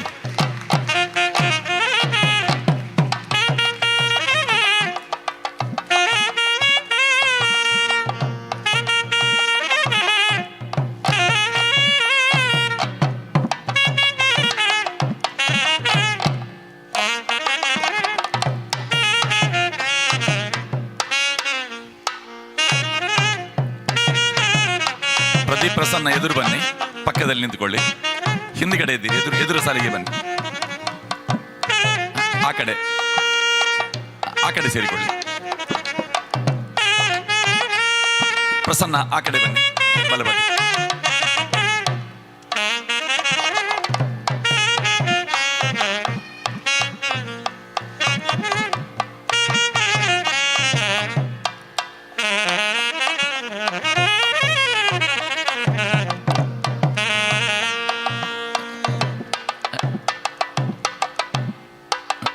ಉಮಾನಾಥ್ ಕೋಟೆಯನ್ರು ಎದುರು ಬನ್ನಿ, ಒಂದು ನಿಮಿಷ, ಒಂದು ಫೋಟೋಕ್ಕಾಗಿ. ಆ ಕಡೆ ಎದುರು ಕಾಣ್ತಾ ಇಲ್ಲ ನೀವು.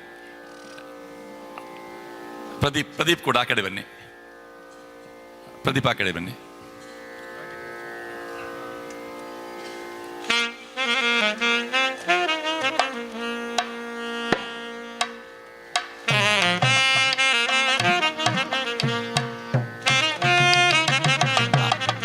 ಕೊರಗಪ್ಪಣ್ಣ ಇಲ್ಲದಿದ್ರೆ ಈ ಗ್ರೂಪ್ ಫೋಟೋ ಅಪೂರ್ಣ.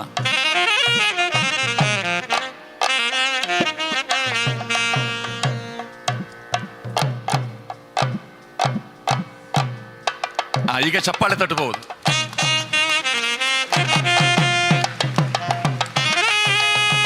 ಜೆ.ಕೆ. ರಾವ್,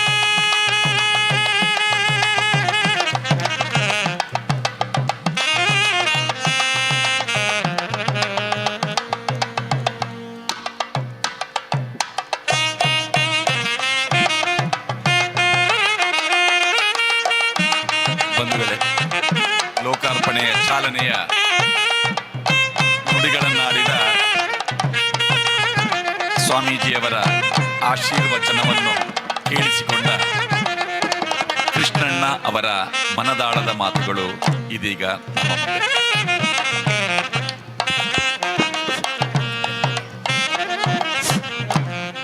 ಅಂದಿನಿಂದ ಇಂದಿನವರೆಗೂ ನಮ್ಮ ಹಾದಿಯ ಅವಲೋಕನ, ಜಯ ದಿಗ್ವಿಜಯಗಳ ಆಗು ಹೋಗುಗಳ ಉನ್ನತ ಪ್ರಗತಿಯ ಸಿಂಹಾವಲೋಕನ, ವರ್ತಮಾನದೊಂದಿಗೆ ಭವಿಷ್ಯದ ಸಂಕಲನ, ಕಾಯಕದ ಶ್ರದ್ಧೆಯಲ್ಲಿ ದೇವರನ್ನು ಕಾಣುವ ನಮ್ಮ ನಿಮ್ಮೆಲ್ಲರ ಹಿಂದಿನ ಶಕ್ತಿಯಾಗಿರುವ ನಮ್ಮ ಸಭಾಂಗಣದ ರೂವಾರಿ ನಿರ್ಮಾತೃಕರು ಶ್ರೀ ಕೃಷ್ಣ ಜೆ ಪಾಲೆಮಾರ್ ಇವರ ಅನುಭವದ ಮಾತುಗಳಿಗೆ ಈಗ ಕಿವಿಯಾಗೋಣ.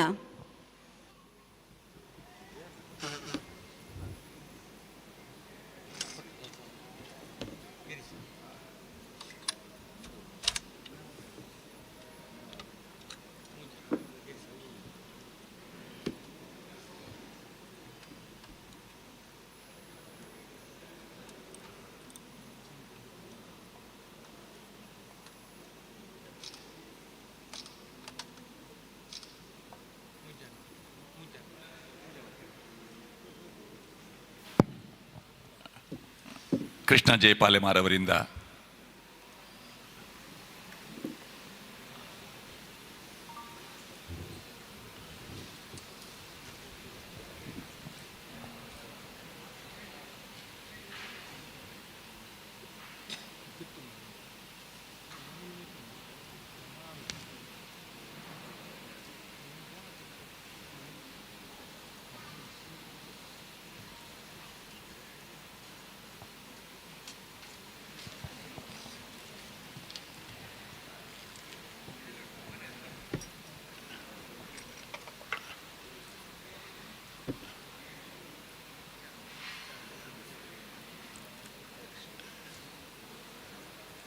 ನಾಳೆ ಲೋಕಾರ್ಪಣೆಯ ಕಾರ್ಯಕ್ರಮ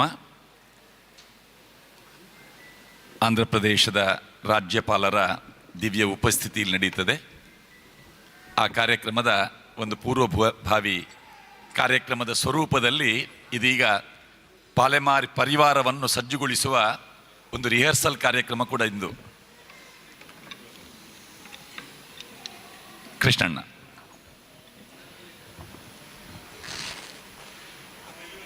ಆತ್ಮೀಯರೇ, ಗುರುವನ ಶ್ರೀ ದುರ್ಗಾ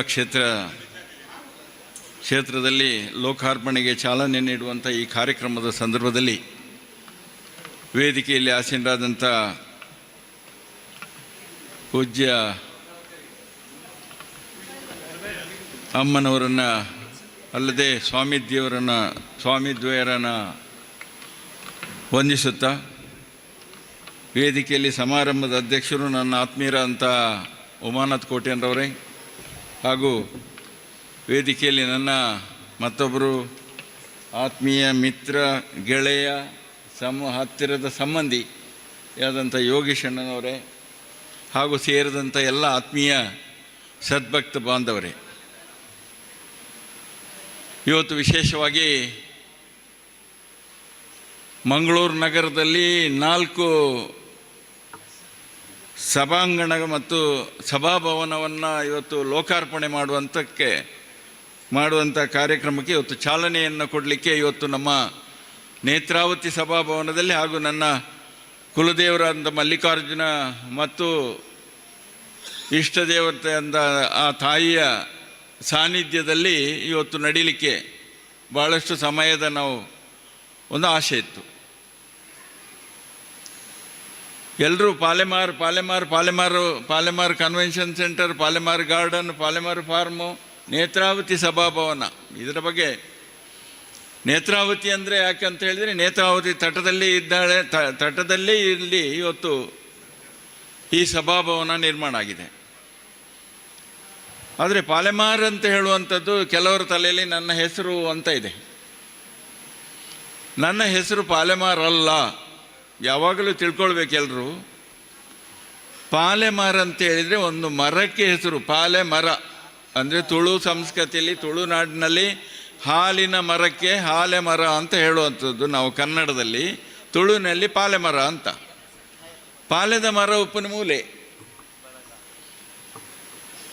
ಈ ಕ್ಷೇತ್ರದಿಂದ ಒಂದು ಅರ್ಧ ಕಿಲೋಮೀಟರ್ ದೂರದಲ್ಲಿ ಪಾಲೆಮರ ಇದೆ. ಆ ಪಾಲೆಮರ ಅಂತ ಹೇಳುವಂಥದ್ದು ನಾವು ಚಿಕ್ಕದಿರುವಾಗ ಒಂದು 10-15 ಮರ ಇತ್ತಲ್ಲಿ, ಪಾಲೆದ್ದು ಮರ. ಆ ಮರದ ಮಧ್ಯದಲ್ಲಿ ನಮ್ಮ ಮನೆ.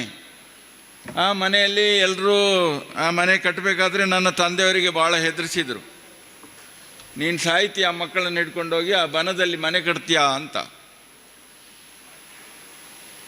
ಅದಕ್ಕೆ ನನ್ನ ತಂದೆಯವರು ಅದಕ್ಕೆ ಯಾವುದಕ್ಕೆ ಲೆಕ್ಕಿಸದೆ ನಾನು ಸಾಯುವುದಾಗೆ ಅಲ್ಲಿ ಅವಳಿದ್ದಾಳೆ, ಇಲ್ಲಿ ನನ್ನ ನೋಡ್ಕೊಳ್ಳೋರಿದ್ದಾರೆ, ನಾವು ಸಾಯಲಿಕ್ಕೇನಿಲ್ಲ, ಅದೇ ಅದರಲ್ಲಿ ನಾವು ಮನೆ ಕಟ್ಟೋದು, ಏನಾಗೋದಿಲ್ಲ ಅಂಥೇಳಿ ಅಲ್ಲೇ ಸಣ್ಣದೊಂದು ಗುಡಿಚಲು ಹಾಕ್ಕೊಂಡು ಮನೆ ನಿರ್ಮಾಣ ಆಯಿತು. ಹಾಗೆ ಆಗ್ತಾ ಆಗ್ತಾ ವ್ಯಾಪಾರಕ್ಕೆ ನಾನು ದೊಡ್ಡದಾದ ನಂತರ ವ್ಯಾಪಾರಕ್ಕೆ ಆದಾಗ ಪಾಲೆಮಾರ್ ಅಂತ ಈ ಕೊರಗಪ್ಪನವರು, ನಿಮಗೆ ಯಾಕಂದರೆ ಕತೆ ಗೊತ್ತಿರಬೇಕಿಲ್ಲಿ. ಪಾಲೆಮಾರ್ ಅಂತ ಹೇಳಿದರೆ ಈಗ ಭಾಳ ರಾರಾಜಿಸ್ತಿದೆ. ನಾನು ಯಾವತ್ತೂ ನನ್ನ ಹೆಸರನ್ನು ಇಟ್ಟುಕೊಂಡು ನನ್ನ ಹೆಸರಿಗಾಗಿ, ನನಗಾಗಿ, ನನ್ನ ಸ್ವಂತಕ್ಕಾಗಿ ನಾನು ಉಪಯೋಗ ಮಾಡುವಂಥ ಆಸೆ ಪಡುವವನೇ ಅಲ್ಲ. ಇವತ್ತು ಪಾಲೆಮಾರ್ ಅಂತೇಳಿ ಎಲ್ಲರೂ ಹೇಳ್ಬೋದು, ನಾನು ಎಲ್ಲ ಕಡೆಯಲ್ಲಿ ಹೇಳಿದ್ದೇನೆ, ನಾನು ಯಾವ ಆಸೆ ಮಾಡಿದ್ದು ಪಾಲೆಮಾರ್ ಅಂತ ಯಾಕೆ ಇಟ್ಟರು ಅಂತ. ಆ ಪಾಲೆ ಮರವನ್ನು ನಾವು ಮರೀಲಿಕ್ಕಾಗೋದಿಲ್ಲ. ನಾವು ಕಷ್ಟದ ಸಂದರ್ಭದಲ್ಲಿ ಇದ್ದಂಥ ಮರಗಳ ಮಧ್ಯದಲ್ಲೇ ನಾವು ಜೀವನ ಮಾಡಿದವರು. ಅದಲ್ಲದೆ ಈಗ ಎಲ್ಲಿಗೆ ನಾನು ಯಾವುದೇ ಕಡೆಯಲ್ಲಿ ಭೂ ವ್ಯವಹಾರ ಮಾಡಲಿ, ಭೂಮಿಯನ್ನು ಖರೀದಿ ಮಾಡುವಾಗ ಒಂದು ಪಾಲೆದ್ದು ಮರ ಸಿಕ್ಕೇ ಸಿಗ್ತದಲ್ಲಿ, ಒಂದು ಮರ ಇರ್ತದೆ. ನಾನು ಸ್ವಾಮೀಜಿಯವರಲ್ಲಿ, ಹಿರಿಯ ಸ್ವಾಮೀಜಿಯವರಲ್ಲಿ ನಾನು ಆಗ ಯಾವಾಗಲೂ ಭಾಳ ಹತ್ತಿರದವ. ನಾನು ಪೂರ್ವಾಶ್ರಮದಲ್ಲಿ ನಾವೆಲ್ಲ ಒಟ್ಟಿಗಿದ್ದವರು. ನಮ್ಮ ಮೋಹನ್ ದಾಸ್ ಸ್ವಾಮಿಯವರಿರಲಿ, ನಮ್ಮ ಸ್ವಾಮೀಜಿಯವರು, ನಾವೆಲ್ಲ ಭಾಳ ಹತ್ತಿರದಲ್ಲಿದ್ದವರು. ಆಗ ಯಾವಾಗಲೂ ಹೇಳಲಿಕ್ಕಿತ್ತು, ನನಗೆ ಈ ಜಾಗ ತಗೊಳ್ಳುವಾಗ ಹಾಲೆದ್ದು ಮರ ಯಾಕೆ ಸಿಗ್ತದೆ ಸ್ವಾಮೀಜಿಯವರು ಹೇಳುವಾಗ ಅವ್ರು ಹೇಳಿದ್ದು, ಅದರಲ್ಲೂ ಒಂದು ವಿಶೇಷತೆ ಇರಬೇಕೇನ, ಇದು ಬಹುಶಃ ಮುಂದಿನ ದಿನಗಳಲ್ಲಿ ಭಾಳ ದೊಡ್ಡದಾಗಿ ಬೆಳೆಯುವ ಸಾಧ್ಯತೆ ಇದೆ. ಈ ಮರ ಹೇಗೆ ಬೆಳೀತದ ಅದೇ ರೀತಿಯಾಗಿ ಈ ಹೆಸರು ಕೂಡ ಕೀರ್ತಿಯನ್ನು ಪಡೆಯುವಂಥ ಸಂದರ್ಭ ಇದೆ ಅಂತ ಹೇಳುವಂಥದ್ದು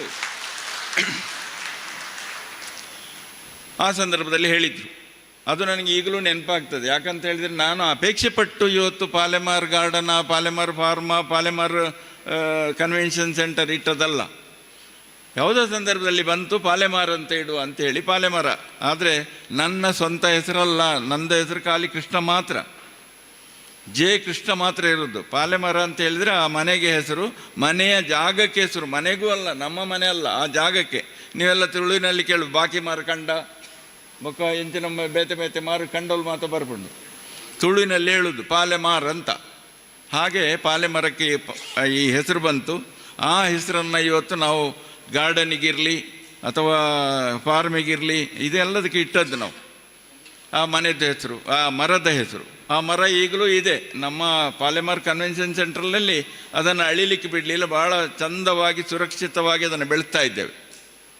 ಇಲ್ಲಿ ನಮ್ಮ ಮನೆಯದ್ದು ಮಾತ್ರ ಎಲ್ಲ ಅಳೆದು ಹೋಗಿದೆ. ಅಂದರೆ ವಿಪರೀತ ತೋರ ಬೆಳೆದು ಏನೋ ಒಂದು 4 ಫೀಟ್ 6 ಫೀಟ್ ಇತ್ತು ಅಗಲ, ಅಂಥದ್ದೆಲ್ಲ ಮತ್ತೆ ಅಳೆದು ಹೋಯಿತು, ಹಾಗೆ ಹೋಗಿತ್ತು, ಹಾಗೆ ಮುಗೀತು. ಈಗ ಪಾಲೆಮರ ಇವತ್ತು ಪ್ರಚಲಿತಕ್ಕೆ ಬಂದಿದೆ. ಆದರೆ ಪಾಲೆಮಾರ್ ಗಾರ್ಡನ್ ಆಗಲಿ, ಇನ್ನೊಂದು ಇರಲಿ, ಇದು ಯಾವುದೂ ಇರಲಿ, ನಾವು ಮಾಡಿದ ಉದ್ದೇಶ ಏನು ಅಂತ ಹೇಳಿದರೆ, ಇವತ್ತು ನಮ್ಮ ಪೂಜ್ಯ ಸ್ವಾಮೀಜಿಯವರು ಹಾಕಿಕೊಟ್ಟಂಥ ದಾರಿ.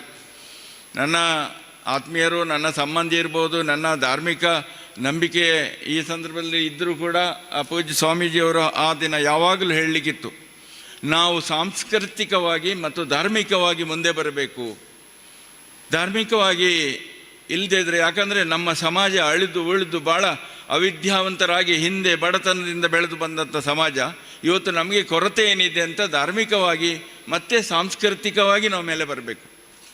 ಇದಕ್ಕೆ ನಾವು ಎಲ್ಲ ಕಡೆಯಲ್ಲಿ ಅನುವು ಮಾಡಬೇಕು ಅಂತ. ಹಾಗೆ ಪೂಜ್ಯ ಸ್ವಾಮೀಜಿಯವರ ಮುಂದಾಳುತ್ತಂದರೆ 100-200ಕ್ಕೂ ದೇವಸ್ಥಾನಗಳು ನಮ್ಮ ಸ್ವಾಮೀಜಿಯವರು ಉಲ್ಲೇಖ ಮಾಡಿದರು. 200ಕ್ಕೂ ದೇವಸ್ಥಾನಗಳು ಹೆಚ್ಚು ಇವತ್ತು ದೇವಸ್ಥಾನಗಳ ಅಭಿವೃದ್ಧಿ ಆಗಿದೆ ಸ್ವಾಮೀಜಿಯವರು ಇರುವ ಕಾಲದಲ್ಲಿ. ಇಲ್ಲಿ ಕೂಡ ಅವರ ಆಶೀರ್ವಾದದೊಂದಿಗೆ ಇಲ್ಲಿ ದೇವಸ್ಥಾನ ಆದದ್ದು ಅಥವಾ ಈ ಬೇರೆ ದೇವ ಸಾನ್ನಿಧ್ಯಗಳಿಗೆ ಹೆಚ್ಚು ಪ್ರೋತ್ಸಾಹವನ್ನು ಕೊಟ್ಟಂಥ ಸ್ವಾಮೀಜಿಯಿಂದಾಗಿ ಧಾರ್ಮಿಕವಾಗಿ ನಾವು ಮುಂದೆ ಬರಲಿಕ್ಕೆ ಪ್ರಯತ್ನ ಮಾಡಿತು. ಸಾಂಸ್ಕೃತಿಕವಾಗಿ ಮುಂದೆ ಬರಬೇಕಾದ್ರೆ ಇಂಥ ಸಭಾಭವನಗಳ ಮುಖಾಂತರ ನಾವು ಮುಂದೆ ಬರಬೇಕು. ಇವತ್ತು ನಾನು ಯೋಗೇಶ್ವರ ಹತ್ರ ಹೇಳ್ತಿದ್ದೆ, ನವನೀಶ್ ಶೆಟ್ಟರು ಹೇಳಿದರು ನಾವೊಂದು ಯಕ್ಷಗಾನ ಮಾಡಬೇಕು ಅಂತ. ನಾನು ನಿಜಕ್ಕೂ ಮುಂದಿನ ದಿನಗಳಲ್ಲಿ ಒಂದು ತಿಂಗಳಿಗೊಮ್ಮೆ ಆದರೂ ಯಕ್ಷಗಾನ ಬಯಲಾಟ ಇರಲಿ, ನಾಟಕೋತ್ಸವ ಇರಲಿ, ಎಲ್ಲದಕ್ಕೂ ಸಾಂಸ್ಕೃತಿಕ ನಾವು ಹೆಚ್ಚು ಪ್ರೋತ್ಸಾಹ ಕೊಟ್ಟು ಅದನ್ನು ಮೇಲೆ ತರಬೇಕು. ಸಾಂಸ್ಕೃತಿಕವಾಗಿ ನಾವು ಮುಂದೆ ಬಂದರೆ ಇವತ್ತು ದೇಶ ಉದ್ಧಾರ ಆಗೋದಕ್ಕೆ, ದೇಶ ಅಭಿವೃದ್ಧಿ ಆಗೋದಕ್ಕೆ ತೊಂದರೆ ಇಲ್ಲ ಅಂತ ಹೇಳುವಂಥದ್ದು. ಇದು ನಮಗೆ ಸ್ವಾಮೀಜಿಯವರು ಹಾಕಿಕೊಟ್ಟಂಥ ಒಂದು ದಾರಿ. ಹಾಗೆ ಇವತ್ತು ಪೂಜ್ಯ ಸ್ವಾಮೀಜಿಯವರು ಹೇಳಿದರು, ಇಲ್ಲಿ ಗೆದ್ದರೆ ಎಲ್ಲವೂ ಗೆಲ್ತೇವೆ ನಾವು, ಇದು ಗೆಲ್ಲಬೇಕು ಅಂತ. ನಿಜವಾಗಿ ಹೇಳಬೇಕಿದ್ರೆ ಇಲ್ಲಿಯೇ ಗೆದ್ದದ್ದು ನಾವು, ಇಲ್ಲಿಯೇ ಗೆದ್ದದ್ದು. ಈ ಜಾಗ ಎಲ್ಲ ಇವತ್ತು ದೇವಸ್ಥಾನಗಳು, ಈ ಸಭಾಂಗಣ ಇರಲಿ, ಇದಕ್ಕೆಲ್ಲ ಓನರ್ ಯಾರು ಯಾರಿಗೂ ಗೊತ್ತಿಲ್ಲ. ಇದಕ್ಕೆ ದನಿ ಯಾರು? ಒಡೆಯರು ಶಶಿಕಲಮ್ಮನವರು ಮಾತ್ರ. ಶಶಿಕಲನ ಹೆಸರಲ್ಲೇ ಇದೆ ಈಗಲೂ. ಆದರೆ ನಾವು ಅದನ್ನು ಟ್ರಸ್ಟಿಗೆ ಕೊಟ್ಟಿದ್ದೇವೆ, ನಮ್ಮ ಹತ್ರ ಇಲ್ಲ. ಅದು 1-2 ಎಕರೆ ಜಾಗ ಇವತ್ತು ಇಲ್ಲಿ ನಮ್ಮದಿದೆ. ನಾನೇ ಪರ್ಚೇಸ್ ಮಾಡಿದ್ದು, ನಾನೇ ಹಣ ಕೊಟ್ಟು ಪರ್ಚೇಸ್ ಮಾಡಿದಂಥ ಜಾಗ. ಇದನ್ನೆಲ್ಲ ನಾವು ಇಲ್ಲಿ ಗೆದ್ದದಂತ ಹೇಳೋದಂದರೆ ಇಲ್ಲಿಂದಲೇ ಏನಾದರೂ ಸಂಪಾದನೆ ಮಾಡಿದೆ ಇಲ್ಲಿಗೆ ಕೊಟ್ಟಿದ್ದೇವೆ. ನಾವು ಬೇರೆ ಕಡೆಯಲ್ಲೂ ಹಾಗೆ ಏನಾದರೂ ಸಂಪಾದನೆ ಮಾಡ್ತೇವೆ, ಸಮಾಜಕ್ಕೆ ಕೊಡ್ತೇವೆ. ಕೆರೆಯ ನೀರು ಕೆರೆಗೆ ಚೆಲ್ಲು ಅಂತ ಹೇಳಿದಾಗೆ ಕೆರೆಯ ನೀರು ಕೆರೆಯಲ್ಲೇ ಚೆಲ್ಲಿದ್ದು ಇವತ್ತು ಏನಾದರೂ ಸಿಕ್ಕಿದ್ರೆ, ಏನಾದರೂ ಇವತ್ತು ಆ ಟ್ರಸ್ಟ್ ನಾವು ಇವತ್ತು ಕನ್ವೆನ್ಷನ್ ಸೆಂಟರಿಂದ ಏನಾದರೂ ನಮಗೆ ಸಿಗಲಿ, ಮತ್ತೊಂದು ಕಡೆಯಲ್ಲಿ ಸಿಗಲಿ, ಏನಿದ್ರು ಅದು ಸಮಾಜಕ್ಕೆ. ಇವತ್ತು ಈಗಾಗಲೇ ವರ್ಷಕ್ಕೆ 2-3 ಕೋಟಿ ರೂಪಾಯಿಯನ್ನು ಇವತ್ತು ನಾವು ಸಮಾಜಕ್ಕೆ, ಅವಿದ್ಯಾವಂತರಿಗೆ ಅಥವಾ ಮೆಡಿಕಲ್ ಬೆನಿಫಿಟ್ ಪ್ರತಿಯೊಂದು ರೀತಿಯಲ್ಲಿ ಅವರಿಗೆ ನಾವು ದಾನ ಕೊಡ್ತಾ ಇದ್ದೇವೆ. ಅದು ಇನ್ನೂ ಕೂಡ ಹೆಚ್ಚು ದಾನ ಕೊಡಬೇಕು. ಹೆಚ್ಚು ಇದು ಸಾಮಾನ್ಯ ದೀನ ದಲಿತರ ಉದ್ಧಾರಕ್ಕಾಗಿ ಮೀಸಲಿಡುವಂಥದ್ದು ಆಗಬೇಕು. ಈ ನೇತ್ರಾವತಿ ಸಭಾಭವನ ಇವತ್ತು ನಾವು ಕೊಟ್ಟಾಗಿದೆ, ಜಾಗ ನಮ್ಮ ಹತ್ರ ಇಲ್ಲ. ಹೆಸರು ಶಶಿಕಲಂದು ಇದ್ದರೂ ಕೂಡ ಅದು ಎಂಥ ಟ್ರಸ್ಟ್, ಸೋಮನಾಥ ಈಶ್ವರಿ ಪ್ರತಿಷ್ಠಾನ ಅಂತ ಹೇಳುವಂಥ ಟ್ರಸ್ಟ್ನ ಹೆಸರಿಗೆ ನಾವು ಕೊಟ್ಟಿದ್ದೇವೆ. ಗುರುವನ ಶ್ರೀ ದುರ್ಗಾ ಕ್ಷೇತ್ರಕ್ಕೆ ಕೊಟ್ಟಿದ್ದೇವೆ. ಎಲ್ಲವೂ ದಾನವಾಗಿ ಕೊಟ್ಟಾಗಿದೆ. ಆದರೂ ಈ ಜಾಗದಿಂದ ಏನಾದರೂ ಉತ್ಪತ್ತಿ ಆಗಬೇಕು ಹೇಳೋ ನಿಟ್ಟಿನಲ್ಲಿ ಇವತ್ತು ನೇತ್ರಾವತಿ ಸಭಾಭವನವನ್ನು ನಾವಿವತ್ತು ಮಾಡಿದ್ದೇವೆ. ಮಾಡಲಿಕ್ಕೆ ನಾನು ಮಾಡಿದಂತ ಹೇಳೋದಿಲ್ಲ, ನಾವು ಮಾಡಿದ್ದೇವೆ. ಇದು ಸಮಾಜಕ್ಕೆ ಇದರ ಅರ್ಪಣೆ ಆಗಬೇಕು. ಇದರಲ್ಲಿ ಸದಾ ಸಾಂಸ್ಕೃತಿಕ ಧಾರ್ಮಿಕವಾಗಿ ನಮ್ಮ ಸ್ವಾಮೀಜಿಯವರು ಹೇಳಿದಾಗೆ, ಸ್ವಾಮೀಜಿಯರ ಅಂಬೋಣದಂತೆ ನಾವೆಲ್ಲರೂ ನಡಿಬೇಕಿದ್ರೆ ನೀವೆಲ್ಲರೂ ಇವತ್ತು ಭಕ್ತಾದಿಗಳು, ಸ್ವಾಮಿಯವರ ಅನುಯಾಯಿಗಳು ಇರ್ಬೋದು, ನಮ್ಮ ಎಲ್ಲರೂ ಇಲ್ಲೆಲ್ಲ ಸೇರಿದ್ದೇವೆ ನಾವು. ಇದು ನಿಜವಾಗಿ ಇದರಿಂದ ಒಳ್ಳೆಯ ಕೆಲಸಗಳು ಇನ್ನೂ ಆಗಬೇಕು. ದೇವಸ್ಥಾನಗಳು ಧಾರ್ಮಿಕವಾಗಿ ನಾವು 2 ಕಡೆ ದೇವಸ್ಥಾನ, ಮಲ್ಲಿಕಾರ್ಜುನ ದೇವಸ್ಥಾನ ಅಭಿವೃದ್ಧಿ ಆಗ್ತಾ ಇದೆ. ಇವತ್ತು ದೇವಸ್ಥಾನ ಇಲ್ಲ, ನೀವು ನೋಡಿದರೆ ನಮ್ಮ ದೇವಸ್ಥಾನ ಇಲ್ಲ, ಇನ್ನೂ ಬರಬೇಕಷ್ಟೇ, ಮಾಡ್ತಾ ಇದ್ದೇವೆ. ಈಚೆಯಿಂದ ಶ್ರೀ ದುರ್ಗಾ ಕ್ಷೇತ್ರ, ಆ ಬದಿಯಲ್ಲಿ ನೇತ್ರಾವತಿ, ರೇಣುಕಾ ತೀರ್ಥ ಇವತ್ತು ಆಗಲಿಕ್ಕಿದೆ, ಮಾಡ್ತಾ ಇದ್ದೇವೆ. ಹಾಗೆ ಬೇರೆ ಬೇರೆ ಧಾರ್ಮಿಕ ಕ್ಷೇತ್ರ ಇವತ್ತು ಧರ್ಮವನ್ನು ಬೆಳೆಸಬೇಕು. ಧರ್ಮವನ್ನು ಬೆಳೆಸಬೇಕಾದ್ರೆ ನಿಮ್ಮೆಲ್ಲರ ಸಹಕಾರ ಕೂಡ ಬೇಕು. ಇವತ್ತು ನಾನು ಯಾಕೆ ನಮ್ಮ ಕಥೆಯನ್ನು ಹೇಳಿದರೆ, ನಮ್ಮ ಆ ಕಷ್ಟದ ಕಾಲ, ಆ ಕಷ್ಟವನ್ನು ನಾನು ಹೇಳಲಿಕ್ಕೆ ತಯಾರಿಲ್ಲ. ಒಬ್ಬ ಕಾರ್ಮಿಕನಾಗಿ ಇವತ್ತು ಆ ಇಡೀ ಒಂದು 7 ಎಕರೆ ಇರುವಂಥ ಜಾಗವನ್ನು ನಾವು ಖರೀದಿ ಮಾಡುವಂಥ ಯೋಗ ನಮಗೆ ದೇವರು ಕರುಣಿಸಿದ್ರೆ ಈ ಕಾರಣದಿಂದ ಏನಾದರೂ ನಾವು ಕೊಡಬೇಕು ಸಮಾಜಕ್ಕೆ ಅಂತ ಹೇಳಿದರು. ಇವತ್ತು ನಾವು PSLST ಅಂತ PL ಎಲ್ರಿಗೂ ಗೊತ್ತಿದೆ, ಅಮ್ಮನಿಗೆ ಗೊತ್ತಿದೆ. PL ಅಲ್ಲಿ ಕೆಲಸ ಮಾಡ್ತಿದ್ದೆ ನಾನು, ಇಂಡಿಯಾ ಲಿಮಿಟೆಡ್ ಅಲ್ಲಿ ಕೆಲಸ ಮಾಡ್ತಿದ್ದೆ. ಗೇರು ಬೀಜ ಹೆರಿಸುವ ಕೆಲಸ, ಪೇರೆಸುವ ಕೆಲಸ ತುಳುವಿನಲ್ಲಿ ಹೇಳುದು, ಸಿಪ್ಪೆ ತೆಗೆಯೋದು, ಇಂಥ ಕೆಲಸ. ನಾವು ಶಾಲೆ ಬಿಟ್ಟ ಕೂಡಲೇ ಬರೋದು, ಅಲ್ಲಿ ಏನಾದರೂ ದುಡ್ಡು ಸಿಗ್ತದೆ ಅಲ್ಲಿ. ಮತ್ತು ಭಾರಿ ದೊಡ್ಡ ಇಂಟ್ರೆಸ್ಟ್ ಯಾಕಂತ ಹೇಳಿದರೆ ಅಲ್ಲಿ ಗೇರು ಬೀಜ ತಿನ್ನಲಿಕ್ಕೆ ಸಿಗ್ತಿತ್ತು ಮಕ್ಕಳಿಗೆ. ಗೇರು ಬೀಜ ತಿನ್ನೋದು ಭಾರಿ ಖುಷಿ. ಅದರ ಎಡೆಯಲ್ಲಿ 10 ರೂಪಾಯಿ ಸಿಗ್ತಿತ್ತು. ಇದನ್ನು ತಗೊಂಡು ಇವತ್ತು ಶಾಲೆಗೆ ಹೋಗಿ ಎಲ್ಲ ಕಲ್ತಿದ್ದೇವೆ. ಇದೇ ಊರಿನಲ್ಲಿ ಬೆಳೆದದ್ದು. ಇದೇ ಇವತ್ತು ನವನೀಶ್ ಶೆಟ್ಟರ್ ಹೇಳಿದಾಗ ಎಲ್ಲಿಯಾದರೂ ನನ್ನನ್ನು ಏಕವಚನ, ಮಂಗಳೂರಿನಲ್ಲಿ ಏಕವಚನದಲ್ಲಿ ಮಾತಾಡೋದಿದ್ದರೆ ಈ ಪ್ರದೇಶದಲ್ಲಿ ಮಾತ್ರ. ಅದು ಒಂದು ನನಗೆ ಹೆಮ್ಮೆ. ನಾನು ಯಾವಾಗಲೂ ಇಲ್ಲಿ ಬಂದು ಹೇಳೋದು ಏನು ಅವರು ಇವರು ಅಂತ ಹೇಳಿದ ಕೂಡಲೇ ನನಗೆ ಬೇಸರ ಆಗೋದು. ಯಾರ ಹಿರಿಯರೆಲ್ಲ ಹೇಳ್ತಾರೆ, ನೀವು ಯಾವಾಗ ಬಂದು, ನಾನು ಯಾವಾಗ ಬಂದು ಅಂತ ಹೇಳಿದ್ರೆ ನಿಮಗೇನಾಗಿದೆ ಈಗ ನನಗೆ ಅವರು ಇವರು ಅಂತ ಹೇಳೋದೇನು. ನಾನು ಹೇಳೋದು ಆ ರೀತಿಯ ಒಂದು ಹೆಮ್ಮೆ. ಇಲ್ಲಿಗೆ ಬಂದು ಭಾರಿ ಸಂತೋಷ ಆಗೋದು ಇಲ್ಲಿಗೆ ಬರೋದಂದರೆ. ಯಾಕಂದರೆ ಏಕವಚನದಲ್ಲಿ ಮಾತಾಡ್ತಾರೆ ಇಲ್ಲಿ. ನನಗೆ ಗೌರವ ಯಾರು ಕೊಡೋದಿಲ್ಲ. ಆ ಗೌರವ ಕೊಡೋದ್ರಿಂದ ಭಾರಿ ಸಂತೋಷ ನಮಗಿಲ್ಲಿ. ಹಾಗೆ ಇಂಥ ಒಂದು ಸಾಂಸ್ಕೃತಿಕ ಸಭಾಭವನವನ್ನು ಉದ್ಘಾಟನೆ ಮಾಡಲಿಕ್ಕೆ ನಾಳೆ 4 ಸಭಾಭವನದ ಲೋಕಾರ್ಪಣಾ ಕಾರ್ಯಕ್ರಮವನ್ನು ನಾವು ಇಟ್ಕೊಂಡಿದ್ದೇವೆ. ಇವತ್ತು ಇದು ಯಾಕಂತ ಹೇಳಿದರೆ ಇಲ್ಲಿಂದಲೇ ಪ್ರಾರಂಭ ಆಗಬೇಕು ಅಂತ ಹೇಳೋದು. ಅಂದರೆ ನಮ್ಮ ಪೂಜ್ಯ ಸ್ವಾಮೀಜಿಯವರ ಒಂದು ಅಂಬೋಣ, ನಾವೆಲ್ಲರೂ ಮೇಲೆ ಬರಬೇಕು, ನಾವೆಲ್ಲರೂ ಒಟ್ಟಾಗಬೇಕು, ನಮ್ಮ ಸಮಾಜ ಇವತ್ತು ಒಂದಾಗಿ ಸಮಾಜಕ್ಕೆ ಏನಾದರೂ ಕೊಡಬೇಕು ಹೇಳುವಂಥ ಒಂದು ಇದನ್ನು ಆಶೀರ್ವಾದದೊಂದಿಗೆ ಅದು ನಾನು ಜೀವನ ಪರ್ಯಂತ ನೆನಪಿಡುವಂಥದ್ದು. ಇವತ್ತು ಅದನ್ನು ನಾವು ಮಾಡಿದ್ದೇವೆ, ಇವತ್ತು ಸಮಾಜಕ್ಕೆ ಕೊಡ್ತಾ ಇದ್ದೇವೆ. ಪೂಜ್ಯ ಸ್ವಾಮೀಜಿಯವರ ಆಶೀರ್ವಾದದೊಂದಿಗೆ ಇವತ್ತು ಇಲ್ಲಿಂದಲೇ ಚಾಲನೆ, ಆ ಪೂಜ್ಯ ಕಿರಿಯ ಸ್ವಾಮೀಜಿಯವರಿಂದಲೇ ಚಾಲನೆ ಆಗಬೇಕು, ಆ ಅಮ್ಮನವರ ಅನುಗ್ರಹ ಇರಬೇಕು. ಮತ್ತು ಋಣಾನುಬಂಧೆ ರೂಪೇಣ ಪಶು ಪತ್ನಿ ಸುತಾಲಯ ಹೇಳಿದಾಗೆ ಇವತ್ತು ಋಣ ಏನಿರ್ತದ ನಮ್ಮ ಮೋಹನದಾಸ ಸ್ವಾಮಿಯವರು.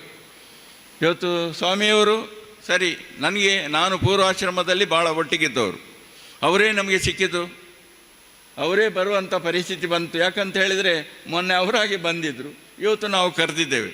ಬೇರೆ ಯಾರು ನೋಡಿ, ಹಾಗೆ ನನ್ನ ಆತ್ಮೀಯರ ಅಂತ ಉಮಾನತ್ ಕೋಟೆ ಅಂದ್ರವರು ಭಾಳ ಆತ್ಮೀಯರು ನನಗೆ. ಅವರು ಇವತ್ತು ಪ್ರತಿ ಸಂದರ್ಭದಲ್ಲಿ ನನ್ನನ್ನು ಗುರುಗಳಂತ ಹೇಳ್ತಾರೆ, ಆದರೆ ಗುರು ಅಲ್ಲ, ಆದರೂ ನಾವು ಒಟ್ಟಿಗಿದ್ದವರು. ಒಳ್ಳೆಯದು. ಅವರು ನನ್ನ ರಾಜಕೀಯ ಕ್ಷೇತ್ರದಲ್ಲಿ ಭಾಳ ಸಹಕರಿಸಿದವರು. ಇವತ್ತು ಅವರಿಗೂ ನಮ್ಮ ಭಾಳ ಸಹಕಾರ ಎಲ್ಲ ಅಂದರೆ ನನಗೆ ಅಭಿಮಾನ ಅವರ ಮೇಲೆ. ಅವರು ನಮಗೆ ಇವತ್ತು ಈ ಸಮಾರಂಭದ ಅಧ್ಯಕ್ಷತೆಯನ್ನು ವಹಿಸೋದು ಅದೊಂದು ಋಣ. ಯಾಕಂದರೆ ಬೇರೆ ಎಲ್ಲ ನಮ್ಮ ಕ್ಷೇತ್ರದ ಶಾಸಕರಿದ್ದರು, ವೇದವ್ಯಾಸ ಕಾಮತ್ರು, ಅವರಿಗೆ ಯೋಗ ಬರಲಿಲ್ಲ. ಅದು ಯೋಗ ಸಿಕ್ಕಿದೆ ಉಮಾನಾಥ್ ಕೋಟೆ ಅಂತ ಅವರಿಗೆ. ಹಾಗೆ ನಿಮ್ಮ ಅಧ್ಯಕ್ಷತೆಯಲ್ಲಿ ಇವತ್ತು ಒಂದು ಒಳ್ಳೆಯ ಕಾರ್ಯಕ್ರಮ ಆಗಿದೆ. ಇವತ್ತು ಲೋಕಾರ್ಪಣೆಗೆ ಇಲ್ಲಿಂದಲೇ ಚಾಲನೆ ಸಿಕ್ಕಿದೆ. ಆ ಪೂಜ್ಯ ಸ್ವಾಮೀಜಿಯವರ ಆಶೀರ್ವಾದ ಆಗಿದೆ, ಆ ಮಾತೆಯ ಅನುಗ್ರಹ ಆಗಿದೆ, ಎಲ್ಲ ಸ್ವಾಮಿದ್ವೇರ ಆಶೀರ್ವಾದ ಆಗಿದೆ. ನಿಮ್ಮೆಲ್ಲರ ಸಮಕ್ಷಮದಲ್ಲೇ ಇವತ್ತು ಲೋಕಾರ್ಪಣೆ ಆಗಿದೆ. ನಾಳಿನ ಕಾರ್ಯಕ್ರಮ ನಡೀಲಿಕ್ಕಿದೆ. ಅದಕ್ಕೆ ನೀವೆಲ್ಲರೂ ಬನ್ನಿ, ನಾವೆಲ್ಲರೂ ಒಟ್ಟಾಗಿ ಆ ಕಾರ್ಯಕ್ರಮವನ್ನು ನೆರವೇರಿಸಿ ಸಮಾಜಕ್ಕೆ ಏನಾದರೂ ಕೊಡುವ. ನಾವೇನಾದರೂ ಮಾಡಿದರೂ ಅದು ನಿಮಗೆ ಇವತ್ತು ಎಷ್ಟು ಜನ ಭಾಗವಹಿಸಿದ್ರೆ ಅವರೆಲ್ಲರಿಗೂ ಆ ಕೀರ್ತಿ ಬರ್ತದೆ. ಯಾಕಂದರೆ ನೀವು ನೀವು ನನ್ನನ್ನು ನನ್ನವನಂತ ಸ್ವೀಕಾರ ಮಾಡಿದ್ರಿ, ನೀವು ನಮ್ಮವರು ಅಂತ ಹೇಳಿ ನಮ್ಮವರಿಗೆ ಇವತ್ತು ಆ ಕೀರ್ತಿ ಬರ್ತದೆ. ಅದಕ್ಕಾಗಿ ನೀವೆಲ್ಲರೂ ನಾಳೆ ಕೂಡ ಬನ್ನಿ, ಆ ಸಮಾಜಕ್ಕೆ ಲೋಕಾರ್ಪಣೆ ಮಾಡೋಣ ಅಂತ ಹೇಳಿ ನಿಮ್ಮೆಲ್ರಿಗೂ ಇಷ್ಟು ತಾಳ್ಮೆಯಿಂದ ಕೇಳಿದ್ರಿ, ಕ್ಷಮಿಸಿ. ನಮಸ್ಕಾರ ಅಂತ ಹೇಳಿದ್ರೆ ನನ್ನ ಮಾತನ್ನು ಮುಗಿಸ್ತೇನೆ. ನಮಸ್ಕಾರ. ನಾಳೆಯ ಕಾರ್ಯಕ್ರಮಕ್ಕೆ ಕೃಷ್ಣಣ್ಣನಿಗೆ ಪ್ರತಿಯೊಬ್ಬರ ಮನೆಗೆ ಬಂದು ಆಹ್ವಾನ ಕೊಡುವ ಸಾಧ್ಯತೆ ಇಲ್ಲದೆ ಇದ್ದ ಕಾರಣ ಇಂದಿನ ವೇದಿಕೆಯಲ್ಲೇ ನಿಮ್ಮೆಲ್ಲರಿಗೂ ಆಹ್ವಾನವನ್ನು ಕೊಟ್ಟಿದ್ದಾರೆ. ನಾಳೆಯ ಬೆಳಿಗ್ಗಿನ ಉಪಹಾರವನ್ನು ಈ ಸಭಾಂಗಣದಲ್ಲಿರುವವರೆಲ್ಲರೂ ಕೂಡ ಪಾಲೆಮಾರ್ ಕನ್ವೆನ್ಷನ್ ಸೆಂಟರ್ನಲ್ಲಿ ಸ್ವೀಕರಿಸುವ ಸಂಕಲ್ಪವನ್ನು ಈಗಲೇ ಮಾಡಿ 8:30 ಗಂಟೆಗೆ ಉಪಹಾರ ಆರಂಭ ಆಗ್ತದೆ. ಉಪಹಾರವನ್ನು ಸ್ವೀಕರಿಸಿ ಅಲ್ಲಿ ಪಾಲೆಮಾರ್ ಕನ್ವೆನ್ಷನ್ ಸೆಂಟರ್ಗೆ ಒಂದು ಸುತ್ತು ಬರಬೇಕಿದ್ರೆ 1/4 ಗಂಟೆ ಆದರೂ ಬೇಕು. ಅದರ ಎಲ್ಲ ಸಭಾಂಗಣ, ಅದರ ವ್ಯವಸ್ಥೆ, ಅದೇ ರೀತಿ ಹೊರಾಂಗಣ, ಅಲ್ಲಿಂದ ಕಾಣುವಂತಹ ಲ್ಯಾಂಡ್ಲಿಂಗ್ಸ್ ಟೌನ್ಶಿಪ್ಪಿನ ವಿಹಂಗಮ ನೋಟ, ಇದೆಲ್ಲವನ್ನು ಸವಿಬೇಕಿದ್ರೆ 1.5-3 ಗಂಟೆ ಸುತ್ತಾಡಲಿಕ್ಕೆ ಬೇಕು. ಅದರಿಂದ 8:30 ಗಂಟೆಗೆ ನಾಳೆ ಎಲ್ಲರೂ ಉಪಹಾರಕ್ಕೆ ಸಿದ್ಧರಾಗಿ ಬರಬೇಕು. ಮಧ್ಯಾಹ್ನದ ಊಟದ ವ್ಯವಸ್ಥೆ ಕೂಡ ಅಲ್ಲೇ ಇರ್ತದೆ. ಯಕ್ಷಗಾನ ನೋಡಿ ಊಟ ಮಾಡಿ ಮತ್ತೆ ಈ ಕಾರ್ಯಕ್ರಮದ ವಿಶೇಷತೆಯನ್ನು ನಮ್ಮೆಲ್ಲರ ಮಿತ್ರರೊಂದಿಗೆ ನಾವು ಹಂಚಿಕೊಳ್ಳೋಣ. ಇದೀಗ ಕೃಷ್ಣಣ್ಣನವರ ಸ್ನೇಹಿತರು ಶ್ರೀಯುತ ಬೆಳಗಾವಿಯವರು ಬಂದಿದ್ದಾರೆ. ನಿವೃತ್ತ ಅಧೀನ ಕಾರ್ಯದರ್ಶಿಗಳು ಅವರು ತಮ್ಮ ಶುಭಾಶಂಸನೆಯನ್ನು ಮಾಡ್ತಾ ಇದ್ದಾರೆ.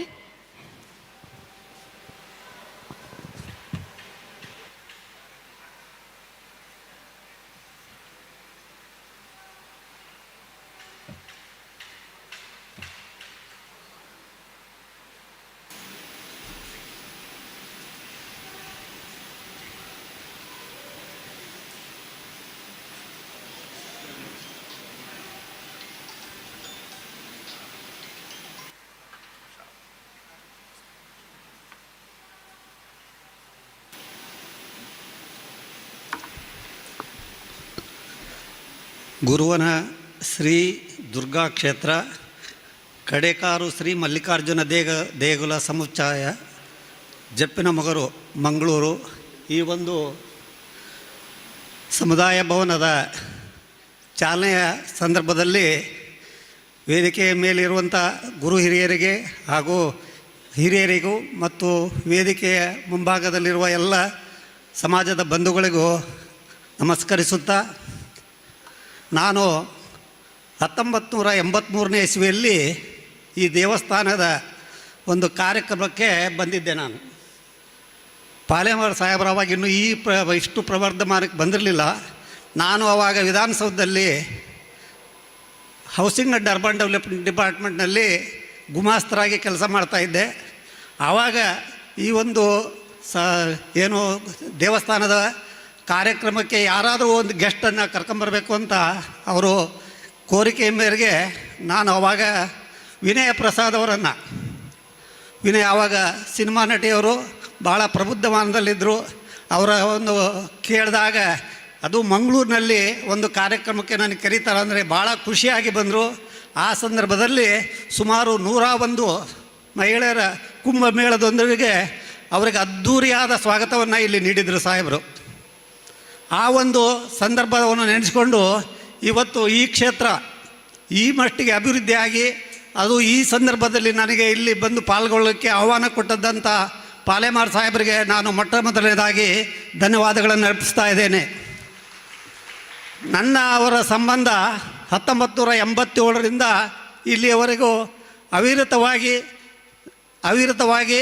ಹಲವಾರು ಸಂದರ್ಭದಲ್ಲಿ ನಾನು ಅವರಿಗೆ ಬೈಯೋದು, ಅವರು ನನಗೆ ಬೈಯೋದು, ಹೀಗೆ ನಡೀತಾನೆ ಬಂದಿದೆ. ಇಲ್ಲಿ ಸ್ವಾಮೀಜಿಯವರು ಹೇಳಿದರು, ಇಲ್ಲಿ ಕೃಷ್ಣ ಅವರಿಗೆ ಅವರ ಹೆಸರಿನಿಂದ ಕರೆಯೋರು ಇಲ್ಲಿದ್ದಾರೆ ಅಂತ ಹೇಳ್ತಾ ಇದ್ದರು.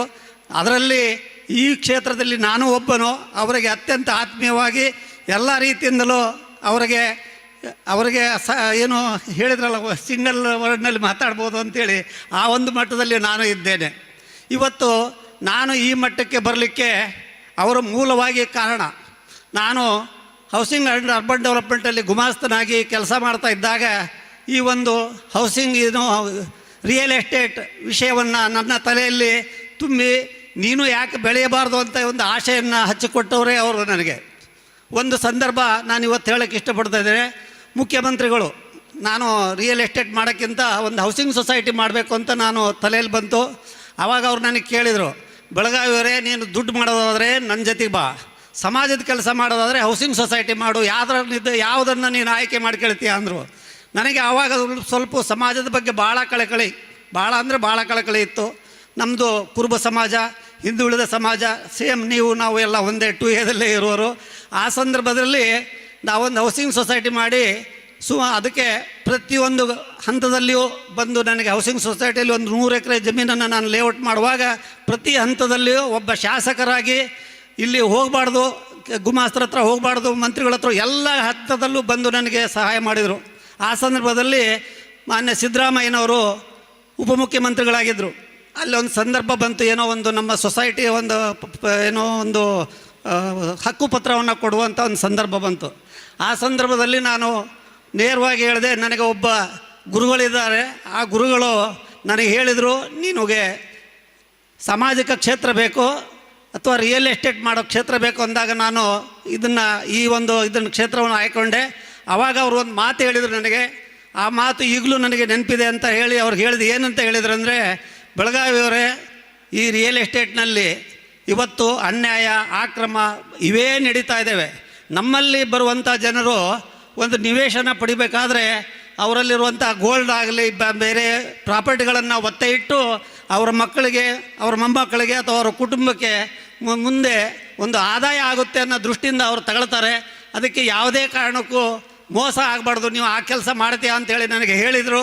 ನಾನು ಇವತ್ತು ಬೆಂಗಳೂರು ನಗರದಲ್ಲಿ 4,500 ನಿವೇಶನಗಳನ್ನು ಹಂಚಿದ್ದೇನೆ. ಅವ್ರಿಗೇನು ನಾನು ಮಾತು ಕೊಟ್ಟಿದ್ದೆ, ಆ ಮಾತಿನಂತ ಇವತ್ತು ಒಂದೇ ಒಂದು ಕಂಪ್ಲೇಂಟ್ ಇಲ್ಲದಂಥ ಹೌಸಿಂಗ್ ಸೊಸೈಟಿಯನ್ನು ಮಾಡಿದ್ದೇನೆ. ಅದಕ್ಕೆ ಮೂಲ ಕಾರಣಕರ್ತರು ಪಾಲೇಮಾರ್ ಸಾಹೇಬರು ಬರೀ ರಿಯಲ್ ಎಸ್ಟೇಟ್ನಲ್ಲೇ ಅಲ್ಲ, ಇವತ್ತು ಬ್ಯಾಂಕಿಂಗ್ ಕ್ಷೇತ್ರದಲ್ಲಿಯೂ ಸಹ ಸುಮಾರು ಬ್ರಾಂಚ್ಗಳನ್ನು ಮಾಡಿ ಅಲ್ಲಿ ಹಲವಾರು ಜನರಿಗೆ ಉದ್ಯೋಗ ಕೊಟ್ಟಿದ್ದಾರೆ. ಇವತ್ತು ಅವರು ಹಲವಾರು ಜನರಿಗೆ ಮಂತ್ರಿಗಳಿದ್ದಾಗ ಎಷ್ಟು ಸರಳತೆ ಅಂದರೆ, ಸರ್ ನಾವು ಕ್ಯಾಬಿನೆಟ್ ಮುಗಿಸ್ಕೊಂಡು ಸರ್ ಕಾರ್ನೆಲ್ಲ ಹೋದರೆ ಬೆಳಗಾವಿ ಈ ಕಾರಿ ಇರುತ್ತೆ ಹೋಗುತ್ತೆ, ಮಂತ್ರಿಗೆ ರೀತಿ ಹೋಗುತ್ತೆ, ಬಾ ನಡ್ಕೊಂಡು ಹೋಗೋಣ ಅಂತ ವಿಧಾನಸೌಧದಿಂದ ಮನೆಯವರೆಗೂ ನಡ್ಕೊಂಡು ಬರ್ತಾಯಿದ್ರು.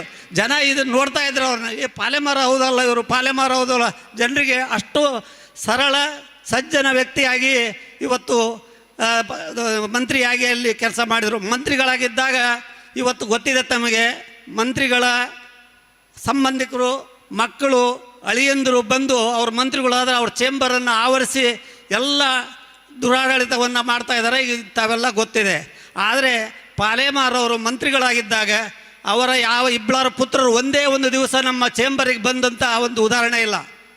ಇದು ಸಾಧ್ಯವಿಲ್ಲದ ಮಾತು. ಇದು ಒಂದು ಅಪರೂಪದ ಘಟನೆ ಇದು. ಯಾಕೆಂದರೆ ಯಾರೂ ಬರಲಿಲ್ಲ, ಅವ್ರ ಸಂಬಂಧಿಕರು ಒಬ್ಬರು ವಿಧಾನಸೌಧಕ್ಕೆ ಬರಲಿಲ್ಲ. ಬಂದವರಿಗೆ ಅಲ್ಲಿ ವಿಧಾನಸೌಧದಲ್ಲಿ ಹೇಗೆ ಅಂದರೆ ಎಷ್ಟು ಸರಳತೆಯಿಂದ ಮಾತಾಡ್ತಿದ್ರು ಅಂದರೆ, ಬಂದವರಿಗೆಲ್ಲ ಅಪ್ಲಿಕೇಶನ್ ತಗೊಳ್ಳಿ, ಫೋನ್ ಮಾಡಿ, ಎಷ್ಟು ಸರಳತೆ ಅಂದರೆ ಯಾವ ಮಂತ್ರಿಗಳು ಈ ಕೆಲಸವನ್ನು ಮಾಡ್ತಿರಲಿಲ್ಲ. ಜನಸಾಮಾನ್ಯರಿಗೆ ಸಿಗೋದು ಭಾಳ ಕಷ್ಟ ಮಂತ್ರಿಗಳಿಗೆ, ಬಟ್ ಇವರು ಆ ಕೆಲಸ ಮಾಡಲಿಲ್ಲ. ಅದೇ ರೀತಿ ಇವತ್ತು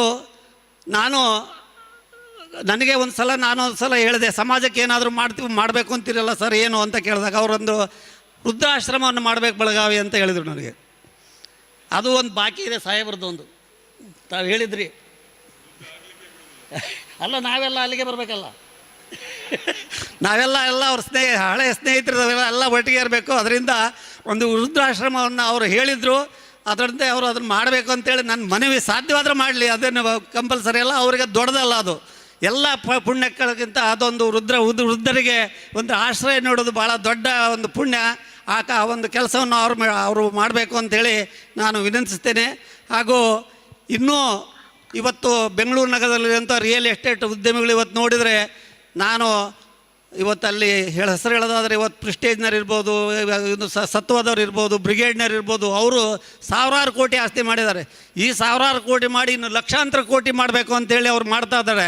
ಆದರೆ ಪಾಲೇಮಾರ್ ಅವರು ಆ ಒಂದು ದುರಾಸೆಗೆ ಹೋಗದೆ ನಾನು ದುಡಿದದ್ದನ್ನು ನನ್ನ ಸಮಾಜಕ್ಕೆ ಕೊಡಬೇಕು ಅಂಥೇಳಿ ಇವತ್ತು 4 ಸಮುದಾಯ ಭವನಗಳನ್ನು ನಿರ್ಮಿಸಿ, ಅಲ್ಲಿ ಬರೀ ಸಮುದಾಯ ಭವನದಲ್ಲಿ ಜನರಿಗೆ ಸಾರ್ವಜನಿಕ ಅನುಕೂಲ ಮಾಡಿಕೊಡೋದೇ ಅಲ್ಲ, ಅಲ್ಲಿ ಇವತ್ತು ಉದ್ಯೋಗಗಳನ್ನು ಕ್ರಿಯೇಟ್ ಮಾಡಿದ್ದಾರೆ.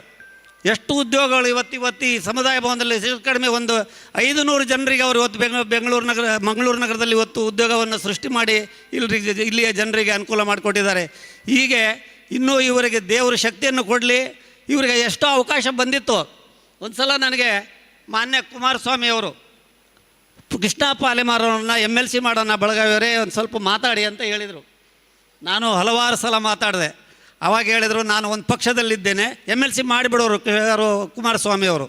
ಬಟ್ ಇವರು ಹೇಳಿದರು ನಾನು ಒಂದು ಪಕ್ಷದಲ್ಲಿದ್ದು ಎಲ್ಲ ಸವಲತ್ತುಗಳನ್ನು ಅನುಭವಿಸಿ ಬೇರೆ ಪಕ್ಷಕ್ಕೆ ಹೋಗೋಕೆ ನನಗೆ ಇಷ್ಟ ಇಲ್ಲ ಬೆಳಗಾವಿ ಅಂತ ಹೇಳಿದ್ದಕ್ಕೆ ಕುಮಾರಸ್ವಾಮಿ ಅವರು ಇಂಥ ವ್ಯಕ್ತಿನೂ ಇದ್ದಾರೆ, ಇಂಥ ವ್ಯಕ್ತಿ ನನಗೆ ಸೌತ್ ಕೆನರಾದಲ್ಲಿ ಸಿಕ್ಕಿದ್ರೆ ಇವತ್ತು ಸೌತ್ ಕೆನರಾವನ್ನು ನಾವು ಕ್ಯಾಪ್ಚರ್ ಮಾಡಬಾರ್ದು ಅಂತೇಳಿ ಕುಮಾರಸ್ವಾಮಿ ಅವರು ಮನಸ್ಸಿನಲ್ಲಿತ್ತು.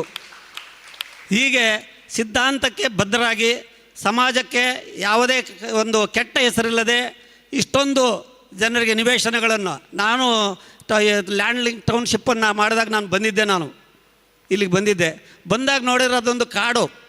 ಸರ್ ಹೆಂಗೆ ಇದನ್ನು ಮಾಡ್ತೀರಿ ಅಂದರೆ, ಅದು 3 ಲಕ್ಷ ರೂಪಾಯಿಗೆ ಒಂದು ಮನೆಯನ್ನು ಮಾಡಿದ್ರು ಅವ್ರು. 3 ಲಕ್ಷ 3.5 ಲಕ್ಷ ಅಷ್ಟೇ. ಎಷ್ಟು? 1,70,000. ಅಲ್ಲಿ ಜಾಗನೂ ಸಿಗ್ತಿರ್ಲಿಲ್ಲ. ಅದನ್ನು ಲೇಔಟನ್ನು ಸರಿಯಾದ ಇದೇನು ಲೇಔಟನ್ನು ರೆಡಿ ಮಾಡಲಿಕ್ಕೆ ಹೆಚ್ಚು ಕಡಿಮೆ ಲಕ್ಷಾಂತರ ರೂಪಾಯಿದ್ದು ಅವರಿಗೆ ಖರ್ಚಾಯಿತು. ಆದರೂ ಸಹ ಅವರು ಎದೆಗುಂದದೆ ಜನರಿಗೆ ಅದೊಂದು ಲೇಔಟನ್ನು ಮಾಡಲೇಬೇಕು, ಇದು ಕೊನೆವರೆಗೂ ಇರಲೇಬೇಕು ಅಂತ ಹೇಳಿ ಆ ಒಂದು ಲ್ಯಾಂಡ್ ಲಿಂಕ್ ಟೌನ್ಶಿಪ್ಪನ್ನು ಮಾಡಿದರೆ ಇವತ್ತು ನೋಡಿದರೆ ಆ ಲ್ಯಾಂಡ್ ಲಿಂಕ್ ಟೌನ್ಶಿಪ್ಪು ಮಂಗಳೂರು ನಗರದ ಇವತ್ತು ಹೃದಯದಲ್ಲಿ ಬಂದಾಗಿದೆ. ಅದು ಇವತ್ತು ಅಲ್ಲಿ 2 ಲಕ್ಷ 3 ಲಕ್ಷ ತಗೊಂಡಂಥ ಮನೆಗಳು ಇವತ್ತು 40, 45, 50 ಲಕ್ಷಗಳಿಗೆ ಮಾರಾಟ ಆಗ್ತಾವನ್ನು ಕೇಳಿ ನನಗೆ ಭಾಳ ಸಂತೋಷವಾಯಿತು. ಯಾಕಂದರೆ ಅಲ್ಲಿ ಜನ ಅವತ್ತು ಕಷ್ಟಪಟ್ಟು ಅಲ್ಲಿ ಹೋಗಿ ಒಂದು ನಿವೇಶನ ಪಡೆದಿದ್ದಕ್ಕೆ, ಮನೆಯನ್ನು ಪಡೆದಿದ್ದಕ್ಕೆ ಇವತ್ತು 50 ಲಕ್ಷ 60 ಲಕ್ಷ ಸಂಪಾದನೆ ಅವರಿಗೆ ಆಗಿದೆ. ಹಾಗೆ ಈ ಒಂದು ಸಂದರ್ಭದಲ್ಲಿ ಜಯಕೃಷ್ಣ ಪಾಲೇಮಾರ್ ಇವರನ್ನು ಇನ್ನೂ MLA ಆಗಬೇಕು, ಮಂತ್ರಿ ಆಗಬೇಕು, ಮುಖ್ಯಮಂತ್ರಿ ಆಗಬೇಕು ಅಂತ ಆಸೆ ನನಗಿದೆ. ಯಾಕೆಂದರೆ ನಾವು ಇವರಂಥ ವ್ಯಕ್ತಿಗಳನ್ನು ಬೆಂಗಳೂರು ನಗರದಲ್ಲಿ ನೋಡೋಕ್ಕೆ ಸಾಧ್ಯ ಆಗಿಲ್ಲ. ಅಲ್ಲಿದ್ದಾರೆ, ನಮಗೆ ಬೇಕಾದಷ್ಟು ಶಾಸಕರು, MLCಗಳು, MLAಗಳಿದ್ದಾರೆ, ಅವ್ರನ್ನ ಹೋಗಿ ಕಾಣೋದೇ ಕಷ್ಟ. ಆದರೆ ಪಾಲೇಮಾರ್ನವ್ರನ್ನ ಯಾರು ಬೇಕಾದರೂ ಎಷ್ಟೊತ್ತಾಗ ಬೇಕಾದರೂ ಕಾಣ್ಬೋದು. ಹೀಗೆ ನನ್ನಂತೆ ಹಲವಾರು ಜನರು ಇವತ್ತು ಇವರ ಸಾನ್ನಿಧ್ಯದಲ್ಲಿ ಸ್ನೇಹವನ್ನು ಬೆಳೆಸಿ ಅವರ ಜೀವನವನ್ನು ಸುಖಮಯ ಮಾಡಿಕೊಂಡಿದ್ದಾರೆ. ಬೇಕಾದಷ್ಟು ಜನ ಇದ್ದಾರೆ. ನನಗೆ ಉದಾಹರಣೆಗಳನ್ನು ಹೇಳಬೇಕಂದ್ರೆ ನನಗೆ ಸಾಕಷ್ಟು ಜನ ಬೆಂಗಳೂರಿನಲ್ಲಿ ಇದ್ದಾರೆ, ಇಲ್ಲಿ ಇದ್ದಾರೆ. ಏನಾದರೂ ಒಂದು ಸಮಸ್ಯೆ, ಒಂದು ಪ್ರಾಪರ್ಟಿ ಬಗ್ಗೆ ಏನಾದರೂ ಒಂದು ಸಣ್ಣ ಸಮಸ್ಯೆ ಇದ್ದರೆ ಪಾಲೇಮಾರ್ ಹತ್ರ ಹೋದ್ರೆ ಅದಕ್ಕೊಂದು ಪರಿಹಾರ ಸಿಗುತ್ತೆ ಅನ್ನೋ ಒಂದು ಅಭಿಪ್ರಾಯ ಎಲ್ಲರಲ್ಲಿ ಇದೆ. ಇವನ್ ಬೆಂಗಳೂರಿನಲ್ಲಿ ನನ್ನ ಹತ್ರ ಬಂದವರಿಗೆ ನಾನು ಹೇಳ್ತಾ ಇರ್ತೇನೆ ಪಾಲೆಮಾರ್ ಸಾಹೇಬ್ರಿಗೆ ಒಂದು ಸಲ ಭೇಟಿಯಾಗಿ ಅಂತ. ಬಟ್ ಈಗ ಅವ್ರಿಗೆ ಆಗ್ತಾಯಿಲ್ಲ, ಅವ್ರು ನನ್ನ ಕಡೆ ಕಳಿಸ್ತಾರೆ, ನನಗೂ ಆಗ್ತಾಯಿಲ್ಲ, ನನಗೂ ವಯಸ್ಸಾಯಿತು, ನಾನು ಮಾಡ್ತಾಯಿಲ್ಲ. ನಾವು ಆದ್ದರಿಂದ ಪಾಲೆಮಾರಿಗೆ ದೇವರು ಆಯುಷ್ಯ ಆರೋಗ್ಯ ಎಲ್ಲವನ್ನು ಕೊಡಲಿ ಅಂತ ಹೇಳಿ ಮತ್ತೆ ನನಗಿಲ್ಲಿ 4 ಮಾತು ಮಾಡಲಿಕ್ಕೆ ಅವಕಾಶ ಕೊಟ್ಟಂಥ ತಮ್ಮೆಲ್ಲರಿಗೆ ವಂದಿಸಿ ನನ್ನ ಮಾತು ಮುಗಿಸ್ತೇನೆ. ಜೈ ಹಿಂದ್, ಜೈ ಕರ್ನಾಟಕ. ಧನ್ಯವಾದಗಳು. ಬಂಧುಗಳೇ, ಇಂದಿನ ಕಾರ್ಯಕ್ರಮದ ಪ್ರಧಾನ ಹಂತ ಅಧ್ಯಕ್ಷರ ಭಾಷಣ.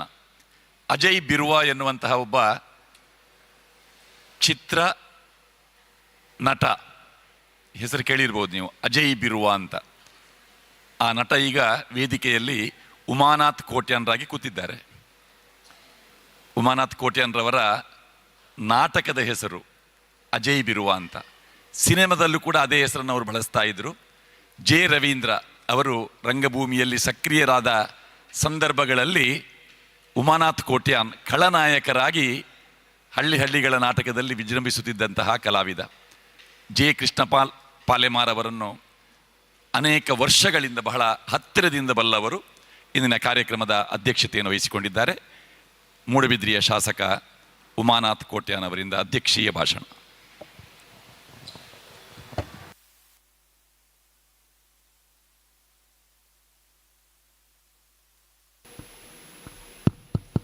ಎಲ್ಲರಿಗೂ ನಮಸ್ಕಾರ. ತಾಯಿ ದುರ್ಗಾಮಾತೆಗೆ ಸಾಷ್ಟಾಂಗ ಪ್ರಣಾಮಗಳನ್ನು ಮಾಡುತ್ತಾ, ಮಲ್ಲಿಕಾರ್ಜುನ ದೇವರಿಗೆ ನಮಸ್ಕರಿಸುತ್ತಾ, ಪರಮ ಪೂಜ್ಯ ಶ್ರೀ ಶ್ರೀ ನರೇಂದ್ರನಾಥ ಯೋಗೇಶ್ವರೇಶ್ವರ ಸ್ವಾಮಿಗಳ ಸ್ಮರಣೆಯನ್ನು ಮನಸಾರೆ ಮಾಡುತ್ತಾ, ನನ್ನ ಮಾರ್ಗದರ್ಶಕರು ಕರ್ನಾಟಕ ಸರ್ಕಾರದ ಮಾಜಿ ಸಚಿವರಾದಂಥ ಕೃಷ್ಣ ಪಾಲೆಮಾರ್ ಅವರ ನೇತೃತ್ವದಲ್ಲಿ ಇವತ್ತು ಈ ಒಂದು ಚಾಲನಾ ಕಾರ್ಯಕ್ರಮದ ವೇದಿಕೆಯಲ್ಲಿ ನಮಗೆಲ್ಲರಿಗೆ ಆಶೀರ್ವಚನದ ಮಾರ್ಗದರ್ಶನ ನೀಡಿ ಕಾರ್ಯಕ್ರಮಕ್ಕೆ ಚಾಲನೆಯನ್ನು ಕೊಟ್ಟಂಥ ಪರಮ ಪೂಜ್ಯ ಶ್ರೀ ಶ್ರೀ ನರೇಂದ್ರನಾಥ ಯೋಗೇಶ್ವರೇಶ್ವರ ಸ್ವಾಮೀಜಿಯವರ ಪಾದಕಮಲಗಳಿಗೆ ನಮಸ್ಕರಿಸುತ್ತಾ, ಮಾತೆ ಶಕುಂತಲಾ ಸುರೇಂದ್ರನಾಥ್ ಇವರ ಪಾದಕಮಲಗಳಿಗೆ ನಮಸ್ಕರಿಸುತ್ತಾ, ಹಾಗೆಯೇ ಮಾಣಿಲ ಸ್ವಾಮಿಯಾದ ಮಹಾನ್ ಶ್ರೀ ಮೋಹನ್ ದಾಸ್ ಸ್ವಾಮೀಜಿಯವರ ಪಾದಕಮಲಗಳಿಗೆ ನಮಸ್ಕರಿಸುತ್ತಾ, ಹಾಗೆಯೇ ವೇದಿಕೆಯಲ್ಲಿರುವಂಥ ಯೋಗೀಶಣ್ಣ ಹಾಗೂ ಮುಂಭಾಗದಲ್ಲಿರುವಂಥ ಎಲ್ಲ ಆದರಣೀಯರಿಗೆ ಕೈ ಮುಗಿದು ನಮಸ್ಕರಿಸುತ್ತಾ, ಬಹುಶಃ ತುಂಬ ಜನ ಬೇರೆ ಬೇರೆ ವಿಚಾರಗಳನ್ನು ಇಲ್ಲಿ ಮಾತಾಡಿದ್ದಾರೆ. ಸ್ವಾಮೀಜಿಯವರು ಆಶೀರ್ವಚನದ ಮಾರ್ಗದರ್ಶನ ಮಾಡಿದ್ದಾರೆ. ನಾಳೆ ನಡೆಯತಕ್ಕಂತಹ 4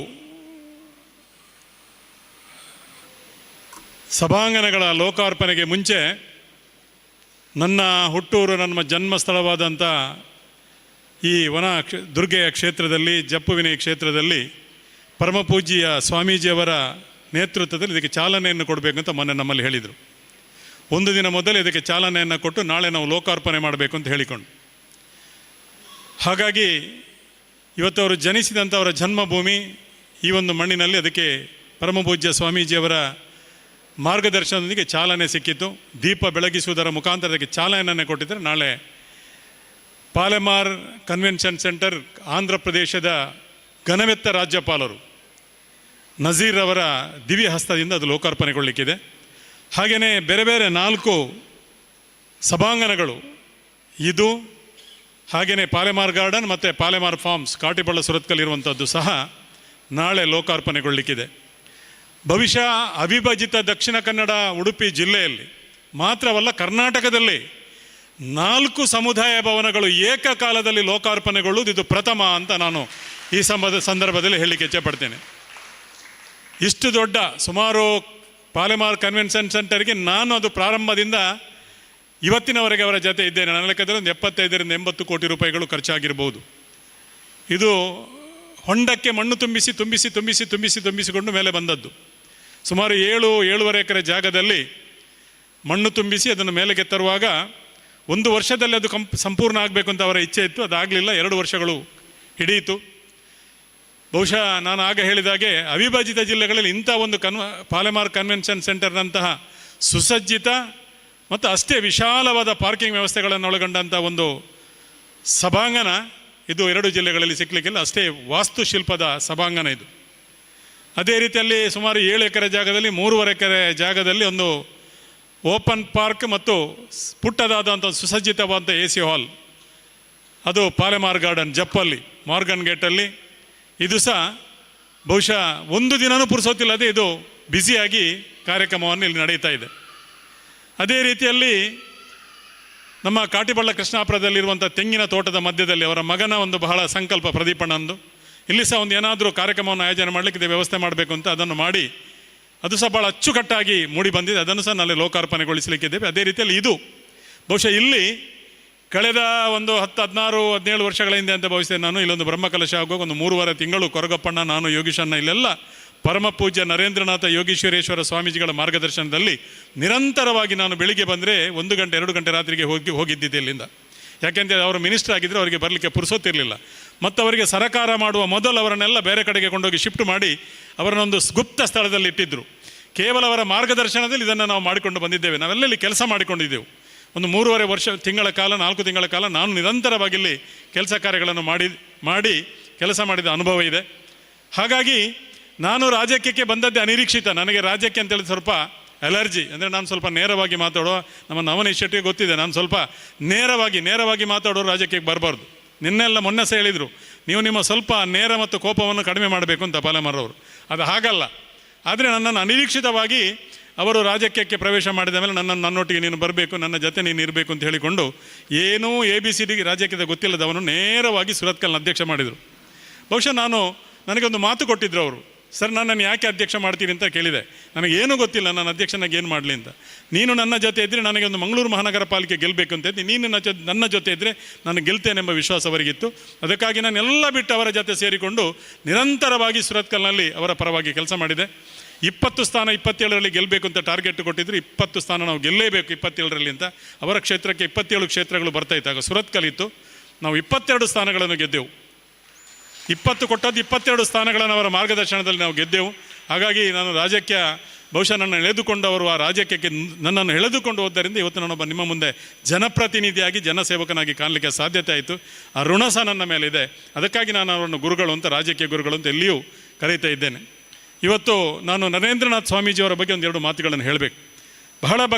ನನಗೆ ಬಹಳ ಭಕ್ತಿ ಮತ್ತು ಅವರ ಮೇಲೆ ಬಹಳ ನಂಬಿಕೆ ಇದ್ದಂಥ ಒಂದು ಪರಮ ಪೂಜ್ಯ ಸ್ವಾಮೀಜಿಗಳು. ಆರೋಗ್ಯ ಸ್ವಲ್ಪ ಕೈ ಕೊಟ್ಟಾಗ ನಾನು ಅವರ ಮನೆಗೆ ಅಲ್ಲಿ ಮಠಕ್ಕೆ ಹೋದೆ. ನನ್ನನ್ನು ನಾಳೆ ಬೆಳಿಗ್ಗೆ ನೀನು ಬಾ, ನಿನಗೆ 8:30 ಗಂಟೆಗೆ ಸರಿಯಾಗಿ ಬಾ, ನಿನಗೊಂದು ಪ್ರಸಾದ ಕೊಡ್ತೇನೆ, ಆರೋಗ್ಯ ಎಲ್ಲ ಸರಿ ಹೋಗ್ತದೆ ಅಂತ ನನ್ನನ್ನು ಕರೆದರು. ಮರುದಿವಸ ಬಹುಶಃ ಸಂಪತ್ತನ್ನು ಇಲ್ಲಿದ್ದರು, ಸಂಪತ್ತನ್ನೇ ನನ್ನನ್ನು ಕರ್ಕೊಂಡು ಹೋದದ್ದು ಅಂತ ನಾನು ಭಾವಿಸ್ತೇನೆ. ನಾನು ಮರುದಿವಸ ಬೆಳಿಗ್ಗೆ 8:15 ಹೋದೆ. ಎಲ್ಲ ಪೂಜೆ ಅವರ ಪ್ರಾರ್ಥನೆ ಆದಮೇಲೆ ನನಗೊಂದು ಪ್ರಸಾದವನ್ನು ಕೊಟ್ಟು ಬಾ ದೇವಸ್ಥಾನ ನೋಡುವಂತ. ಇಡೀ ದೇವಸ್ಥಾನವನ್ನು ಅವರೇ ನನ್ನ ಜೊತೆ ಬಂದು ಅಷ್ಟು ಮೆಟ್ಟಲುಗಳನ್ನು ಹತ್ತಿಕೊಂಡು ಹೋಗಿ, ಆಗ ಲಿಫ್ಟ್ ಎಲ್ಲ ಆಪರೇಟ್ ಆಗಲಿಲ್ಲ, ಇಡೀ ದೇವಸ್ಥಾನವನ್ನು ನನಗೆ ಸುತ್ತರಿದು ಸಾಧಾರಣ 2 ಗಂಟೆ ಆ ದೇವಸ್ಥಾನವನ್ನು ನನಗೆ ತೋರಿಸಿದರು. ಅವತ್ತೇ ಸಂಜೆ ಇನ್ನೊಬ್ಬರು ಪೊಲೀಸ್ ಕಮಿಷನರ್ ಅಲ್ಲಿಗೆ ಹೋದರು, ಅವರಿಗೆ ಸಹ ದೇವಸ್ಥಾನವನ್ನು ತೋರಿಸಿದರು. ಅವತ್ತೇ ರಾತ್ರಿ ಅವರು ಅಸೌಖ್ಯದಿಂದ ಮರುದಿವಸವೋ ಎಷ್ಟೋ ದಿನ ಅವರು ಪಾಪ ಈ ಲೋಕವನ್ನು ತ್ಯಜಿಸಿರು ಅಂತ ಹೇಳಿದಾಗ ನನಗೆ ಇವತ್ತು ಹೇಳಲಿಕ್ಕೆ ಬಹಳ ದುಃಖ ಆಗ್ತದೆ. ನನಗೆ ಪ್ರಸಾದವನ್ನು ಕೊಟ್ಟಿದ್ದರು ಒಂದೇ ದಿನ. ಹಾಗಾಗಿ ಇವತ್ತು ನಾನು ಅವರನ್ನು ನನ್ನ ಮನಸ್ಸಿನಲ್ಲಿ ಸ್ಮರಿಸ್ತೇನೆ. ದಿನಾ ನಾನು ನನ್ನ ದೇವರ ಕೋಣೆಯಲ್ಲಿ ದೀಪ ಇಡುವಾಗ ಅವರನ್ನು ಮತ್ತು ಆ ಮಠವನ್ನು ಸ್ಮರಿಸಿ ನಾನು ಕೈ ಮುಗಿತಾ ಇದ್ದೇನೆ ಇವತ್ತು ಸಹ. ಹಾಗಾಗಿ ಅಂಥ ಪರಮಪೂಜ್ಯ ಸ್ವಾಮೀಜಿಯವರ ಮಾತಾಜಿಯವರ ಧರ್ಮಪತ್ನಿಯವರು, ಅವರ ಸುಪುತ್ರ, ಅವರ ಮಾರ್ಗದರ್ಶನದಲ್ಲಿ ಇವತ್ತು ಮಠ ನಡೀತಾ ಇದೆ. ಹಾಗೆಯೇ ಇವತ್ತು ಪಾಲೆಮಾರವರು ಬಗ್ಗೆ ನಾನು 1-2 ಮಾತುಗಳನ್ನು ಹೇಳಬೇಕಾದ್ರೆ ತಡ ಆಗಿದೆ, ಆದರೆ ನಾನು ಹೇಳಲೇಬೇಕು. ಯಾಕೆಂತ ಹೇಳಿದರೆ ಅವರಿಗೆ ಹೇಳಲಿಕ್ಕೆ ಆಗೋದಿಲ್ಲ. ನನ್ನಂಥವರು, ಬೆಳಗಾವಿ ಅಂಥವರು ನಾವೆಲ್ಲ ಹೇಳಬೇಕು. ಯಾಕೆಂತ ಹೇಳಿದರೆ ಪ್ರತಿಯೊಬ್ಬರು ಮಾಡೋದು ಯಾರಿಗೆ ಅಂತ ಕೇಳಿದರೆ ಹೆಂಡತಿಗೆ ಮತ್ತು ಮಕ್ಕಳಿಗೆ. ಆಸ್ತಿ ಸಂಪಾದನೆ, ದುಡ್ಡು ಸಂಪಾದನೆ ಮಾಡೋದು ಯಾರಿಗೆ ಅಂತ ಕೇಳಿದರೆ ಹೆಂಡತಿಗೆ ಮತ್ತು ಮಕ್ಕಳಿಗೆ, ತಪ್ಪಿದರೆ ಕುಟುಂಬಕ್ಕೆ ಮತ್ತು ಸಂಸಾರಕ್ಕೆ.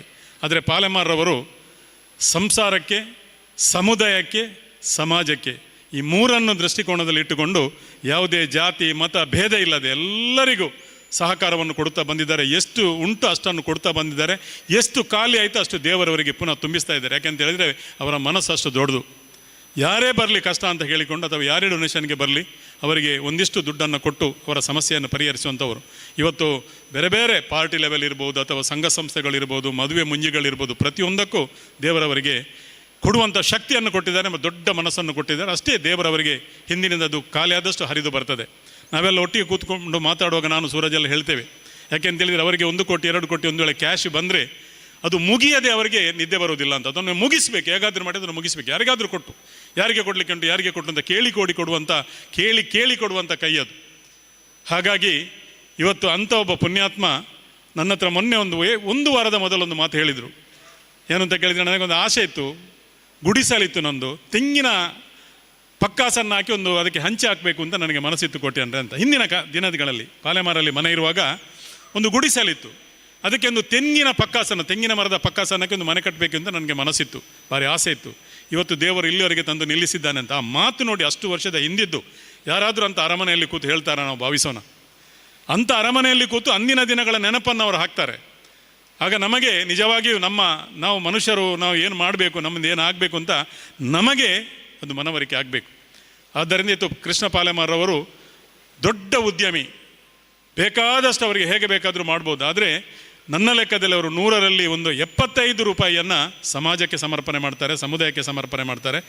ಒಂದು 25 ರೂಪಾಯಿಯನ್ನು ಅವರು ಇಟ್ಕೊಳ್ತಾರೆ ಅಂತ ನಾನು ಭಾವಿಸ್ತೇನೆ. ಯಾಕೆಂದರೆ ನಾನೊಂದು 20 ವರ್ಷದಿಂದ ಹೆಚ್ಚು ಕಡಿಮೆ ಅವರ ಜೊತೆ ನಾನು ಇದ್ದೇನೆ. ಆದರೆ ನೀವು ಎನಿಸ್ಬೋದು, ಯಾವತ್ತೂ ನಾವು ಪಾಲೆಮಾರವರ ದುಡ್ಡಿಗಾಗಿ ಅವರ ಜೊತೆ ನಾನು ಎಷ್ಟು ಕೇಳಿದರೂ ಅವರು ನನಗೆ ಕೊಡ್ಬೋದು. ಇವತ್ತಿನವರೆಗೆ ನಾನು ಹೇಳಬೇಕು, ಪ್ರಪ್ರಥಮ ಬಾರಿಗೆ ನಳಿನ್ ಕುಮಾರ್ ಕಟೀಲ್ ಅವರು ಚುನಾವಣೆಗೆ ನಿಲ್ಲುವಾಗ ದುಡ್ಡಿರಲಿಲ್ಲ. ಕೊರಗಪ್ಪಣ್ಣ ನಿಮಗೆ ಗೊತ್ತಿದೆ, ದುಡ್ಡು ಇರಲಿಲ್ಲ. ನಳಿನ್ ಕುಮಾರ್ ಕಟೀಲ್ ಹತ್ರ ದುಡ್ಡು ಇರಲಿಲ್ಲ. 10,000 30,000 ಬೂತಿಗೆ ಕೊಡಬೇಕು, 10,000 ಮಾತ್ರ ಈ ಸಲ ದುಡ್ಡಿಲ್ಲ ಅಂತ ಹೇಳಿದರು. ಇವರು ನನ್ನನ್ನು ಕರೆದು ಹೇಳಿದರು, ಕೋಟಿ ಅಂದರೆ ನಮ್ಮ ಕ್ಷೇತ್ರದಲ್ಲಿ ಎಲ್ಲಿಯೂ ದುಡ್ಡು ಕಮ್ಮಿ ಆಗಬಾರ್ದು, 30,000 ಸಹ ಕೊಡಬೇಕು ಅಂತ ನನ್ನ ಹತ್ರ 5 ಲಕ್ಷ ರೂಪಾಯಿಯನ್ನು ಕೊಟ್ಟರು. ದೇವಪ್ಪರನ್ನು ಕರೆದಿ ಅದರಲ್ಲಿ 50,000 ಒಬ್ಬ ಗುರುಪುರದವರಿಗೆ ಕೊಡಬೇಕು, 4,500 ಇನ್ನು ಕಮ್ಮಿ ಆದರೆ ಕೇಳಬೇಕು ಅಂತ ನನ್ನ ಹತ್ರ 5 ಲಕ್ಷ ಕೊಟ್ಟರು. ನಮ್ಮ ಕ್ಷೇತ್ರದಲ್ಲಿ ಕಮ್ಮಿಯೇ ಆಗಬಾರ್ದು, ನೀವು ಕೊಡಬೇಕು ಅಂತ. ನಾನೇನು ಮಾಡಿದೆ ಅಂತ ಹೇಳಿದರೆ, ಮೋಹನ ಭಂಡಾರಿ ಆಗರ ಜಿಲ್ಲೆಯ ಅಧ್ಯಕ್ಷರು, ನಾನು ಎಷ್ಟು ಪ್ರಯತ್ನ ಪಟ್ಟಾದರೂ ಅಲ್ಲಿಂದಲೇ 30,000 ತಂದೆ. ನನಗೆ ದುಡ್ಡಿಲ್ಲ, ಕೊಡಲೇಬೇಕು ಅಂತ ಎಳೆದು ತಂದು ನಮ್ಮ ಕ್ಷೇತ್ರಕ್ಕೆ 30,000 ಹಂಚಿದೆ. ಈ ಕೊಟ್ಟಂಥ 4 ಲಕ್ಷ ಉಳಿದದ್ದನ್ನು ಭಾರತೀಯ ಜನತಾ ಪಾರ್ಟಿ ಆಗ ಉತ್ತರ ಕ್ಷೇತ್ರ ಆಗಿದೆ, ಸುರತ್ಕಲ್ ಹೋಗಿ ನಗರ ಉತ್ತರ ಆಗಿತ್ತು, ನನ್ನ ಹೆಸರಲ್ಲಿ, ಪ್ರಧಾನ ಕಾರ್ಯದರ್ಶಿಗಳ ಹೆಸರಲ್ಲಿ, ಕೋಶಾಧಿಕಾರಿ ಹೆಸರುಗಳಲ್ಲಿ ಕಾವರು ಸೊಸೈಟಿ ಬ್ಯಾಂಕಲ್ಲಿ ಡೆಪಾಸಿಟ್ ಇಟ್ಟು ಅದರ ರಿಸಿಟನ್ನು ಚುನಾವಣೆ ಮುಗಿದ ಮೇಲೆ ಕೊಂಡೋಗಿ ಕೊಟ್ಟೆ. ಸರಿ, ನೀವು ಕೊಟ್ಟ ದುಡ್ಡು ಹಾಳಾಗಲಿಲ್ಲ, ಪಾರ್ಟಿಯಲ್ಲಿ ಡಿಪಾಸಿಟ್ ಇದ್ದೇನೆ ಅಂತ ನನಗೆ ಬೈದರು. ನಿನಗೆ ತಲೆ ಸರಿ ಉಂಟ? ಕೊಟ್ಟ ದುಡ್ಡನ್ನು ನಾನು ಎಲ್ಲಿ ಹೋಯ್ತು, ಏನಾಯಿತು ಅಂತ ಕೇಳ್ತೇನೆ? ನೀನು ಸಹ ಇದು ನಿಮ್ಮ ಮನುಷ್ಯನ ಅಂತ ಕೇಳಿದ್ರು. ಆದರೆ ನಾನು ಅವರ ವಿಶ್ವಾಸವನ್ನು ಇವತ್ತು ಉಳಿಸಿಕೊಂಡಿದ್ದೀನಿ. ಇವತ್ತು ನಾನು ಎಷ್ಟು ಕೇಳಿದ್ರು ನನಗೆ ದುಡ್ಡು ಅವರು ಕೊಡ್ತಾರೆ. ಆದರೆ ಕೆಲವರು ಭಾವಿಸಿರ್ಬೋದು, ಪಾಲೆಮಾರರ ತುಂಬ ದುಡ್ಡನ್ನೆಲ್ಲ ಅವರು ತಗೊಳ್ತಾರೆ. ನಯಾ ಪೈಸಾ ನಾವು ಇವತ್ತಿಗೂ ಅವರ ಕೈಯಿಂದ ದುಡ್ಡು ತಗೊಳ್ಳಿಲ್ಲ. ಅವರ ಪಾರ್ಟಿಯಲ್ಲಿ ಅಧ್ಯಕ್ಷನಾಗಿ ಕೆಲಸ ಮಾಡುವಾಗ ಸಹ ನಾವು 750 ರೂಪಾಯಿ ತಿಂಗಳಿಗೆ ಖರ್ಚಿತ್ತು. ನಾನು 500 ರೂಪಾಯಿ ಸುಧೀರ್ ಶೆಟ್ಟಿ ಕಣ್ಣೂರು 250 ರೂಪಾಯಿ ಶೇರ್ ಮಾಡಿ ಅವರ ಹತ್ರ ಕೇಳದೆ ನಾವು ಖರ್ಚು ಮಾಡಿದವರು. ಆದರೆ ಅವರ ನಾವು ಅಭಿಮಾನ, ಅವರ ಮಾರ್ಗದರ್ಶನ, ಅವರ ಆಶೀರ್ವಾದವನ್ನು ನಾವು ಯಾವತ್ತೂ ಮರೆಯಲಿಕ್ಕಿಲ್ಲ. ಕೇಳಿದರೆ ಖಂಡಿತ ಎಷ್ಟು ದುಡ್ಡು ಕೊಟ್ಟರು. ಈ ಮಾತು ಯಾಕೆ ಹೇಳಿದ್ದೇನೆ ಅಂದರೆ, ಕೆಲವರಿಗೆ ಇರುವುದು ಪಾಲೆಮಾರೊಟ್ಟಿಗೆ ಇದ್ದಾನೆ ಕಂಡಾಪಟ್ಟೆ ದುಡ್ಡು ಅವರ ಕೈಯಿಂದ ತೆಕ್ಕೊಳ್ತಾರಂತೆ. ಇವತ್ತಿನವರೆಗೆ ಕೇಳಿದರೆ ಎಷ್ಟು ಬೇಕಾದರೆ ನಮಗೆ ಕೊಟ್ಟಾರಂಥ ವಿಶ್ವಾಸ ಇದೆ. ಆದರೆ ಅವರ ಪ್ರೀತಿ ಮತ್ತು ವಿಶ್ವಾಸಕ್ಕೆ ಮತ್ತು ಅವರ ಒಟ್ಟಿಗೆ ಜೊತೆಗೆ ನಾವು ಹೋದಾಗ ನಾವು ತುಂಬ ಕಲೀಲಿಕ್ಕೆ ಸಿಗ್ತದೆ. ತುಂಬ ಕಲೀಲಿಕ್ಕೆ, ನನ್ನಂಥ ರಾಜಕಾರಣಿಗೆ ತುಂಬ ಕಲೀಲಿಕ್ಕೆ ಸಿಗ್ತದೆ. ಅದಕ್ಕಾಗಿ ಅವರ ಜೊತೆ ನಾವು ಹೋಗ್ತೇವೆ. ಹಾಗಾಗಿ ಅವರು ಪೂಜ್ಯ ನಿತಿನ್ ಸ್ವಾಮೀಜಿ ಅವರೊಂದು ಮಾತು ಹೇಳಿದರು, ನೀನು ಇಲ್ಲಿ ಪ್ರಾರಂಭಿಸಿದ್ದಿ, ಇಲ್ಲಿಂದಲೇ ನೀನು ಮೇಲೆ ಹೇಳ್ತಿ ಅಂತ ಮೇಲೆ ಎದ್ದಿದ್ದಾರೆ ಅವರು. ಇನ್ನಷ್ಟು ಮೇಲಕ್ಕೆ ಎತ್ತರಕ್ಕೆ ಹೋಗಬೇಕು, ಇನ್ನಷ್ಟು ಅವರಿಂದ ಜನರಿಗೆ, ಸಮುದಾಯಕ್ಕೆ, ಸಮಾಜಕ್ಕೆ, ಸಂಸಾರಕ್ಕೆ ಇನ್ನಷ್ಟು ಅವರಿಂದ ಸಹಕಾರಗಳು ಸಿಗಬೇಕು. ದೇವರವರಿಗೆ ಆಯುಷ್ಯ ಮತ್ತು ಆರೋಗ್ಯವನ್ನು ಕೊಡಬೇಕು. ಇನ್ನಷ್ಟು ಕೆಲಸ ಮಾಡಲಿಕ್ಕೆ ನಾನು ಬೇಡುವುದಿಷ್ಟೇ, ದೇವರವರಿಗೆ ಆಯುಷ್ಯ ಆರೋಗ್ಯವನ್ನು ಕೊಡಲಿ, ಇನ್ನಷ್ಟು ಅವರು ಬೆಳೆಯಲಿ, ನಮ್ಮಂಥವ್ರನ್ನು ಬೆಳೆಸಲಿ ಅಂತ ಹೇಳುತ್ತಾ ಈ ಅಧ್ಯಕ್ಷೀಯ ಭಾಷಣಕ್ಕೆ ಚುಕ್ಕೆ ಇಡ್ತೇನೆ. ನಮಸ್ಕಾರ.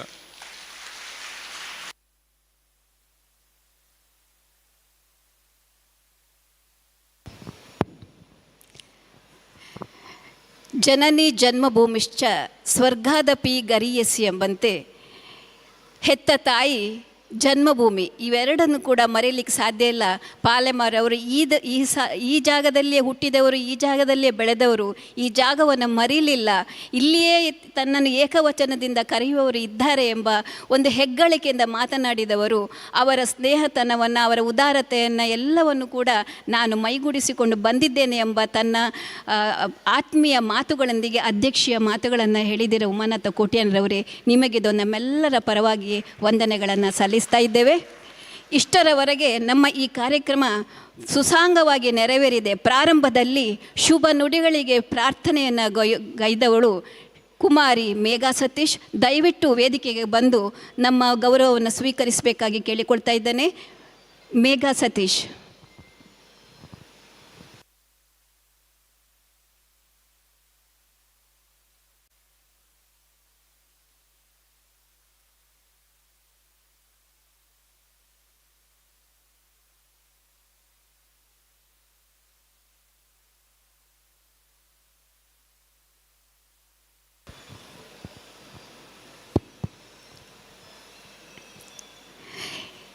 ಈ ಕಾರ್ಯಕ್ರಮದಲ್ಲಿ ನಮ್ಮೊಂದಿಗೆ ಪೂಜ್ಯ ಶ್ರೀ ಮೋಹನ್ದಾಸ್ ಪರಮಹಂಸ ಸ್ವಾಮೀಜಿಯವರು ಇಷ್ಟರವರೆಗೆ ನಮ್ಮೊಂದಿಗೆ ಇದ್ದುಕೊಂಡು ನಮ್ಮನ್ನು ಆಶೀರ್ವದಿಸಿದ್ದಾರೆ. ಅವರಿಗೆ ಸ್ಮರಣಿಕೆಯನ್ನು ಕೊಟ್ಟು ಗೌರವಿಸ್ತಾ ಇದ್ದೇವೆ ಈ ಹೊತ್ತಿನಲ್ಲಿ.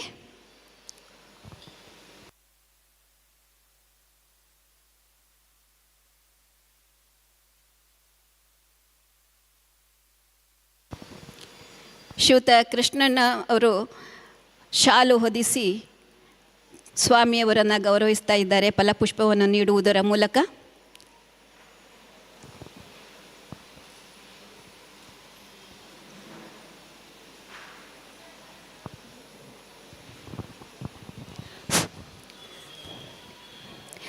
ಗುರುವೆಂದರೆ ಅದ್ಭುತ ಶಕ್ತಿ, ಗುರುವೆಂದರೆ ಜ್ಞಾನದ ಬೆಳಕು, ಗುರುವೆಂದರೆ ಅರಿವಿನ ಆಗರ, ಅಜ್ಞಾನದ ಅಂಧಕಾರವ ತೊಲಗಿಸಿ ಸುಜ್ಞಾನದ ದೀಪವನ್ನು ಬೆಳಗಿಸಿ ಬೆಳಗಿಸಿದ ಗುರುವೃಂದದವರಿಗೂ ಕೂಡ ವಂದನೆಗಳನ್ನು ಈ ಹೊತ್ತಿನಲ್ಲಿ ಸಲ್ಲಿಸ್ತಾ ಇದ್ದೇವೆ.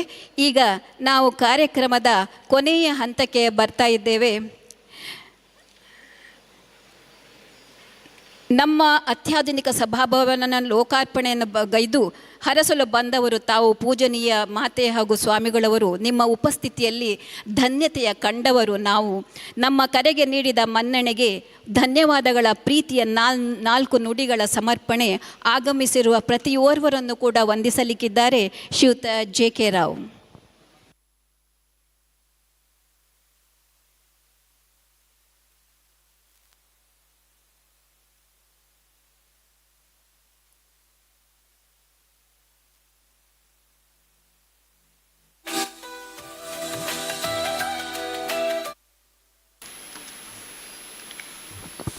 ಆತ್ಮೀಯ ಬಂಧುಗಳೇ, ಗುರುವನ ಶ್ರೀ ದುರ್ಗಾ ಕ್ಷೇತ್ರ ಕಡಕಾರ್ ಶ್ರೀ ಮಲ್ಲಿಕಾರ್ಜುನ ದೇಗುಲ ಸಮುಚ್ಚಯದಲ್ಲಿ 4 ಸುಸಜ್ಜಿತ ಅತ್ಯಾಧುನಿಕ ಸಭಾಂಗಣಗಳ ಲೋಕಾರ್ಪಣೆಯ ಚಾಲನೆ ಸಮಾರಂಭದಲ್ಲಿ ನೀವೆಲ್ಲರೂ ಭಾಗವಹಿಸಿದ್ದೀರ. ನಮ್ಮ ಕರೆಗೆ ಹೋಗೊಟ್ಟು ನಿಮಗೆಲ್ಲರಿಗೂ ನಾನು ಪ್ರಪ್ರಥಮವಾಗಿ ವಂದನೆಗಳನ್ನು ಸಲ್ಲಿಸ್ತೇನೆ.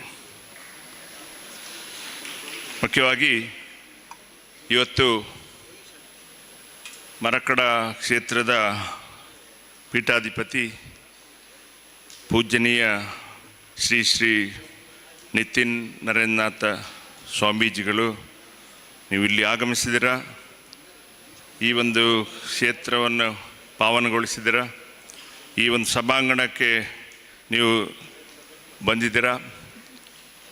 ಅದೇ ರೀತಿ ಮಾತೆ ಶಕುಂತಲಮ್ಮನವರು ಸಹ ಈ ಒಂದು ಕ್ಷೇತ್ರಕ್ಕೆ ಆಗಮಿಸಿ ನಮ್ಮನ್ನೆಲ್ಲರನ್ನು ಹರಿಸಿದ್ದಾರೆ. ನಮ್ಮ ಈ ಒಂದು ಸಭಾಭವನಕ್ಕೆ ಆಶೀರ್ವಾದವನ್ನು ನೀಡಿದ್ದೀರಾ. ನಿಮಗೆಲ್ಲರಿಗೂ ಗುರುವನ ದುರ್ಗಾ ಟ್ರಸ್ಟ್ ಮತ್ತು ಶ್ರೀ ಸೋಮನಾಥೇಶ್ವರ ಪ್ರತಿಷ್ಠಾನ ಇದರ ಪರವಾಗಿ ನಾನು ಧನ್ಯವಾದಗಳನ್ನು ಸಮರ್ಪಿಸ್ತೇನೆ. ಇನ್ನೋರ್ವ ಯತಿವರ್ಯರು ಮಾಣಿಲ ಕ್ಷೇತ್ರದ ರೂವಾರಿ ಶ್ರೀ ಶ್ರೀ ಮೋಹನ್ದಾಸ ಪರಮಹಂಸ ಸ್ವಾಮೀಜಿಗಳು ನಮ್ಮ ಕರೆಗೆ ಹೋಗೊಟ್ಟು ನೀವು ಬಂದಿದ್ದೀರಾ. ಇವತ್ತು ನಮ್ಮನ್ನು ಹರಿಸಿದ್ದೀರಾ, ಆಶೀರ್ವಚಿಸಿದ್ದೀರಾ. ನಿಮಗೂ ಕೂಡ ಕ್ಷೇತ್ರದ ಪರವಾಗಿ ನಾನು ಅನಂತ ಧನ್ಯವಾದಗಳನ್ನು ಸಮರ್ಪಿಸ್ತೇನೆ. ನಮ್ಮ ಆತ್ಮೀಯ ಮಿತ್ರ ಹಾಗೂ ಉಡುಪಿ ಮೂಡುಬಿದಿರೆ ಕ್ಷೇತ್ರದ ಮುಲ್ಕಿ ಕ್ಷೇತ್ರದ ಶಾಸಕರು ನಮ್ಮೊಂದಿಗಿದ್ದಾರೆ. ಶ್ರೀ ಉಮಾನಾಥ್ ಕೋಟ್ಯಾನ್ರು. ಇವರ ಬಗ್ಗೆ ಹೇಳಲಿಕ್ಕೆ ತುಂಬ ಇದೆ. ನಾನು ಈ ಸಮಯ ಅದನ್ನು ಉಚಿತ ಅಲ್ಲ ಹೇಳ್ತೇನೆ. ನೀವು ಯಾವಾಗಲೂ ನಮಗೆ ನಮ್ಮ ಜೊತೆಗಿದ್ದು ಮಾರ್ಗದರ್ಶನವನ್ನು ನೀಡಿದ್ದೀರ. ಇವತ್ತಿನ ಈ ಕಾರ್ಯಕ್ರಮದ ಅಧ್ಯಕ್ಷತೆಯನ್ನು ವಹಿಸಿದ್ದೀರ. ನಿಮಗೂ ಕೂಡ ನಾನು ನಮ್ಮ ಈ ಎಲ್ಲ ಸಭೆಯ ಪರವಾಗಿ ಅನಂತ ಧನ್ಯವಾದಗಳನ್ನು ಸಮರ್ಪಿಸ್ತೇನೆ. ಇನ್ನೋರ್ವ ಈ ಕ್ಷೇತ್ರದ ರೂವಾರಿ ನಮ್ಮೆಲ್ಲರ ಮಾರ್ಗದರ್ಶನ ನೀಡುವಂಥ ಓರ್ವ ಧೀಮಂತ ನಾಯಕ ಮಾಜಿ ಸಚಿವ ಶ್ರೀ ಜೆ ಕೃಷ್ಣ ಪಾಲೆಮಾರ್, ನಮ್ಮೆಲ್ಲರ ಅಣ್ಣ. ಈ ಒಂದು ಸಭೆಯ ಈ ಒಂದು ಸಭಾಭವನದ ಮುಖ್ಯ ರೂವಾರಿ ಮತ್ತು ಇನ್ನೂ 3 ಸಭಾಂಗಣಗಳಿವೆ. ಅವುಗಳ ಕೂಡ ನಿರ್ಮಾಣ ಮಾಡಿಸಿದಂಥ ನಾಳೆ ಅದರ ಲೋಕಾರ್ಪಣೆ ಆಗಲಿಕ್ಕಿದೆ. ತಾವುಗಳೆಲ್ಲರೂ ಬೆಳಿಗ್ಗೆ 8 ಗಂಟೆಯಿಂದ ಅಲ್ಲಿ ಇರಬೇಕಾಗಿ ನಾನು ನಿಮ್ಮಲ್ಲಿ ಕಳಕಳಿಯಿಂದ ಕೇಳಿಕೊಳ್ತಾ ಇದ್ದೇನೆ. ಕೃಷ್ಣಣ್ಣ, ನಿಮಗೆ ಕೂಡ ಧನ್ಯವಾದಗಳು. ಇನ್ನು ನಮ್ಮ ಕ್ಷೇತ್ರದ ಅಧ್ಯಕ್ಷ ನನ್ನ ಅಣ್ಣ ಶ್ರೀ ಯೋಗೇಶ್ ಕುಮಾರ್ ಜಪ್ಪು, ಈ ಒಂದು ಕ್ಷೇತ್ರದ ಅಭಿವೃದ್ಧಿಯಲ್ಲಿ ಅವರು ಕೂಡ ತಮ್ಮನ್ನು ತೊಡಗಿಸಿಕೊಂಡಿದ್ದಾರೆ. ನಿಮಗೂ ಕೂಡ ವಂದನೆಗಳು. ದೂರದಿಂದ ಬಂದಂಥ ನನ್ನ ಆತ್ಮೀಯ ಮಿತ್ರ ಶ್ರೀ ಬೆಳಗಾವಿಯವರು ಮತ್ತು ಅವರ ಧರ್ಮಪತ್ನಿ, ನಿಮಗಿಬ್ಬರಿಗೂ ವಂದಿಸ್ತೇನೆ. ಮತ್ತು ಎಲ್ಲ ನೀವು ನಮ್ಮ ಈ ಕಾರ್ಯಕ್ರಮದಲ್ಲಿ ಬಂದು ನಮ್ಮನ್ನು ಹರಿಸಿದ್ದೀರ, ನಿಮಗೆಲ್ಲರಿಗೂ ವಂದಿಸ್ತಾ ಮುಂದೆ ನಾಳೆ ನಡೆಯತಕ್ಕಂಥ ಈ ಒಂದು ಲೋಕಾರ್ಪಣೆಯ ಕಾರ್ಯಕ್ರಮದಲ್ಲಿ ತಾವುಗಳೆಲ್ಲರೂ ಬಂದು ನಮ್ಮ ಈ ಕಾರ್ಯಕ್ರಮವನ್ನು ಚೆಂದಗೊಳಿಸಬೇಕಾಗಿ ನಾನು ಆಶಿಸ್ತೇನೆ. ಅದೇ ರೀತಿ ಇವತ್ತಿನ ಈ ಕಾರ್ಯಕ್ರಮವನ್ನು ನಿರೂಪಣೆಗೈದಂಥ ನನ್ನ ಆತ್ಮೀಯ ಮಿತ್ರ ಶ್ರೀ ನವನೀತ್ ಶೆಟ್ಟಿ ಕದ್ರಿ, ಅದೇ ರೀತಿ ಶ್ರೀಮತಿ ಕಲ್ಪನಾ ವೆಂಕಟೇಶ್, ಇವರಿಬ್ಬರು ತುಂಬ ಸುಂದರವಾಗಿ ಈ ಒಂದು ಕಾರ್ಯಕ್ರಮವನ್ನು ನಿರೂಪಿಸಿದ್ದೀರಾ. ನಿಮಗೂ ಕೂಡ ವಂದಿಸ್ತಾ ನನ್ನ ಮಾತುಗಳು ಮುಗಿಸ್ತೀನಿ. ಜೈ ಹಿಂದ್. ಬಂಧುಗಳೇ, ಇಂದಿನ ಕಾರ್ಯಕ್ರಮದ ಭೋಜನದ ವ್ಯವಸ್ಥೆಯನ್ನು ಈ ಸಭಾಂಗಣದ ಕೆಳಭಾಗದಲ್ಲಿ ಮಾಡಲಾಗಿದೆ. ನಾಳೆ ಮತ್ತೊಮ್ಮೆ ನೆನಪಿಸ್ತಾ ಇದ್ದೇವೆ, ನಾಳೆ ಬೆಳಿಗ್ಗೆ 8:30 ಗಂಟೆಗೆ ಉಪಹಾರ ಪಾಲೆಮಾರ್ ಕನ್ವೆನ್ಷನ್ ಸೆಂಟರ್ನಲ್ಲಿ.